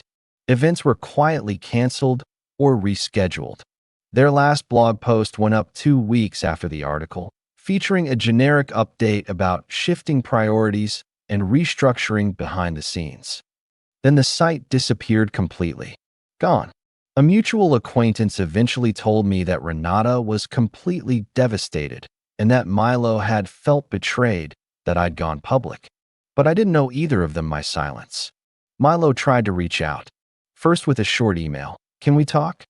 Then with a longer message filled with soft excuses. He said he never meant for things to get like this, that he only helped his mother because she was struggling to feel fulfilled, that he hadn't realized how serious I was about my concept. But I had the email where he said it was too niche. I didn't reply. The last message I ever received from him said, "You really blew this out of proportion." That's when I knew I'd made the right choice walking away. Because even at the end, he couldn't bring himself to see what he'd done. Not the betrayal, not the erasure, not the slow dismantling of my confidence under the disguise of support. And Renata? She went back to hosting charity brunches and making vague comments to friends about how young people just don't understand tradition anymore. She never tried to reach out directly, maybe because she knew she'd have nothing left to stand on. I finalized the divorce 3 months later. Clean split. No children. No property battles. I kept what mattered, my work, my name, and the quiet knowledge that I'd built something honest. It's been a little over a year now. Still and Sage has grown slowly but steadily. I now mentor 2 young stylists who are wildly creative and refreshingly kind. One of them reminds me a lot of myself in my 20s, before I learned how easily some people will take credit for your light while trying to dim it. I teach them everything I've learned, but most of all, I teach them to protect their ideas. I sometimes walk past the storefront where Red Cedar used to be. The windows are dusty now, with a paper sign that says "Available for lease." There's no trace of their logo, no reminder of the boutique that launched with borrowed vision. And yet, it's the perfect full circle, because while they folded in silence, I reopened in my own voice. No borrowed hands, no second names, just me and what I always knew I could do. So that's the story. I didn't just get revenge. I got free. And in the end, that's worth more than anything they tried to take. My father told me I was a failure in front of the family and said I'd never amount to anything. I stayed quiet, not knowing what to say. The next day, he called to apologize, but his words felt empty. It wasn't the first time he'd put me down, but this time, it felt different. The more I thought about it, the more I realized. Hey, I'm Matt, 38M, and I need to share something that's been eating at me for days. I've always tried to keep things to myself, but I just can't shake this feeling. It's like my whole world shifted, and I don't know where to go from here. To give you some context, I've always been the kind of person who tries to make everyone happy. I'm not perfect, but I've done my best to be a good son, a good brother, and a decent person. Growing up, I had an older brother, Adam, 42M, and we were raised in a pretty typical family. My parents weren't rich, but they weren't struggling either. The kind of family where hard work was expected and success was the goal. But the thing is, no matter how hard I tried, it felt like I could never meet my dad's standards. He was always pushing us to do more, to be better, to succeed. My brother Adam had no problem with it. He followed the path my dad laid out for him: college, a steady job, a nice house, all that stuff. But me? I always felt like I was under a microscope, like I was never doing enough, no matter how much I achieved. Now, I'm not trying to play the victim here, but I think I've spent most of my life trying to win my dad's approval, and the more I tried, the less it seemed like I ever got it. No matter what I did, he would find a way to remind me that I wasn't living up to his expectations. As I got older, I started to internalize it. The self-doubt, the feeling that no matter how hard I worked, it would never be good enough. It's something I've struggled with for years, but I kept pushing through. So, a few days ago, we had a family dinner at my parents' house. Nothing special, just a regular Sunday meal, with the usual assortment of family chatter. Adam and I arrived at the same time, and we sat down with our parents, the whole group together. It was supposed to be a nice evening, but I should have known better. The conversation was flowing, everyone catching up on life, talking about work, the kids, and all the usual stuff. And then, out of nowhere, Dad dropped the bomb. "Matt," he said, his voice casual but pointed, "I don't know why you keep trying so hard with that business of yours. You're never going to make it. You'll never amount to anything, and it's honestly sad to see you waste your time." I don't think anyone saw it coming. There was this thick silence that filled the room as soon as he said it. I looked around, and I could feel the tension rising. Adam just kept eating, not even looking up from his plate. It was like he didn't care, or maybe he was used to it. But me? I felt like I had been slapped across the face. I didn't know what to say. My mind went blank. I wanted to respond, to defend myself, to argue that he was wrong, but I couldn't. I felt like all the air had been sucked out of the room, like I couldn't breathe. It was like every insecurity I'd ever had about myself, every doubt, came crashing down on me all at once. The worst part was the way my dad said it. It wasn't angry. It wasn't even loud. It was just matter of fact. Like he had already decided that I was a failure, and there was no point in pretending otherwise. And everyone else? They just sat there. No one came to my defense. No one said anything. I couldn't stay there. I excused myself early, mumbling something about needing to leave. I didn't even look at anyone as I grabbed my coat and walked out the door. I could feel my heart pounding in my chest, my hands shaking as I fumbled to get my keys. I just needed to get away. That night, I sat in my car outside my house for an hour, trying to wrap my head around what had just happened. Was I really that much of a failure? I've been running my own small business for a few years now, and while it hasn't been easy, I've made progress. It's not a big company, but it's mine, and I've put everything into it. And yet, here was my father, telling me it was a waste of time, that I'd never amount to anything. I tried to shake it off. I told myself I was being too sensitive, that it wasn't a big deal. But the more I thought about it, the more it gnawed at me. This wasn't the first time he'd said something like this. Over the years, there had been countless moments like this, subtle digs and criticisms, all under the guise of tough love. But this time felt different. It felt like it cut deeper than before, like I wasn't just being criticized for one mistake, but for who I was as a person. The next morning, I woke up to a missed call from Dad, followed by a voicemail. It was strange. He never calls that early. Matt, I just wanted to apologize for what I said last night. His voice was awkward, like he didn't quite know how to put his words together. I didn't mean it. You know I'm just tough on you because I want the best for you. You'll figure it out, okay? It wasn't the first time he'd apologized like this. I'd heard it before. But this time, it didn't feel real. His words felt empty, like he was just saying them because it was the right thing to do, not because he actually felt bad. It was like he expected me to just brush it off and move on, like I always had. But something inside me snapped. For the first time, I didn't want to let it slide. I didn't want to play the part of the forgiving son anymore. I didn't want to be the person who always accepted the apology and pretended everything was fine. That's when I started thinking maybe it was time to stop being the one who always took the blame. Maybe it was time to stop playing by his rules, to stop letting him dictate my worth. But what did that even look like? What could I do that would finally make him realize that I wasn't a failure? The more I thought about it, the angrier I got. I'd spent my whole life trying to prove myself to my dad, trying to get his approval, and for what? For him to tell me, in front of the entire family, that I'd never amount to anything? That I was wasting my time? I realized, in that moment, that I'd been living my life for him, not for me. And I didn't want to do that anymore. I spent the rest of that night in a fog. I tried to focus on work, but every time I thought about what had happened, my mind would spiral. The whole thing felt like one giant slap in the face. I've had my doubts about my business, sure.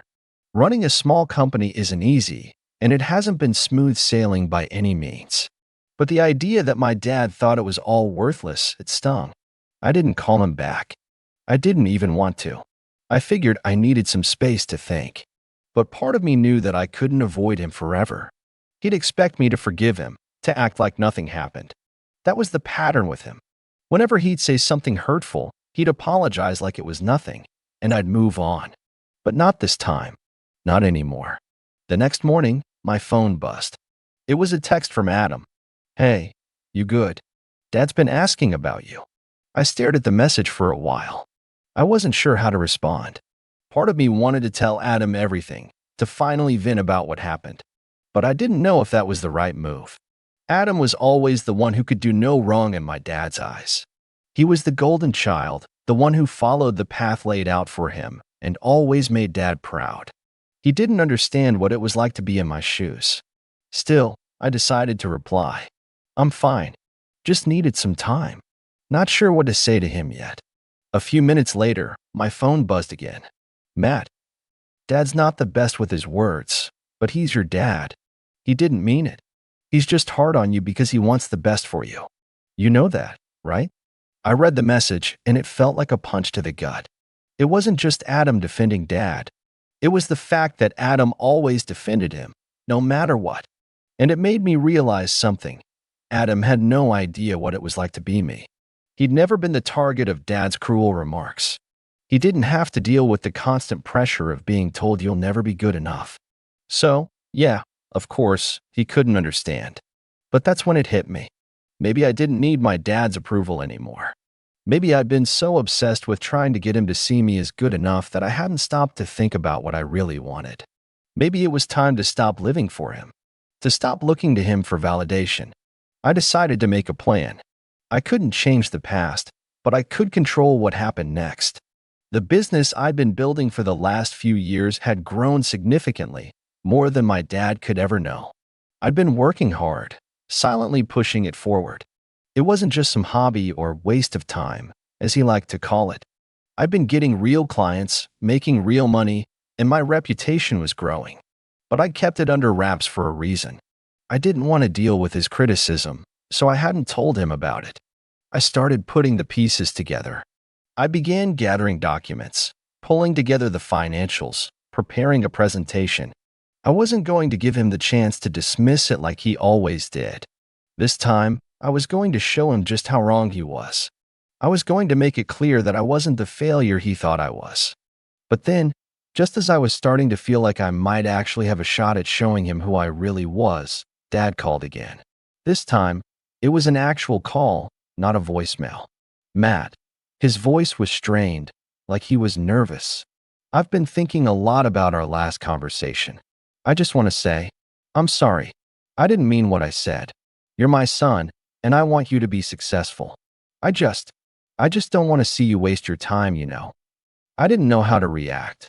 Part of me wanted to hang up. It felt like he was just saying what he thought I wanted to hear. The same old empty apology. But another part of me wanted to believe that maybe, just maybe, he was actually trying. That maybe he was finally getting it. But I wasn't sure anymore. I wasn't sure if I wanted to keep hoping that he'd change, or if it was time for me to stop seeking his approval altogether. I let the silence stretch on for a moment before I finally spoke. I'm not the same person I was when I was a kid, Dad. And I'm not doing this for you anymore.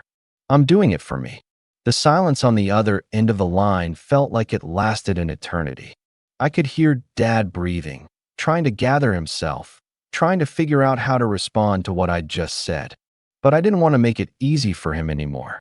I didn't want him to be able to sweep things under the rug with an apology like he always did.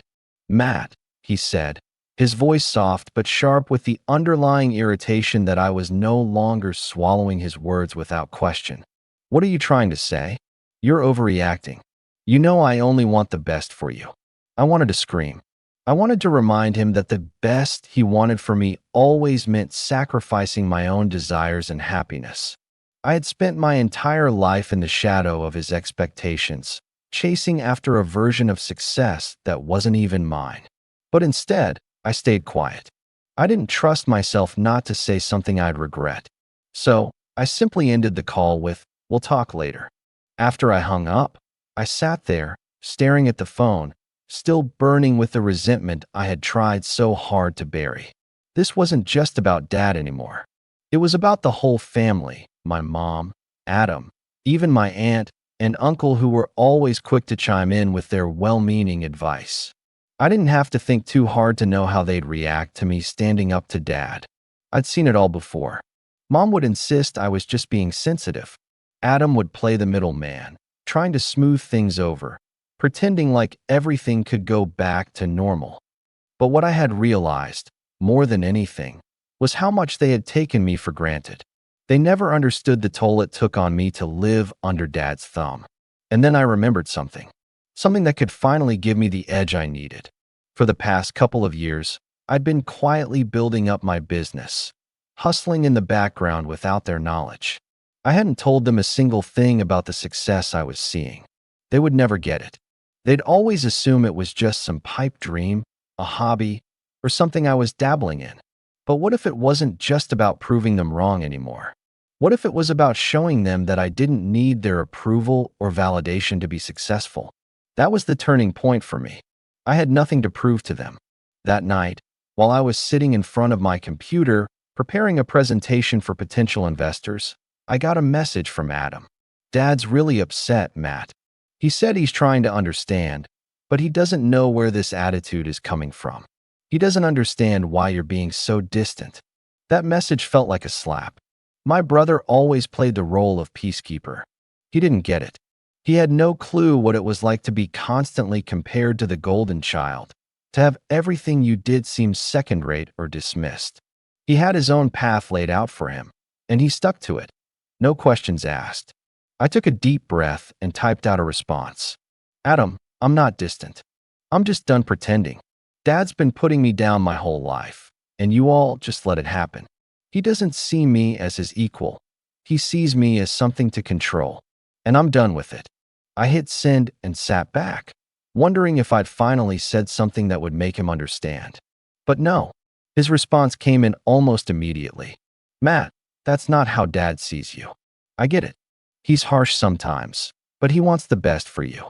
He's your father. He loves you." I stared at the message, fighting back a wave of frustration.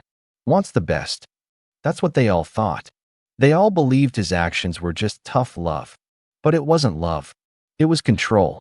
And I wasn't the only one who saw it that way. When I didn't respond right away, Adam followed up with a voice message. "Matt, I get that you're upset, but you need to stop being so stubborn about this. You're not going to fix anything by shutting everyone out. Dad's already worried about you." I almost laughed. Worried about me? Dad didn't worry about me. He worried about me living up to his standards. He worried about me sticking to his version of success, not about my happiness. But I didn't argue. I was done arguing with them. A few days later, when I thought the dust had settled, I got a call from Mom. Her voice was calm, but I could tell she was trying to hide her frustration. "Matt, I think you need to hear your father out. This isn't how we handle things. You're being unreasonable." Unreasonable? I couldn't help but scoff. I'm not the one calling my own son a failure in front of the whole family, am I? There was a long pause. Then, with an almost cold tone, she said, "Your father's just trying to make sure you don't make the same mistakes he did. You don't see it now, but you will later. He's hard on you because he wants you to succeed." "No," I said firmly. "He's hard on me because he doesn't see me as anything more than an extension of his own image of success. And I'm done trying to live up to that." I could almost feel her stiffen on the other end of the line. But she didn't respond right away. She just sighed. "You know," she said finally, "it's not just about you. Your whole future depends on the choices you make now." I took a deep breath. This wasn't going to go anywhere. Not with Mom, and not with Dad. So, I ended the call, feeling the weight of everything settle on my shoulders. They weren't just trying to control me. They were trying to control my future, and I had been playing along with it for far too long. Update. After that conversation with Mom, things didn't get any easier. If anything, they got worse. The tension in the house was palpable every time we were all in the same room. Dad's passive-aggressive comments became more frequent, and Adam, caught in the middle, kept trying to mediate, but it was like a broken record. He'd send me messages asking me to calm down or just talk to Dad, but he didn't get it. He never would. I wasn't upset over the things Dad said anymore. I was angry that they thought I would just let it slide. I could see where this was heading, and it wasn't good. Dad was getting more frustrated with me. Mom was blaming my attitude, and Adam kept sending me guilt-trip texts about family and how we all need to stick together. It felt like they were all ganging up on me, not even considering how much I had sacrificed just to make them happy. So I did it. I made the decision to put my plan into motion.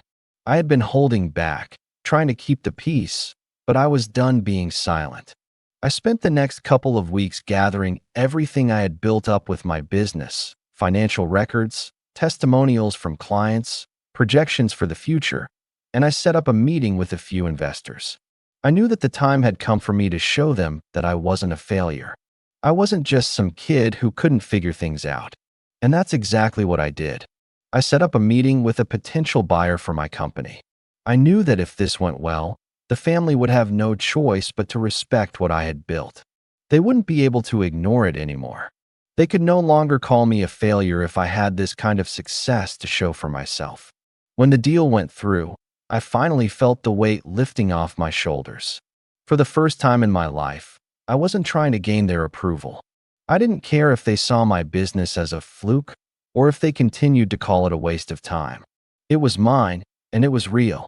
I didn't immediately tell anyone about the deal, but eventually, I had to.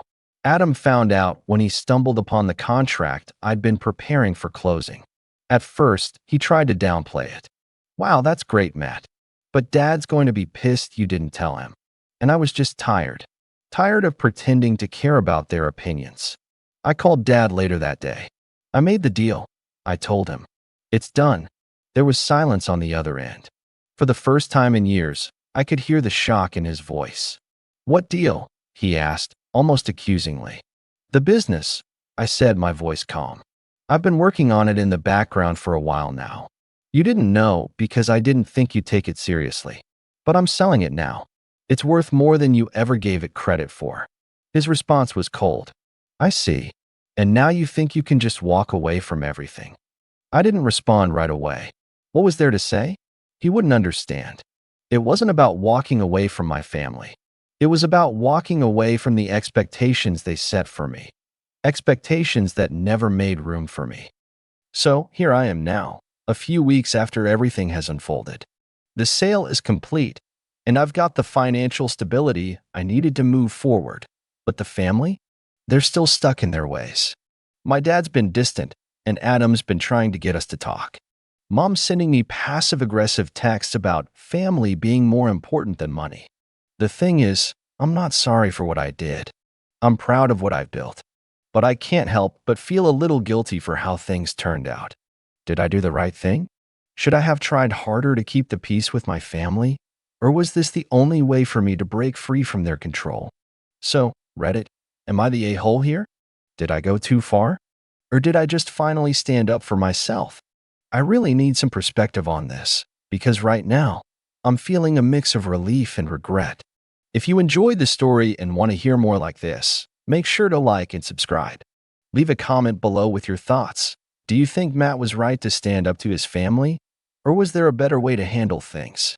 The first time my brother made a snide comment about my marriage, we were sitting across from each other at our parents' kitchen table, eating lukewarm lasagna and pretending the silence wasn't uncomfortable. I was 33, freshly married, finally feeling like I'd hit a stable stride in life. My name's Morgan, and I've never been flashy or loud about my success. I work in education. More specifically, I'm a high school guidance counselor. It's not a glamorous job, and no, it doesn't come with a corner office or a six-figure salary, but I'm good at it. I like helping kids figure out who they want to be. That matters to me. My brother, Travis, he's 35 and the type who introduces himself with his full job title like it's a badge of honor, works in finance. He talks fast, wears watches that cost more than my car, and thrives on phrases like scaling and disruption. He married a woman named Fiona, who's sharp in the way a blade is sharp. Cold, calculated, polished to perfection. She's one of those startup founders that talk about burn rate at brunch and interrupts you to correct your vocabulary. They're a power couple, at least in their own minds. My wife, Lena, is a nurse. She's steady, patient, and has this grounding presence that people either admire or feel threatened by. She's never needed to be the center of attention, and I think that irritates Fiona, who fills every room with the force of a startup pitch. Lena and I met during one of the worst weeks of my life, when my best friend passed away suddenly, and she was the triage nurse in the ER where he was brought in. She stayed with me long after her shift ended. We didn't fall in love at that moment or anything. It took time. But that's the thing about Lena. She gives you time, space to feel. She's not flashy either, which is probably why Travis calls her humble, like it's a euphemism for basic. That day at the kitchen table, the conversation had turned, inevitably, toward careers. My mom, as always, asked Travis how his firm was doing, if his latest pivot was working, And if Fiona had raised another round of funding, I was used to it. My parents love Lena. They do, but they don't exactly understand us. They think we're too comfortable, like that's a bad thing. Like stability is a failure of ambition. Travis had just finished bragging about Fiona's app, something about automating HR for remote teams, or whatever, when he turned to me and grinned that grin that always makes my stomach twist. So, Morgan, how's the school counseling gig? Still convincing kids not to major in art history. His tone was light, but the dig was clear. I smiled tightly. Yeah, one kid wants to be a sculptor. Told me he was inspired by Fiona's grind set. I told him to aim higher. Travis laughed too loudly. Nice. Maybe he'll start a ceramic subscription box and raise $2 million by the end of high school. I didn't respond. I never really do. Not because I don't have comebacks, but because I know how this game goes. The more you react, the more you lose. But then he looked at Lena, who'd been quietly sipping her tea and scrolling through photos of the cat we'd just adopted, and dropped the line that would start it all. Gotta say, though, you really did marry below your league, huh? I mean, no offense, Lena. You're lovely. But you know what I mean. He chuckled, like we were all in on the joke. Guess you just needed someone low maintenance after all the chaos you used to date. There was this half-second pause in the room where I felt my jaw clench and my vision narrow just a little. My mom awkwardly cleared her throat, pretending she didn't hear it. My dad kept eating like he always does when things get tense. Lena didn't flinch. She just met his gaze and said, "Thanks for your input, Travis," with this cool, level tone that made him blink like he'd been slapped. I could have let it slide, but something in me twisted, broke a little. That comment, that arrogance, this wasn't just sibling teasing. This was disrespect. And not the playful, backhanded kind we'd exchanged as kids. No, this was different. He didn't see me. He didn't see Lena. We were props in his success story, minor characters in the epic of Travis and Fiona. I wish I could say that was the worst of it, but it wasn't. That was just the first crack in the dam. Over the next few months, things got weird. Fiona's startup began making headlines, not the good kind. Layoffs, missed revenue projections, a rumored investigation. Travis started showing up at my place more often, usually alone, always just passing through. I could tell he was off. Fidgety, less arrogant, but somehow more intense. Like he was holding something in, a slow-building panic he refused to name. He still made comments, but they got more desperate, more targeted. "Must be nice not having investors breathing down your neck," he'd mutter while we watched a game. Or, "I envy you, man. No one expects a counselor to make six figures, right? No pressure." Then came the day my parents showed up at my door unannounced. I was in the backyard, clipping the hedge and listening to a podcast when Lena poked her head out and said, "Your parents are here." No heads up, just rang the bell. My stomach dropped. They came bearing pastries and tight smiles. We sat on the patio, made small talk, and then my mom launched into it like she'd been rehearsing in the car. "Morgan, sweetheart, you know we've always been proud of your path. And Lena, dear, your work during the pandemic was so admirable." Here it comes, I thought. But Travis and Fiona are going through a hard time. The startup world can be brutal. They've taken on some debt, quite a bit, actually, and they're trying to stabilize. It's just a temporary rough patch. I stayed quiet. My dad cleared his throat. They might lose the house. There it was. The shoe dropping. The twist. The setup. And we thought, my mom continued, voice getting softer, more syrupy. "Since you and Lena have always been so responsible, and you've been saving for years, maybe you could help. Just a little. Family supports each other. You've always been the good son." Good son. That phrase clanged around in my head like a dropped wrench. I stared at her, then at my dad. They looked uncomfortable, but determined. Like this was a moral duty I should have already accepted.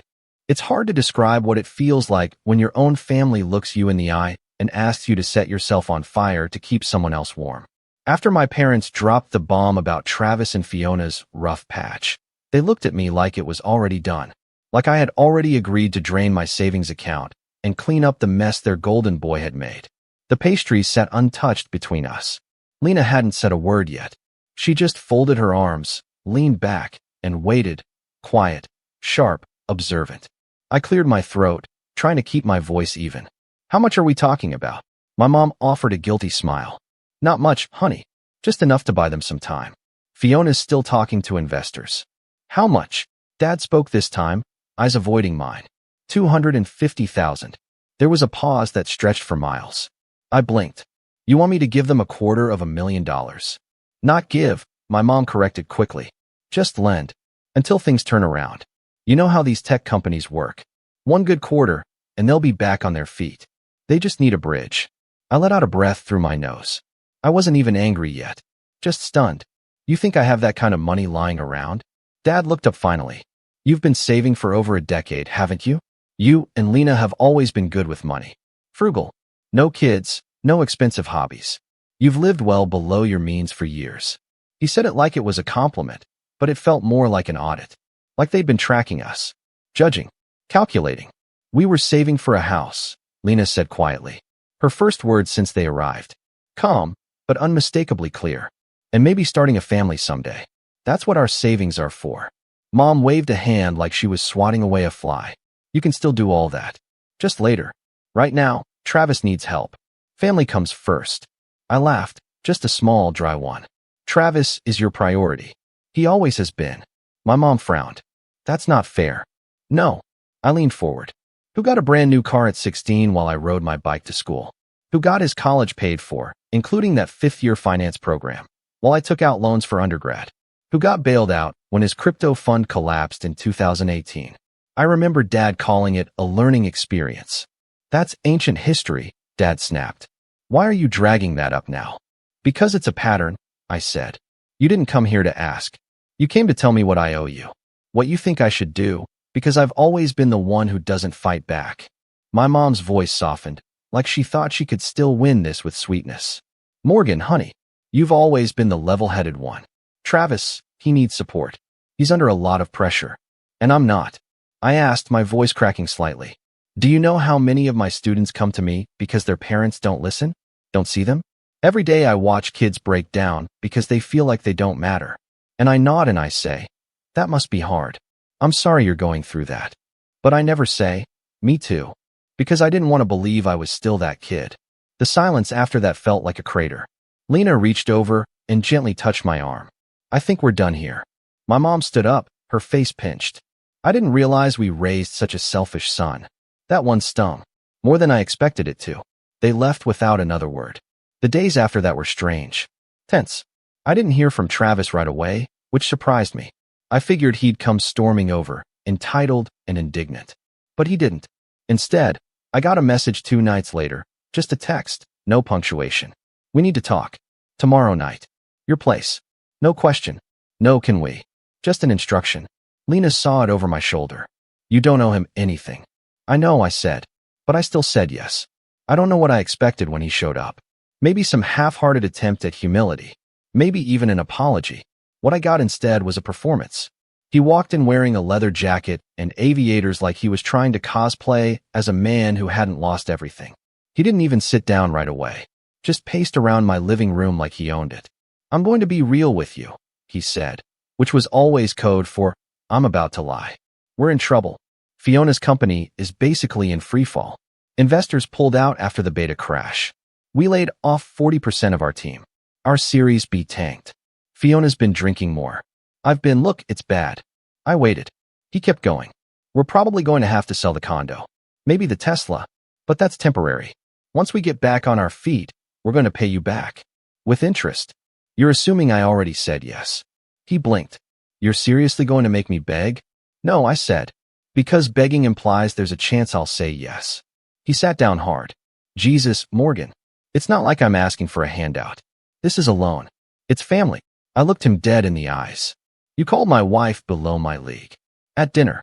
In front of our parents. He scoffed. You're seriously bringing that up now? It's not about the money, I said. It's about the fact that you don't respect me. You never have. And you expect me to clean up your mess because you think I'm the responsible one. But you don't actually value me. I'm just the fallback plan. The safe bet. Travis leaned forward, his voice dropping into something darker. If you don't help us, Mom and Dad will have to step in. They'll dip into their retirement. You're willing to let that happen? I shrugged. They made their choice. They can live with it. You're punishing them to get back at me. No, I said. I'm just finally choosing myself. He stood up, jaw tight.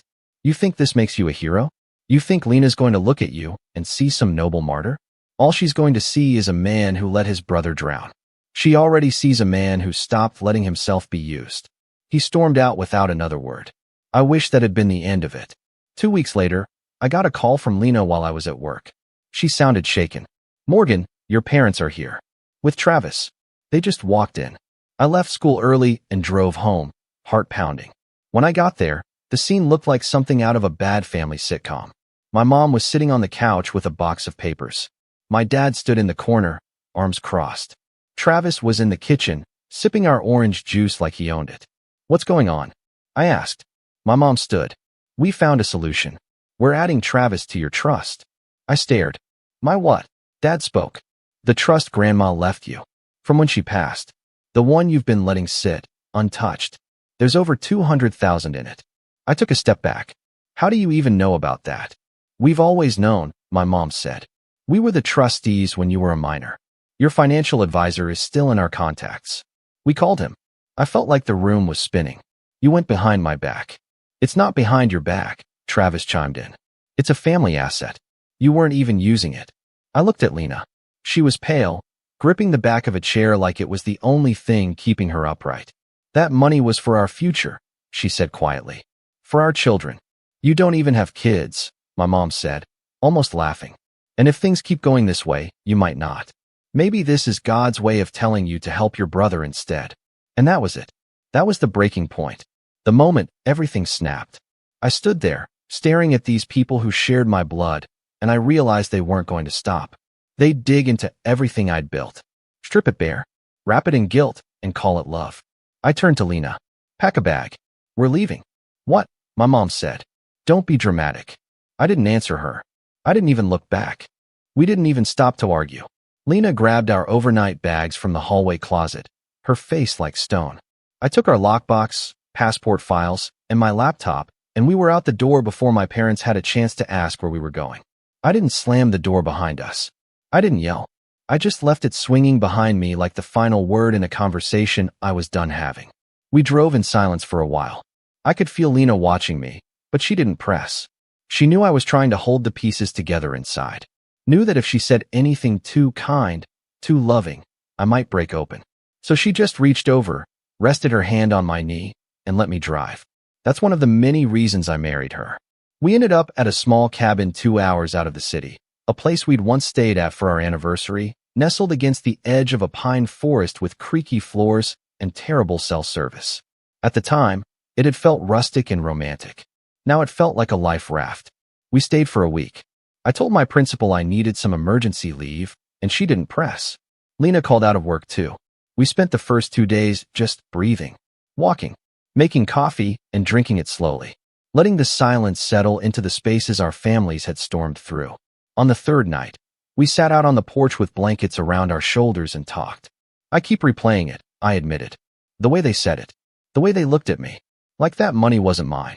Like I was being selfish for wanting to build a future with you instead of bailing out a sinking ship. Lena nodded. They don't respect boundaries because they've never had to follow them. And you've spent your whole life trying to be the good son. They knew you wouldn't blow up, so they thought you'd cave. I looked at her. What if I had? What if I said yes, just to make it stop? You didn't, she said. That's what matters. But I carried the guilt anyway. I didn't want to. I knew it wasn't mine. But it clung to me like wet clothes. The feeling that I had let my family down, even when I knew they didn't deserve my help. I hated that it still bothered me. I hated that some part of me still wanted to be seen by them, understood by them, loved by them, for who I really was, not just for what I could give. It took me a long time to admit that they probably never would. When we finally returned home, the house felt different. Not haunted exactly, but violated. Like someone had rummaged through our future without asking. I checked the trust account first thing. To my relief, it hadn't been touched yet. But I wasn't naive enough to think it would stay that way. I called our financial advisor, explained the situation, and told him to lock it down. New passwords, new trustees, full legal firewall. He hesitated when I mentioned my parents, probably because he'd worked with them for years. But in the end, he agreed. Then we went to a lawyer, not a family lawyer, a sharp, intimidating woman named Corinne who came highly recommended by one of Lena's co-workers. We told her everything. what they said, what they tried to access, how they still technically had paperwork from when I was a minor. Corinne raised an eyebrow. This is classic overreach. You're not a minor. You've been earning your own income for over a decade. If they attempt to use any of that paperwork now, they're committing fraud.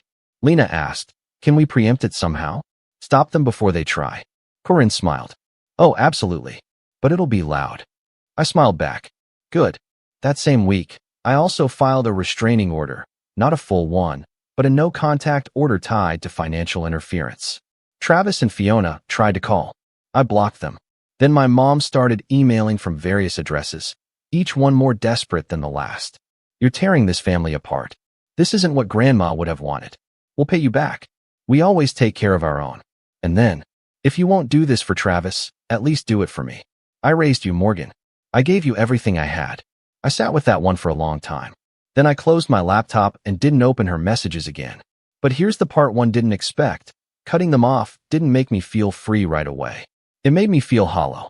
I had built so much of my identity around being the good one, the peacemaker, the responsible son, the quiet achiever. Without that role to play, who was I? I started having dreams about being back in high school, wandering the hallways, late for class, trying to explain something I didn't understand to people who weren't listening. It didn't take a therapist to figure out what that meant. Lena told me I should talk to someone, and for once, I didn't brush it off. I found a counselor, Mel, an older guy with a calm voice and a messy office full of plants. At first, I didn't know what to say, but eventually, the words came. I feel like I walked away from a fire, but I still smell like smoke. Mel nodded. That's grief. You lost something, even if it was toxic. Over the next few months, we worked through it. The need for approval, the guilt, the belief that I had to earn love by being useful. Mel didn't give me advice, exactly. He just asked the right questions. Made me look at things differently. At the same time, I started putting more energy into my work. Not in an obsessive way, not to prove anything, just with focus, with care. I started a new after-school program for seniors who didn't plan to go to college, helping them find jobs, internships, apprenticeships, giving them tools to build real lives. One kid, Elijah, pulled me aside one day and said, Mr. Morgan, no one's ever talked to me like I matter before. I drove home that night and cried in the car for 20 minutes. Not because I was sad, but because I realized I was finally living the life I wanted. The life I had built on purpose. Not for praise, not for approval, just because it mattered. Lena and I found a new financial advisor too. Someone independent. We reorganized everything. Our trust, our savings, our house plans. We bought a plot of land just outside the city, nothing fancy, but private, peaceful, somewhere we could grow into. And here's the twist that made everything shift. About 6 months after we cut contact, I got a letter in the mail. Not from my parents. Not from Travis. From Fiona. Handwritten. The envelope had no return address. Just my name in looping cursive and a stamp from a town upstate. Lena read it over my shoulder. Morgan, I know I'm the last person you want to hear from. I don't blame you. I owe you an apology, not just for what I said, but for the way I treated you both. I was proud, arrogant, and blind to my own downfall.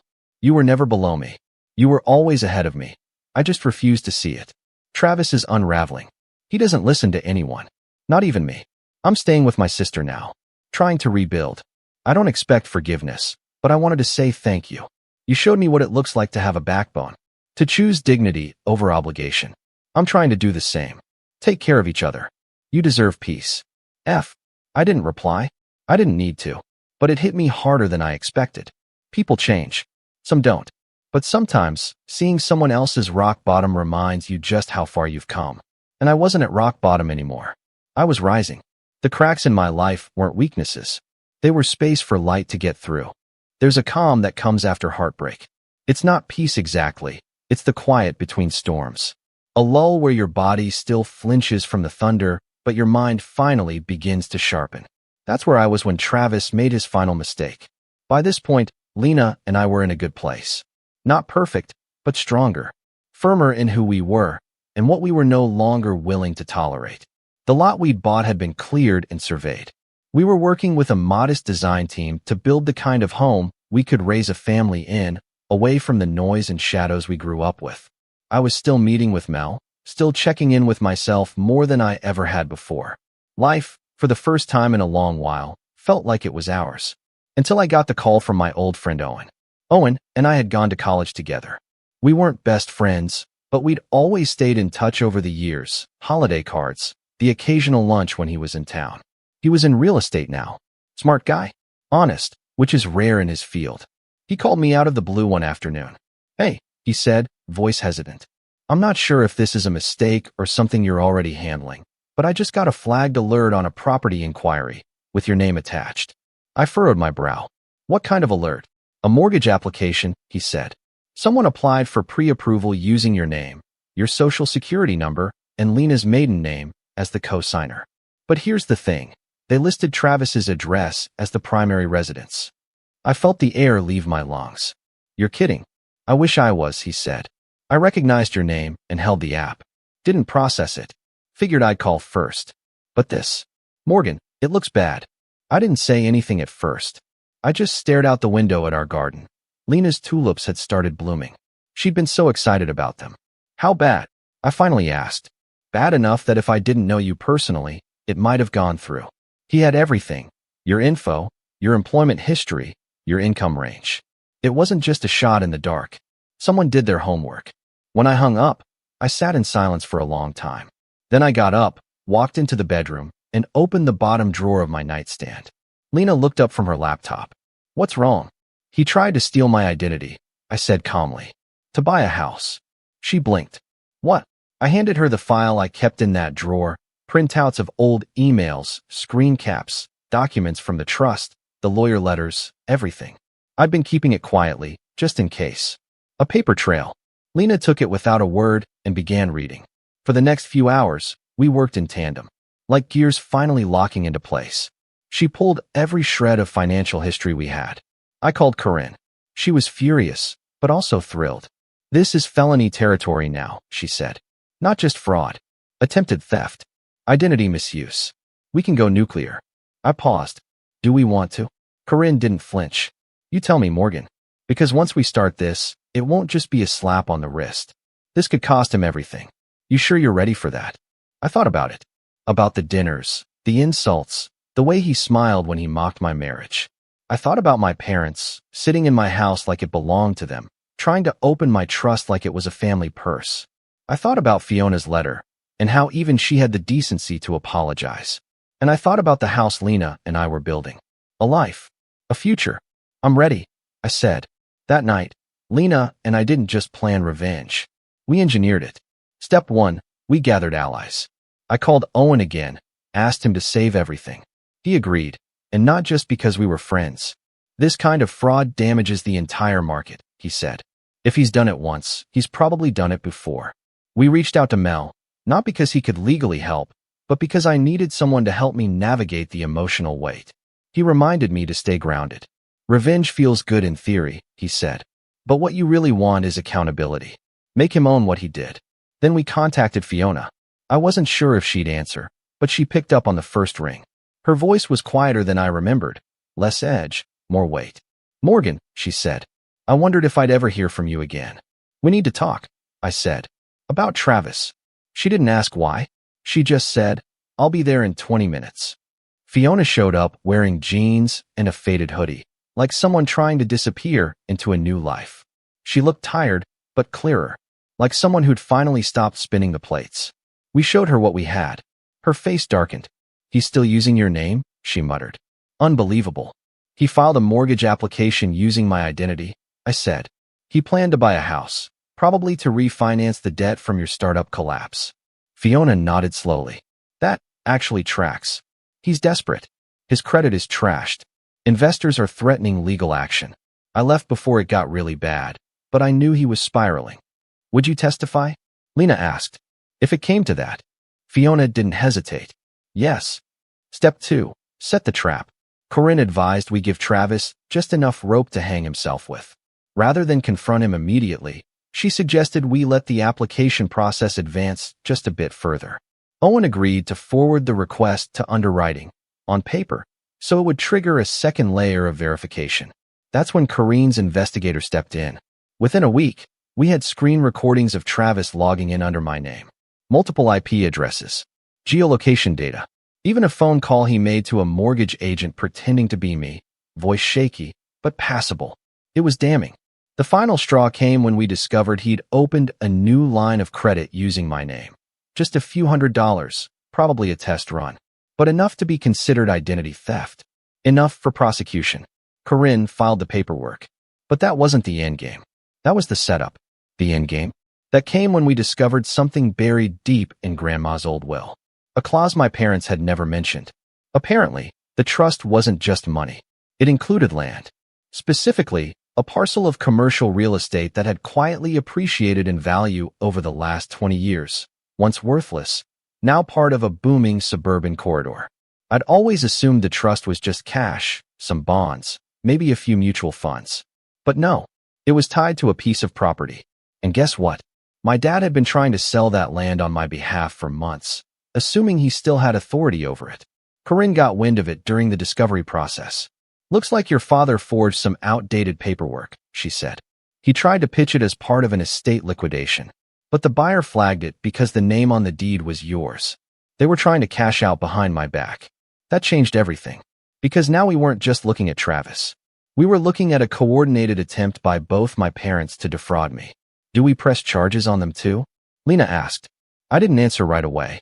Instead, I asked Corinne to prepare a new document, a cease and desist letter addressed to all three of them, outlining every legal infraction, every piece of evidence, and the consequences if they did not comply with our demands.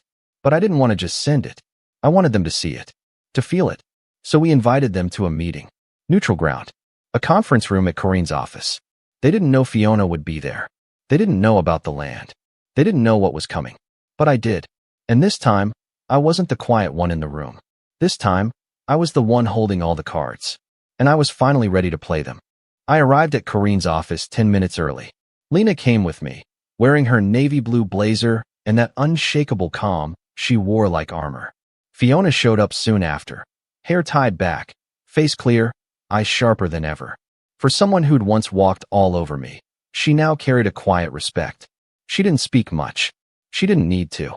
The conference room was modern, glass walls, brushed steel table, nothing soft or forgiving.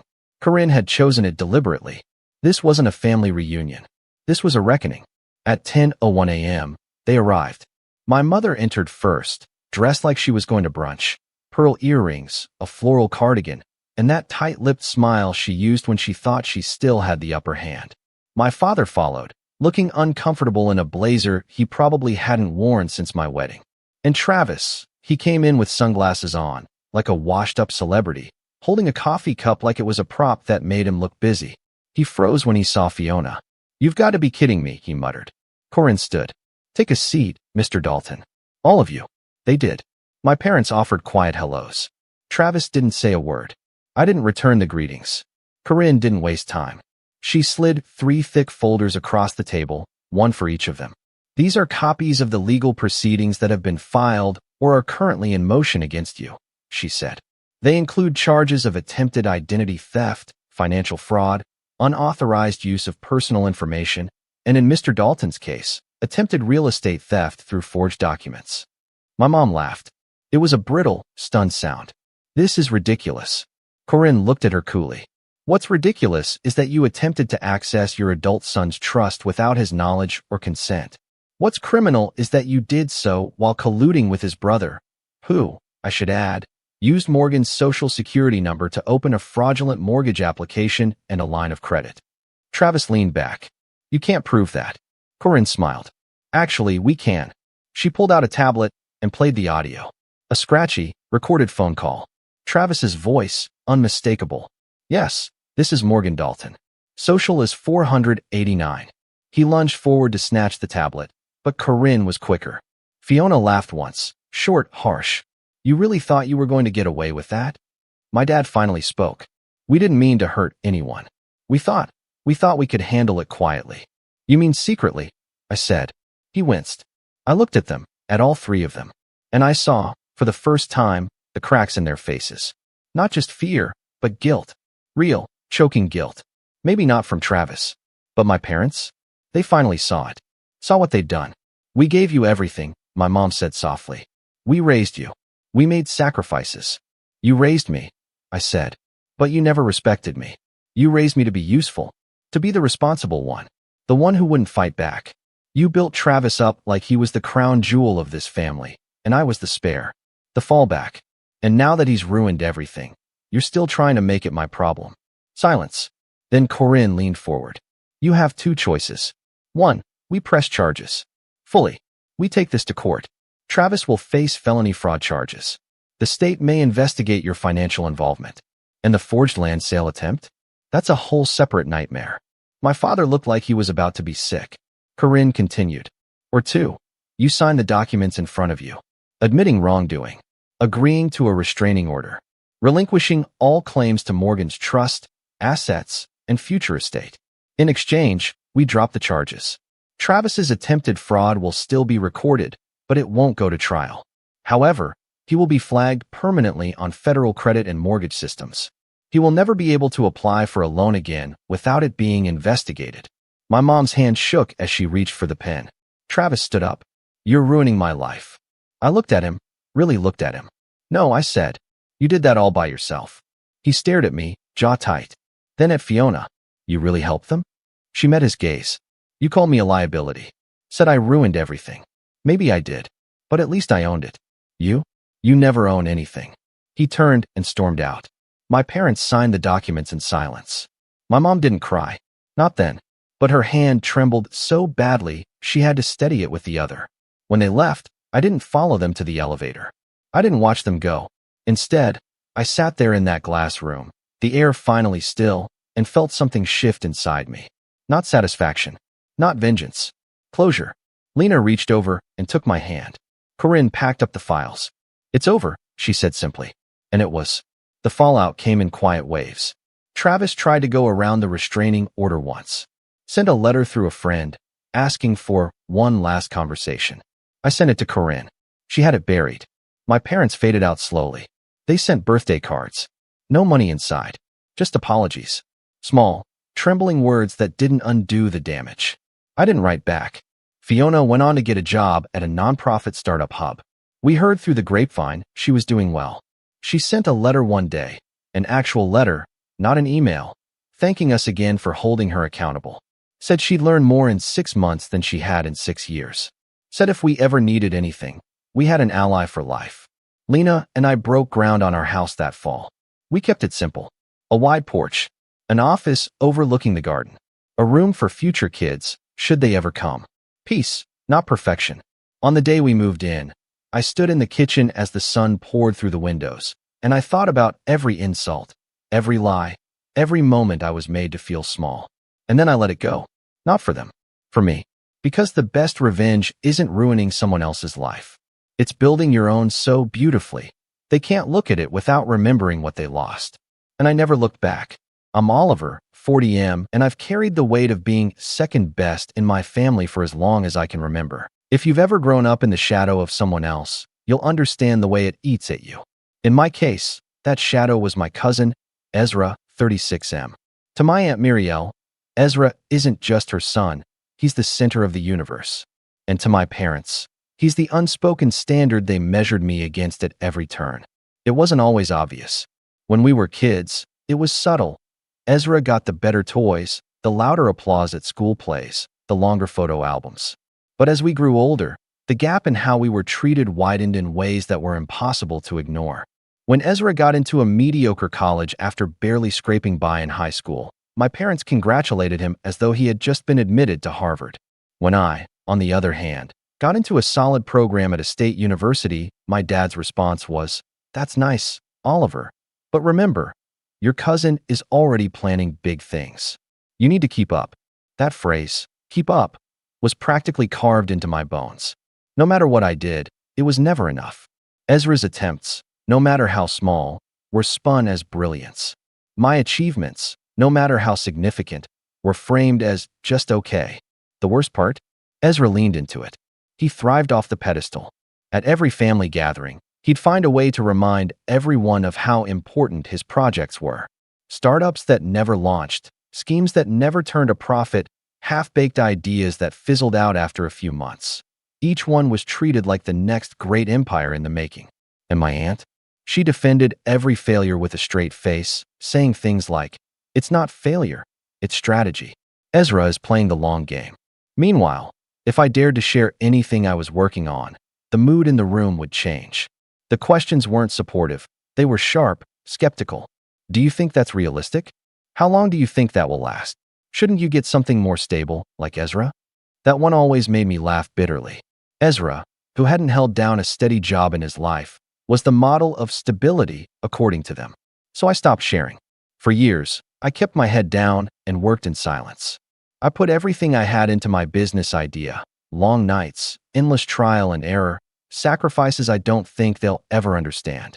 I didn't broadcast it, didn't post about it, didn't even tell my parents the details. I just built, quietly, patiently. And then, after years of grinding, it happened. Contracts were signed. Investors came on board. We were finally launching.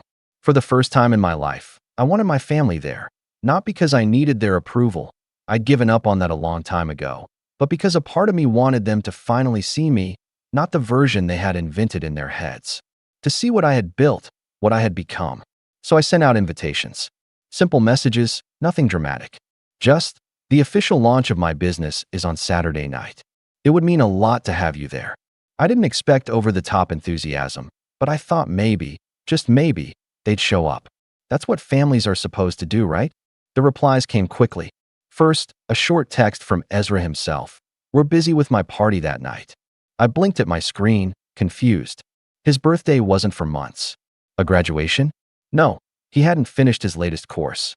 Then another message popped up, this time from my aunt. "Oliver, don't make this about you.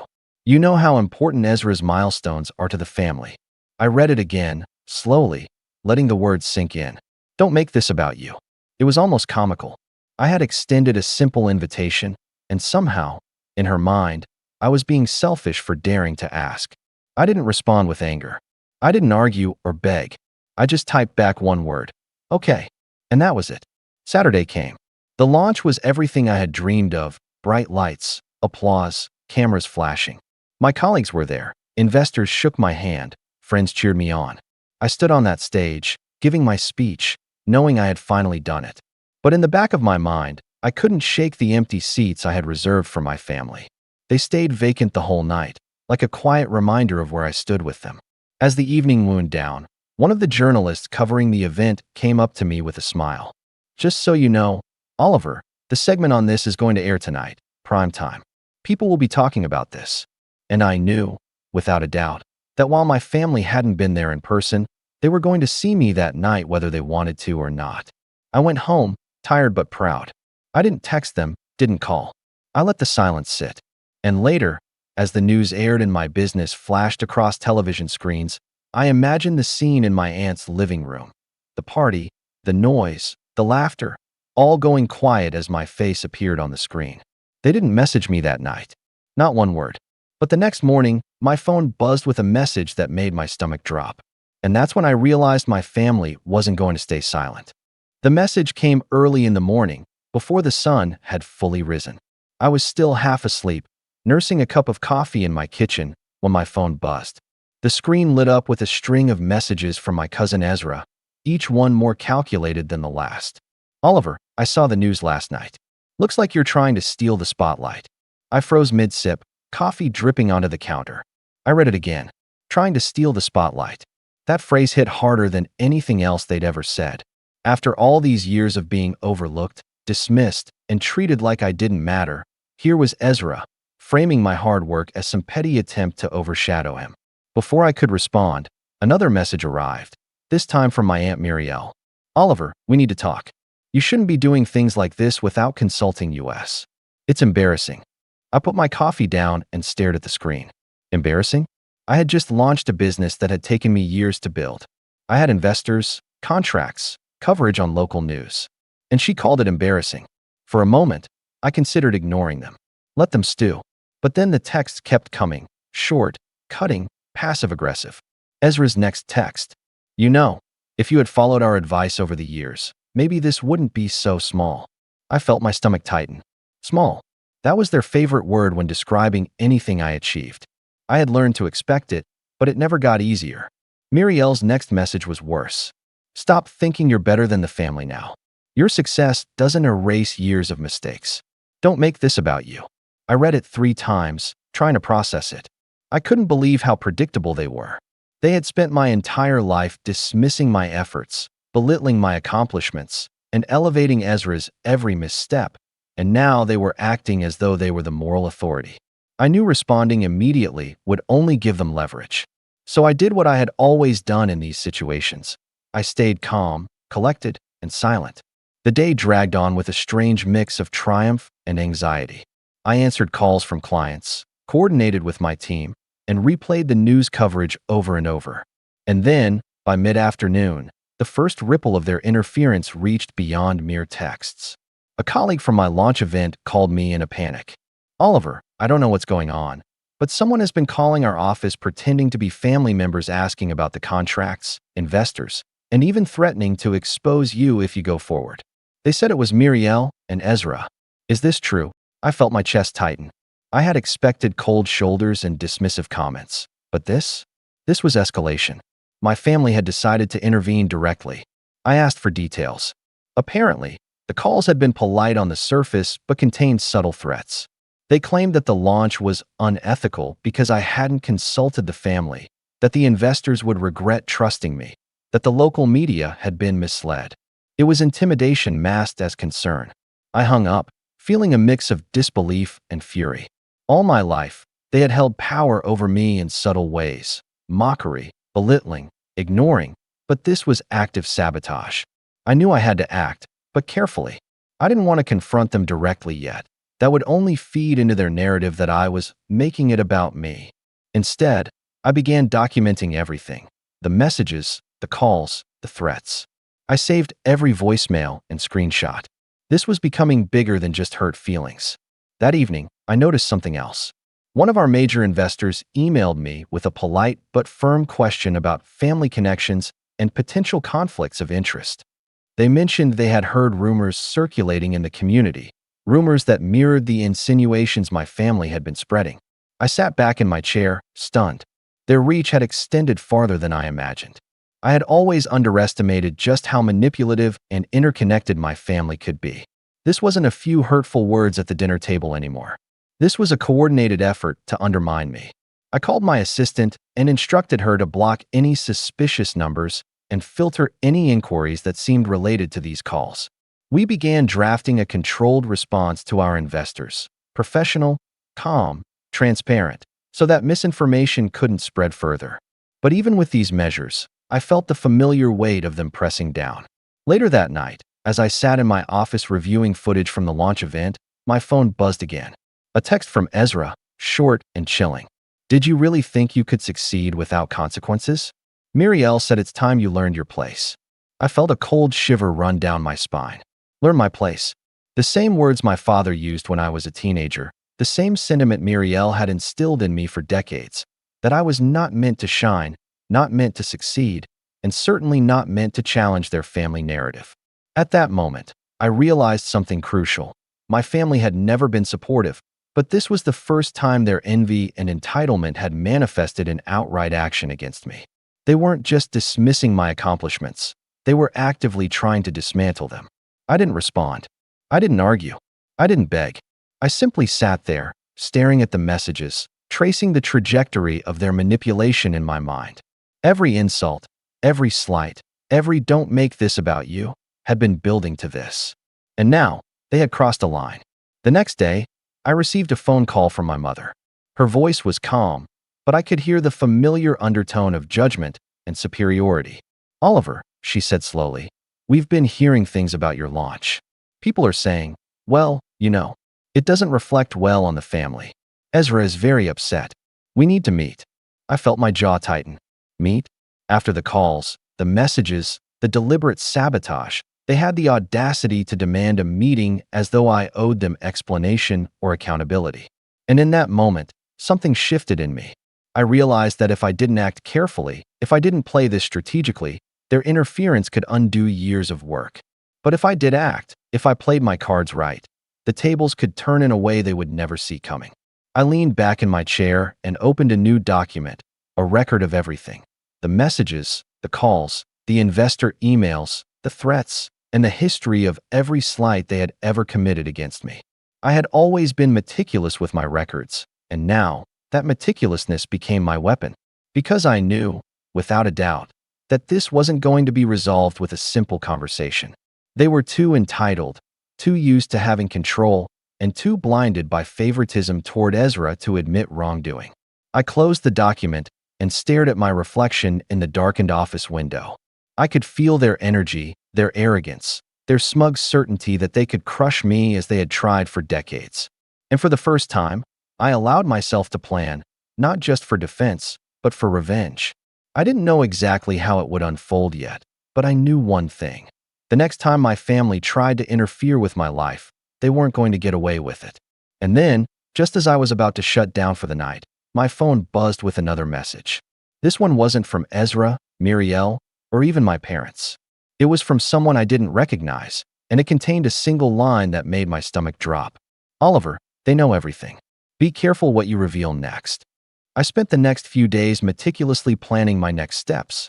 Every message, every call, every subtle jab my family had thrown at me over the years was fresh in my mind. For decades, they had made me feel small, dismissed my work, and celebrated Ezra's mediocrity as if it were brilliance. Now, it was my turn to rewrite the narrative. I started by revisiting my launch event coverage. Every angle, every camera shot, every guest interaction. I downloaded copies of the news footage, saved every photo, and began compiling a record of the event that could not be questioned. This wasn't just about pride anymore. It was about proof. Proof that I had succeeded where they had expected me to fail, and proof that their narrative about me being the dreamer who would never achieve was nothing more than a convenient lie. Then I turned my attention to the calls they had made to my office. I traced the numbers as best as I could. They were careful, of course. No direct connection to Muriel or Ezra, but there were traces. Subtle clues, patterns in timing, recurring voice inflections, phrases only they would use.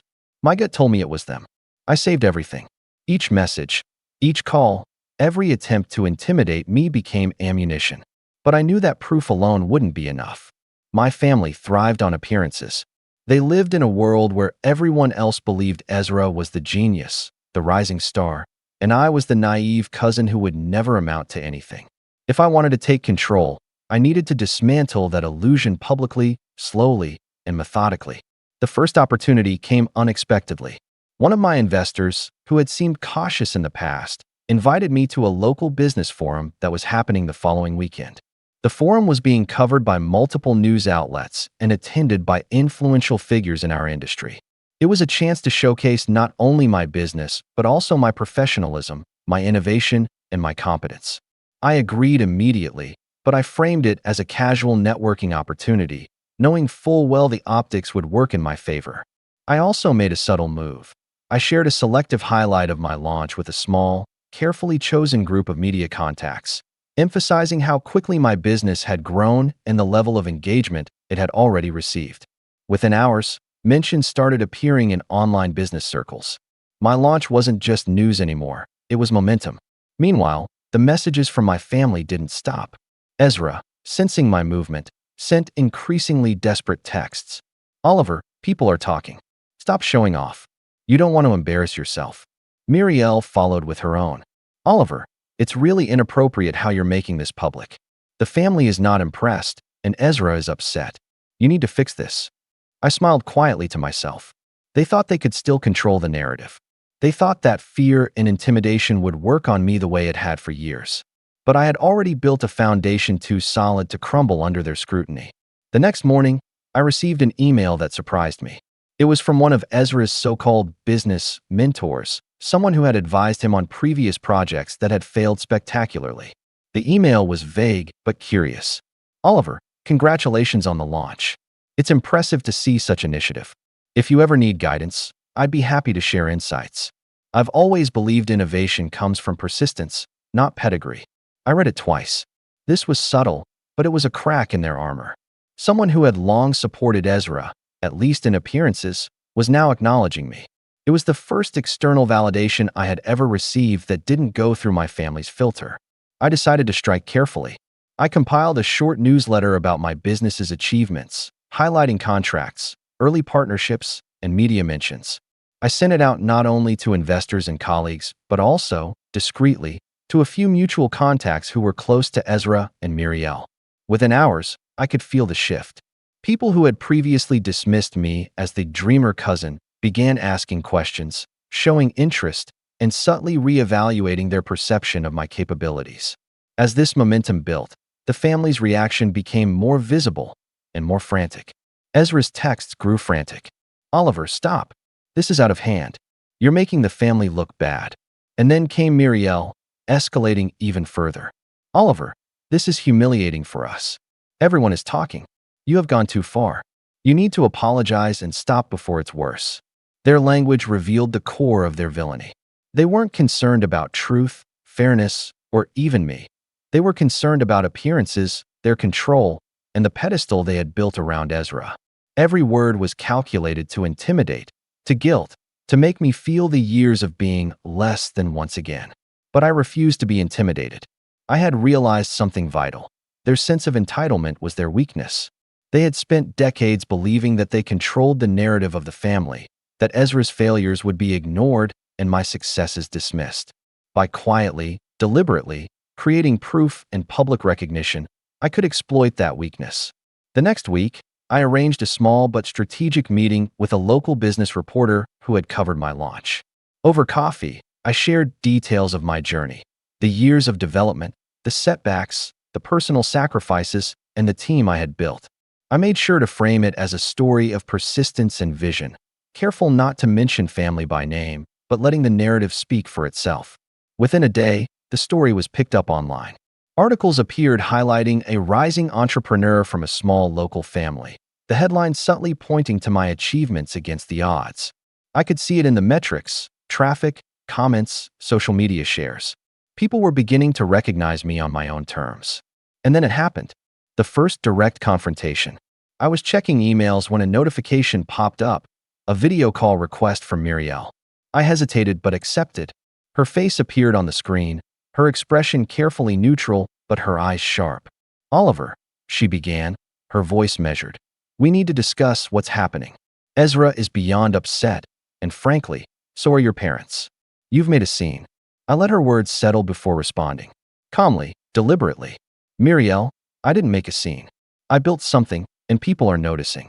That's the difference between showing results and complaining about potential." Her eyes narrowed slightly, a flicker of anger passing through them before she composed herself again.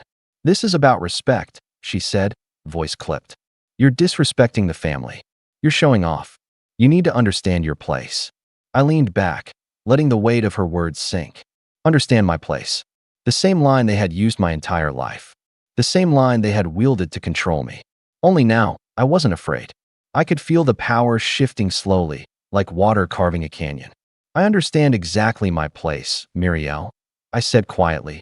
"And my place is building, creating, and succeeding. Not sitting quietly while others take credit for nothing." Her mouth opened, then closed. She blinked rapidly, searching for a response, and I could almost see the panic flicker across her face. She wasn't used to being challenged. She wasn't used to someone taking the narrative from her. Ezra appeared behind her, peeking into the frame, looking almost sheepish for the first time in my memory. His expression faltered as he realized I wasn't backing down. And that was the moment I understood fully. They had underestimated me. They thought years of conditioning and manipulation would make me pliable, easy to control. But I was no longer a child. I was no longer the cousin who stepped aside for Ezra's perceived greatness. I had built something real, and I wasn't afraid to let them see it. The call ended abruptly, and I sat back in my chair, feeling the tension crackling in the air. This was only the beginning. I could see it now. Every move I made, every strategic step forward, was forcing them to confront the truth. And they hated it. They hated seeing the control they thought they had slipping through their fingers. By the end of the week, messages from Ezra grew more desperate. "You're ruining everything. Stop before it's too late." Muriel followed with thinly veiled threats. "Oliver, you don't understand what you're doing. If this continues, there will be consequences. We can't let this go unchecked." And I realized then, with a clarity I had never felt before, They had finally pushed me to the point where I wouldn't just defend myself. I would act. I would expose the hypocrisy, the entitlement, and the manipulations that had defined their lives. The next step was clear in my mind. I would let them continue believing they had the upper hand, all while I quietly set the stage for a revelation they would never see coming. And that's when I came up with the plan, the one that would make sure they could never dismiss me again. But I didn't act immediately. I waited, watched, and collected even more evidence of their arrogance and interference. Every careless comment, every desperate attempt to control the narrative, every misstep became part of the puzzle. By the time I was ready, it wouldn't just be about proving myself. It would be about showing them, everyone, exactly what they had tried to suppress for decades. And the night before I made my move, I received a final, chilling text from Muriel. "Oliver, you've gone too far. This isn't over. Ezra and I will make sure of it." I stared at it for a long time, letting the weight of her words sink in. They thought they still had power. They thought threats could stop me. I spent the next week quietly orchestrating what would become the turning point of this saga.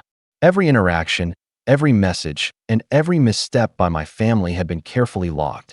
I knew I had to time this perfectly. A rushed move could ruin everything. It started with subtle reminders of my presence.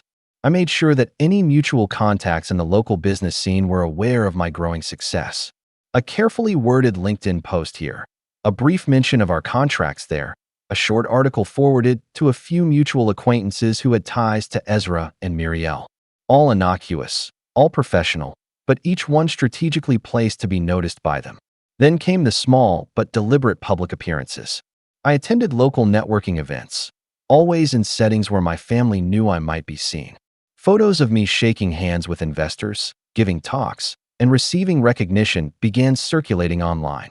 Nothing flashy or boastful, just undeniable evidence of competence and growth. And they noticed. The text started again. "Oliver, what are you doing? This is embarrassing." Ezra typed, the desperation palpable. Muriel followed shortly after. "Stop. Now. You're making the family look ridiculous. Do you even realize what this will do to our reputation?" I didn't respond. I let the messages sit, each one a testament to how predictable and entitled they were. I could practically map their panic like a chart, escalating texts, increasingly frantic calls, and passive-aggressive social media comments. Meanwhile, I was preparing the real leverage. A few months earlier, I had quietly reached out to some local media contacts, emphasizing the story of an entrepreneur overcoming skepticism and neglect to build a thriving business. The story angle was subtle but effective. No mention of my family, just the narrative of hard work, persistence, and achievement. By now, it was starting to spread organically. Articles appeared online, highlighting the success of a rising local entrepreneur. Comments poured in, mostly congratulatory, and the recognition began filtering back to my family. Then I went a step further. I discovered that Muriel had a small circle of friends and acquaintances who loved to gossip. Predictably, she had shared exaggerated stories about Ezra's supposed brilliance and my failures over the years. I quietly reached out to one of these friends, someone whose loyalty to Muriel was more about appearances than genuine care, and shared the full story, evidence included. The response was almost immediate. Questions began filtering back to my family about the contracts, the launch, the investors. Subtle but persistent. The walls Muriel had built around Ezra's reputation were cracking. That week, I also began working behind the scenes with one of the investors who had been slightly hesitant. I invited them to a private demonstration of our technology, just a small gathering, nothing public. But I made sure someone influential was present, someone whose presence would inevitably reach the right ears. I watched quietly as my family's control began to slip. Ezra's messages became more erratic. "You're ruining everything. Stop drawing attention to yourself. People are talking, and it's not good." Muriel escalated.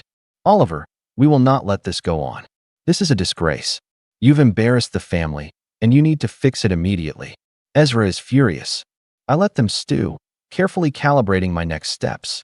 The key was not to respond immediately, not to show fear or anxiety.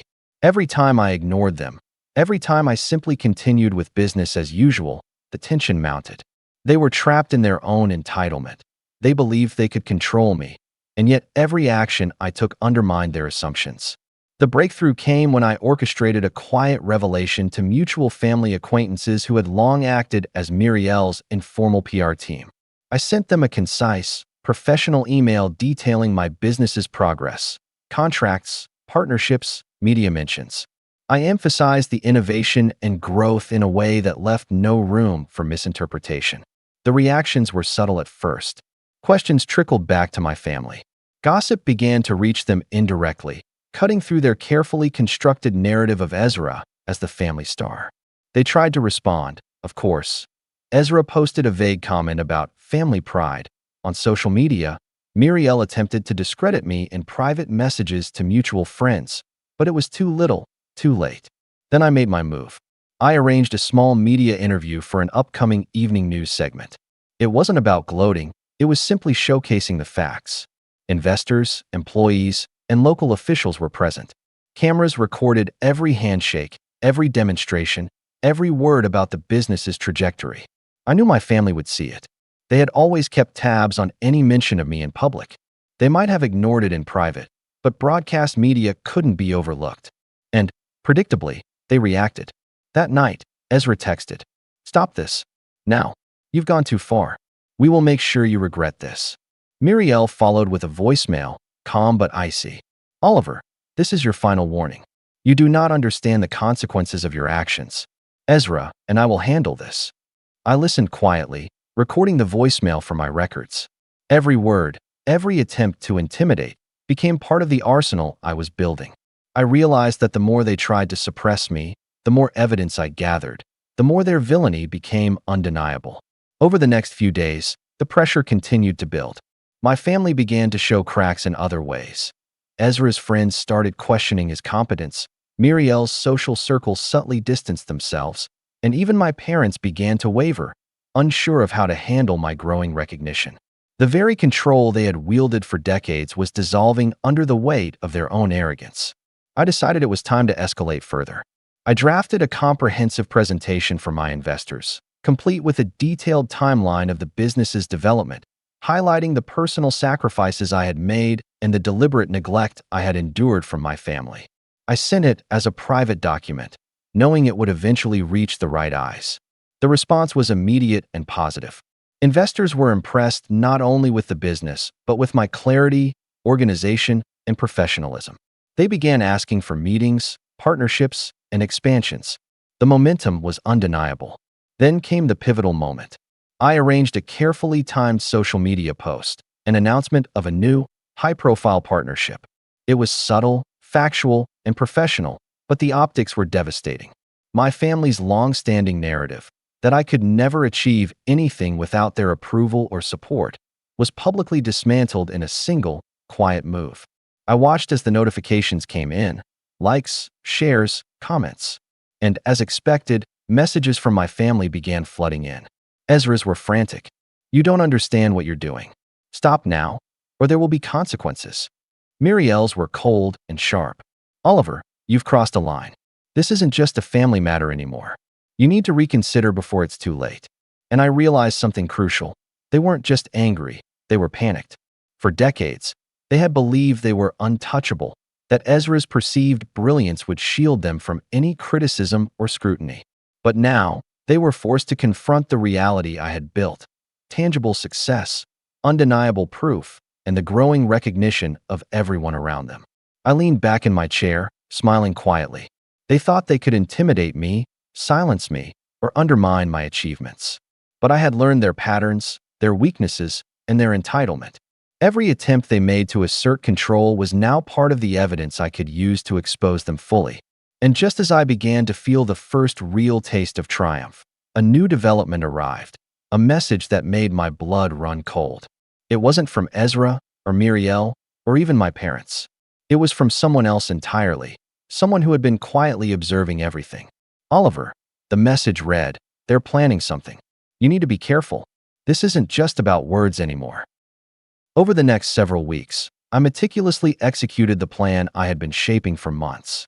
Every step was calculated to expose the hypocrisy, entitlement, and manipulations of my family, while simultaneously solidifying my own success in a way that couldn't be ignored or undermined.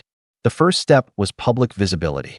I arranged interviews, featured stories in local media, and coordinated events where investors and officials would see the breadth of my business.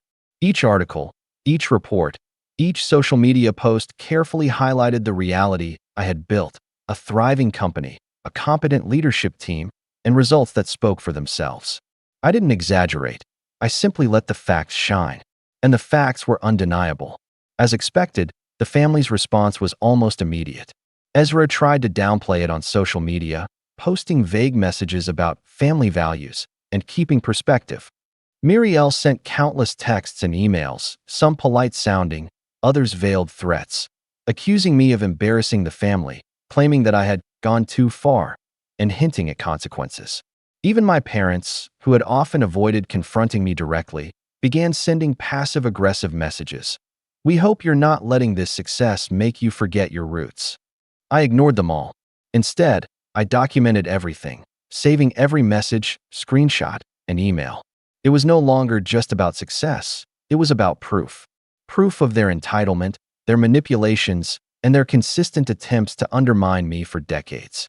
The turning point came when I made a strategic move that would publicly expose their hypocrisy without directly confronting them, at least not yet.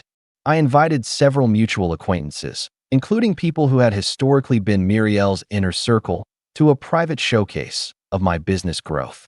I framed it as a networking opportunity, but I carefully timed it so that local reporters and community influencers were present. When the showcase happened, everything went perfectly.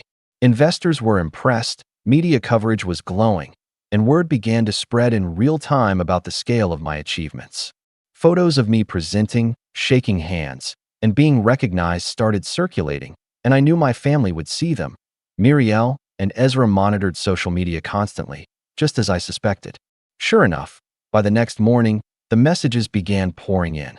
Ezra's were frantic and self-righteous. "You're making the family look ridiculous. Stop showing off before you ruin everything." Muriel escalated quickly, sending a long, accusatory email. "Oliver, you've gone too far. Your actions are humiliating to the family. Ezra is furious, and this will not be tolerated. You need to stop immediately and reconsider your choices." I didn't respond. Instead, I prepared the final stage of my plan.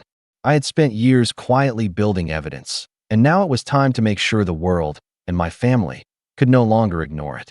I coordinated with a local news outlet for an exclusive segment highlighting my journey from overlooked family member to thriving entrepreneur. The story included interviews with investors, colleagues, and business partners who could attest to the scale and professionalism of my work.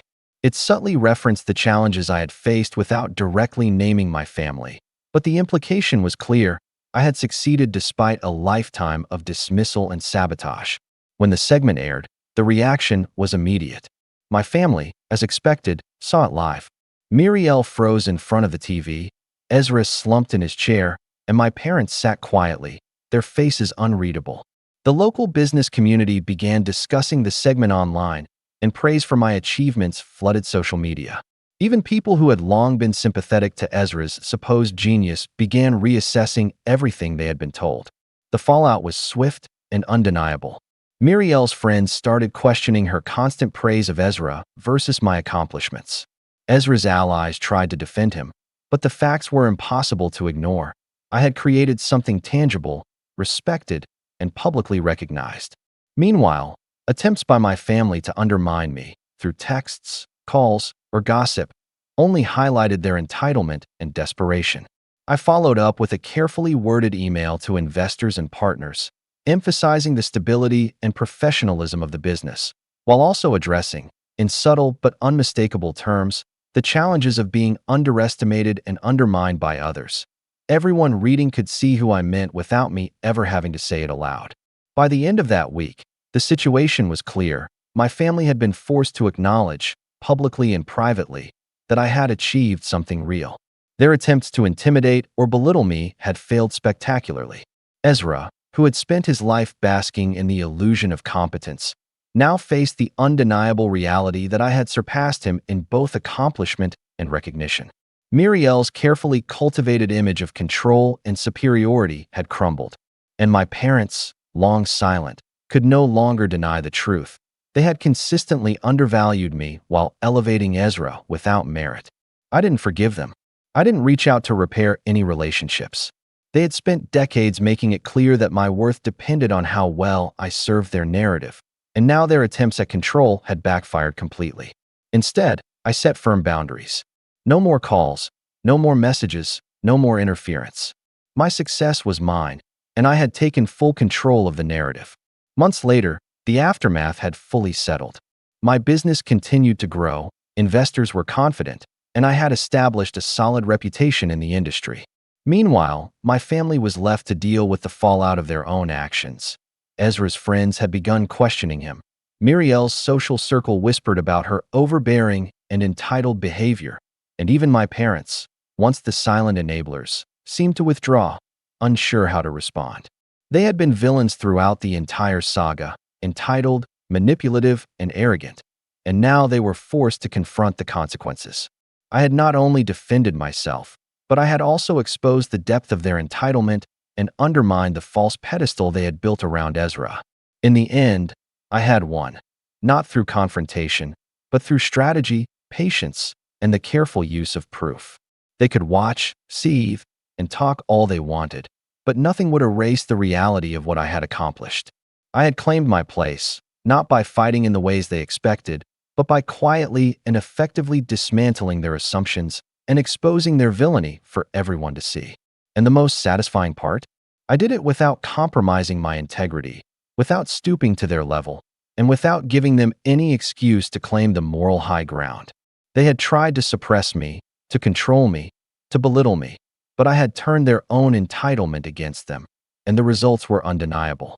Thanks for watching. Share your thoughts in the comments. If you like this story, don't forget to like and subscribe for more content like this. Hey Reddit, I'm Alex, 40 years old, and this is the story of how my family turned on me in the cruelest way imaginable, and how I finally decided enough was enough. I grew up in a pretty typical middle-class family in a small town. My parents, Tom and Denise, ran a modest family business that they turned into an LLC about 20 years ago. The business was the center of our family's universe, and from a young age, I was expected to fit into a very specific role, the quiet middle child who didn't rock the boat. My older brother Jared was the golden kid. Charismatic, loud, dad's favorite from day one. Then there's me, Alex, and my younger sister Mia, who mostly stayed out of the drama. For most of my life, I didn't mind the dynamics. I worked a steady job, kept to myself, and didn't get involved in the family business much. Jared always managed the company with dad's blessing, and Mia handled the paperwork side. I had a small share of the company, but it was mostly symbolic, or so I thought. About a year ago, dad suffered a mild stroke. Thankfully, he recovered well physically, but became increasingly dependent on Jared to run the business. That's when things started to shift, and not in a good way. Suddenly, Jared was calling all the shots. But it wasn't just business, it was personal. The way he spoke about me in family conversations changed. I went from being a reluctant bystander to a target. Last week, I woke up to a message from Jared in the family group chat that felt like a punch to the gut. You're no longer part of this family. No context, no explanation, just that. I reread it several times, thinking maybe it was some sort of mistake. Then, my cousin Ethan, Jared's best friend and partner in most schemes, sent a laughing emoji. That's when it hit me. This was a full-on disownment. Jared had apparently convinced Dad and Denise to agree that I wasn't welcome in the family or the business anymore. I tried reaching out to Dad and Mom privately, but they dodged my calls or gave vague, dismissive answers. Jared's narrative was that I hadn't contributed enough to the family business and was just a liability. Meanwhile, the family group chat became a toxic minefield. Jared posted cryptic comments about loyalty and earning your place, while Ethan kept laughing and egging him on like this was some sort of entertainment. I won't lie, I was crushed. I questioned everything about my place in this family. But after the initial shock, I started to look into the business documents more closely. That's when I discovered the real betrayal. Without telling me, Jared had been quietly transferring my shares in the company to himself and Ethan. They were effectively cutting me out of the business behind my back.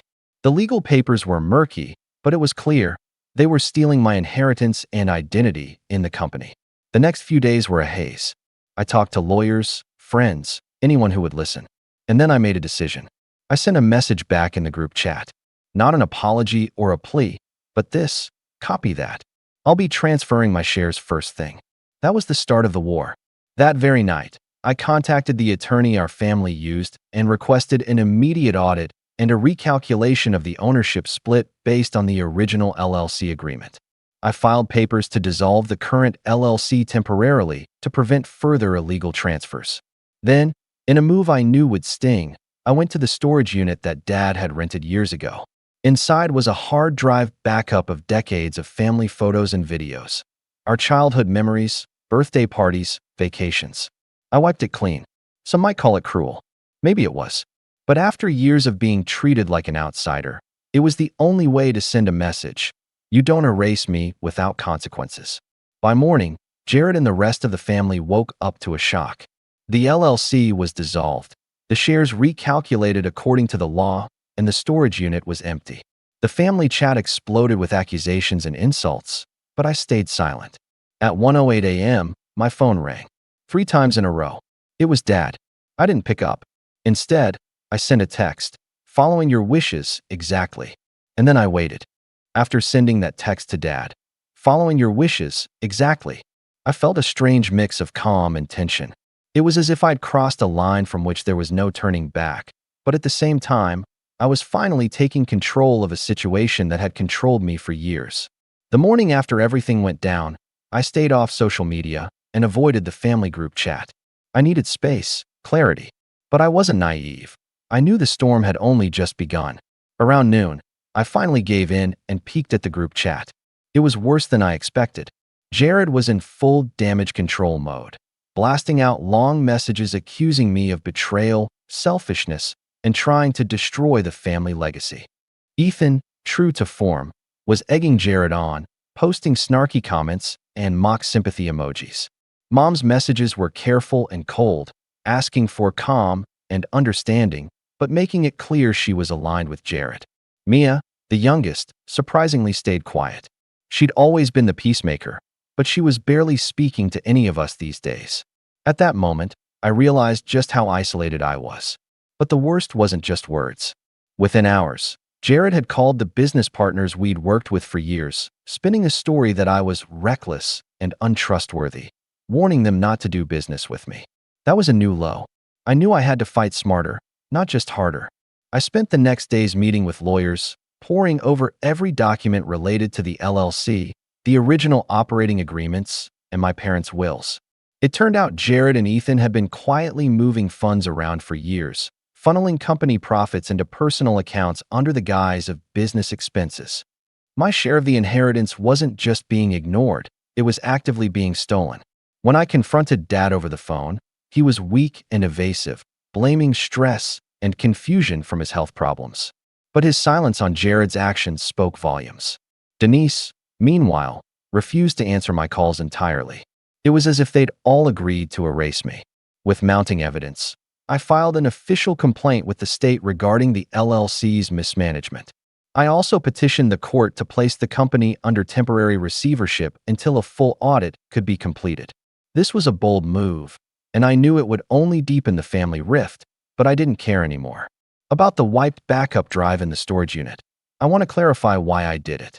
That drive contained decades of photos and videos. Our childhood birthdays, holidays, graduations. Memories we shared, or so I thought. But those photos were a lie. In the process of investigating Jared and Ethan's dealings, I learned that the drive was also the only digital copy of some legal documents, personal letters, and even evidence of Jared's financial misconduct. Dad had trusted Jared to manage that storage unit, a mistake, as it turned out. By erasing the drive, I took away the family's most tangible link to the good old days. It was symbolic, but necessary. If they wanted to treat me like I never existed, I would remind them that I held the power to control what stories got preserved. Meanwhile, the family group chat was a war zone. Jared and Ethan's messages became more aggressive, accusing me of playing games and trying to ruin the family. One night, Jared posted a photo of Dad with a caption, "Look who's really in charge. Not everyone can handle the truth." That message was met with cheers from some relatives who had always sided with Jared. I didn't respond at first, but then I sent a single message. If you think silencing me will fix your mistakes, you're wrong. That was all I said. Almost immediately, Ethan replied with a string of laughing emojis, and the chat went quiet for a while. Just when I thought I was completely alone, I got a private message from Mia. "Alex, I'm sorry for staying silent. I don't agree with how Jared and Mom are treating you. If you want, I'm willing to help." It felt like a lifeline. Mia had always been quiet, but I knew she was sharp and had access to parts of the business I never did. If she was willing to side with me, maybe I wasn't completely outnumbered. Together, we started digging deeper into the company's finances. What we found was staggering.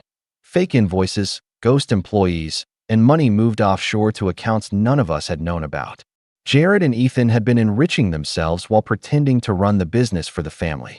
Dad's repeated calls after the LLC dissolution still haunted me. 3 calls at 1:08 a.m., then silence. I never answered. My text, "Following your wishes exactly," was both a farewell and a challenge. It was clear Dad was either unwilling or unable to stand up to Jared, but that didn't mean I was going to let Jared get away with everything.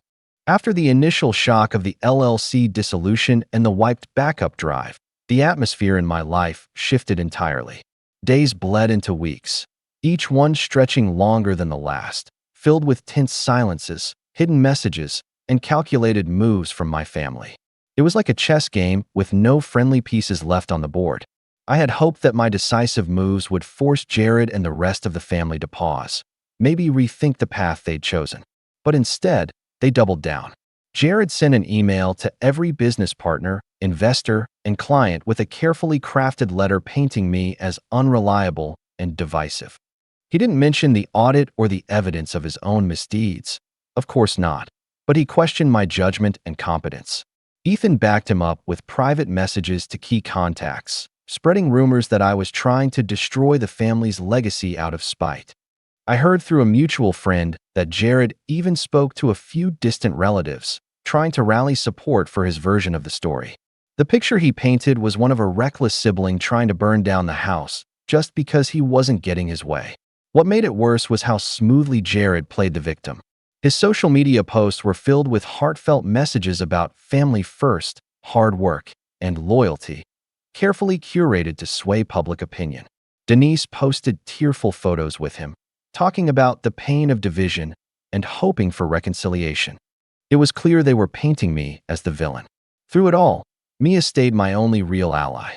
She was the one who tipped me off when Jared moved to change the company's bank signatories without informing the board, effectively giving himself full control over the finances. She quietly gathered emails, documents, and voice recordings where Jared and Ethan discussed their plans to cut me out completely. We began piecing together a timeline, building an airtight case. It was slow work, but every bit of proof brought a sense of empowerment I hadn't felt in years. One evening, Mia looked me in the eye and said, "They think they can outsmart us because they have Dad's name, but they don't have the truth." Her words hit home. I realized that this wasn't just about money or business. It was about exposing their lies and reclaiming my place. The court-ordered audit came back, and the results were explosive. Jared and Ethan had indeed been diverting company funds into personal accounts. Not just that, they'd used some of the money to take out loans under the company's name, loans they'd never informed the rest of the board about. Because of these illegal moves, the company's official valuation was much lower than the actual assets would have been without the fraud. The recalculation of the inheritance shares meant I was entitled to a much larger portion than I'd been given credit for. With this new information, my lawyer drafted a formal demand for immediate restitution, including repayment of the misappropriated funds plus damages for breach of fiduciary duty. While I had wiped the backup drive in the storage unit, I wasn't reckless about what else might be in there. With Mia's help, I took another trip to the unit, determined to find anything else Jared and Ethan might have hidden. After a tense search, we discovered a small locked safe bolted to the floor, one that none of them knew I had the combination to. Inside were several envelopes filled with old letters, signed contracts, and bank statements. Among them, Mia found a series of documents that showed my parents had explicitly intended for all 3 of us to have equal ownership of the family business and estate. One letter, dated just months before Dad's stroke, was especially telling. In it, Dad expressed concern that Jared was becoming too focused on control and warned that family comes first, no matter the business. Those documents became a cornerstone of my legal case. About 3 weeks after the court documents were filed, Jared announced the family reunion. Everyone received a formal invitation in the mail, and it was clear from the tone it was meant to be a show of unity, a chance for Jared to clear the air and restore peace. But beneath the polished words was something far more sinister. Jared was planning to publicly humiliate me. He wanted to paint me as the black sheep, once and for all, to force me to back down or face social exile. He invited extended family members, business associates, and a few local journalists under the pretense of a family celebration. Ethan was gleeful about the idea of embarrassing me in front of everyone. I wasn't about to walk into a trap. With my lawyer's help, Mia and I crafted a plan. We would attend the reunion, but not as victims. I arranged for a respected financial expert to review the company's books on the spot, if necessary. I also reached out to some of the business partners Jared had tried to poison against me. Most were willing to listen once they saw the facts. More importantly, I had a recording from a private conversation where Jared admitted to manipulating Dad and controlling Denise to keep me out. That was the ace up my sleeve. The night before, my phone buzzed with a message from an unknown number. "Stop this now, Alex. You're only making things worse for everyone." I didn't reply. It was clearly Jared or Ethan's doing, an attempt to intimidate me. But the truth was, I wasn't scared anymore. On the morning of the reunion, I sat with Mia going over every detail. "We're not just going to show up and defend ourselves," I said quietly. "We're going to take control of the narrative. They want a spectacle? Fine. We'll give them one they'll never forget." Mia nodded. "Let's finish this." The stage was set. The day of the family reunion arrived with a strange, almost eerie calm that I couldn't shake. I woke up early, hours before the event was set to begin, staring at the ceiling as the weight of what was about to unfold pressed down on me. The venue was a modest banquet hall, just a few blocks from Dad's old office building. A place carefully chosen by Jared, I later realized, for its symbolism. It was as if he wanted the entire spectacle to take place within the shadow of Dad's legacy, to claim that space and rewrite the narrative in his favor. The invitations Jared had sent out were broad. Nearly every family member, several business partners, and even a handful of local journalists who had caught wind of the ongoing dispute. It was clear from the start this wasn't just a family gathering. It was a public performance, a calculated display of Jared's leadership and an attempt to paint me as the black sheep, the troublemaker who had fractured the family. Mia and I arrived well ahead of time. We didn't want to be caught off guard. As we stepped through the doors, the buzz of whispered conversations filled the air. Clusters of relatives I hadn't seen in years lingered near the bar and buffet, while a few business contacts exchanged polite nods, their eyes flicking toward us with varying degrees of curiosity and skepticism. We were both dressed in understated but professional attire. Nothing flashy, just enough to show we meant business. We carried with us neatly organized folders packed with evidence, court documents, financial reports, and audio recordings. More than that, we carried a shared resolve. We had prepared for weeks, crafting our statements carefully, ready to remain calm and factual no matter what provocation Jared threw our way. The tension in the room was palpable as Jared took the makeshift stage. His smile was polished, rehearsed, but there was something cold underneath, something practiced. He began with a speech dripping in false sincerity, speaking of family unity, healing old wounds, and overcoming past difficulties. But every sentence was laced with thinly veiled jabs at me. He framed the conflict as a personal failure on my part, a betrayal of family loyalty. As he spoke, I scanned the crowd. Some faces were sympathetic, their eyes reflecting doubt about Jared's version of events. Others were openly hostile, nodding along with his every word, eager to cast me out once and for all.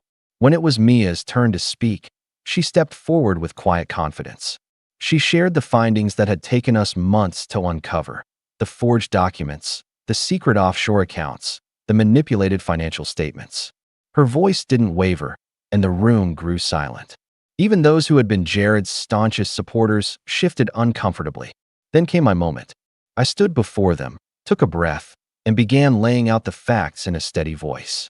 I explained how Jared and Ethan had systematically diverted funds and falsified company records, how the court-ordered audit revealed the true value of the business and exposed the disparity in the inheritance split. I presented the documents proving Dad's explicit intention for equal ownership among us siblings. Finally, I played the private recordings where Jared admitted manipulating family members to seize control of the company. Each revelation landed with the weight of a thunderclap. Whispers rippled through the crowd. Faces that had been smug or indifferent now flushed with shock and disbelief. The room seemed to tilt, the balance of power shifting visibly. Jared's carefully constructed facade cracked.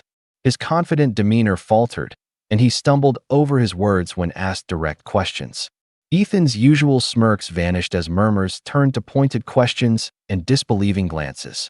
Denise, who had spent months acting as Jared's protector, suddenly found her voice brittle and weak as she tried to interject, but her attempts to defend Jared sounded hollow, unconvincing. One by one, family members who had stood silently by began to voice doubts, some even apologizing for their earlier silence. The local journalists, who had come expecting a simple family dispute, sensed the depth of greed and betrayal lurking beneath the surface. They took notes eagerly, exchanging quiet comments about the scandal they were witnessing. By the end of the reunion, it was clear the old dynamics had been irreparably broken. In the weeks that followed, the legal consequences of that day unfolded swiftly. The court reinstated temporary receivership of the company under an independent trustee, stripping Jared and Ethan of all managerial powers. Their attempts to smear my name had spectacularly backfired, revealing them as the villains they truly were in front of both family and business associates. Dad, frail but lucid, was confronted privately with the evidence. Though visibly pained, he acknowledged how Jared's manipulation had influenced his decisions, and he expressed regret for his role in the family's fragmentation. Denise, who had stood loyally by Jared's side, gradually distanced herself, unable to ignore the mounting proof against them. Mia and I took control, not in anger or revenge, but with a clear purpose: to rebuild the company in line with Dad's original vision of fairness and integrity. Jared and Ethan retreated into bitter denial, making a few desperate legal attempts to regain control, but lacking evidence or support, their efforts floundered. Over time, they faded from both the company and family affairs, becoming estranged figures whispered about at gatherings. Today, under Mia's and my leadership, the company is thriving.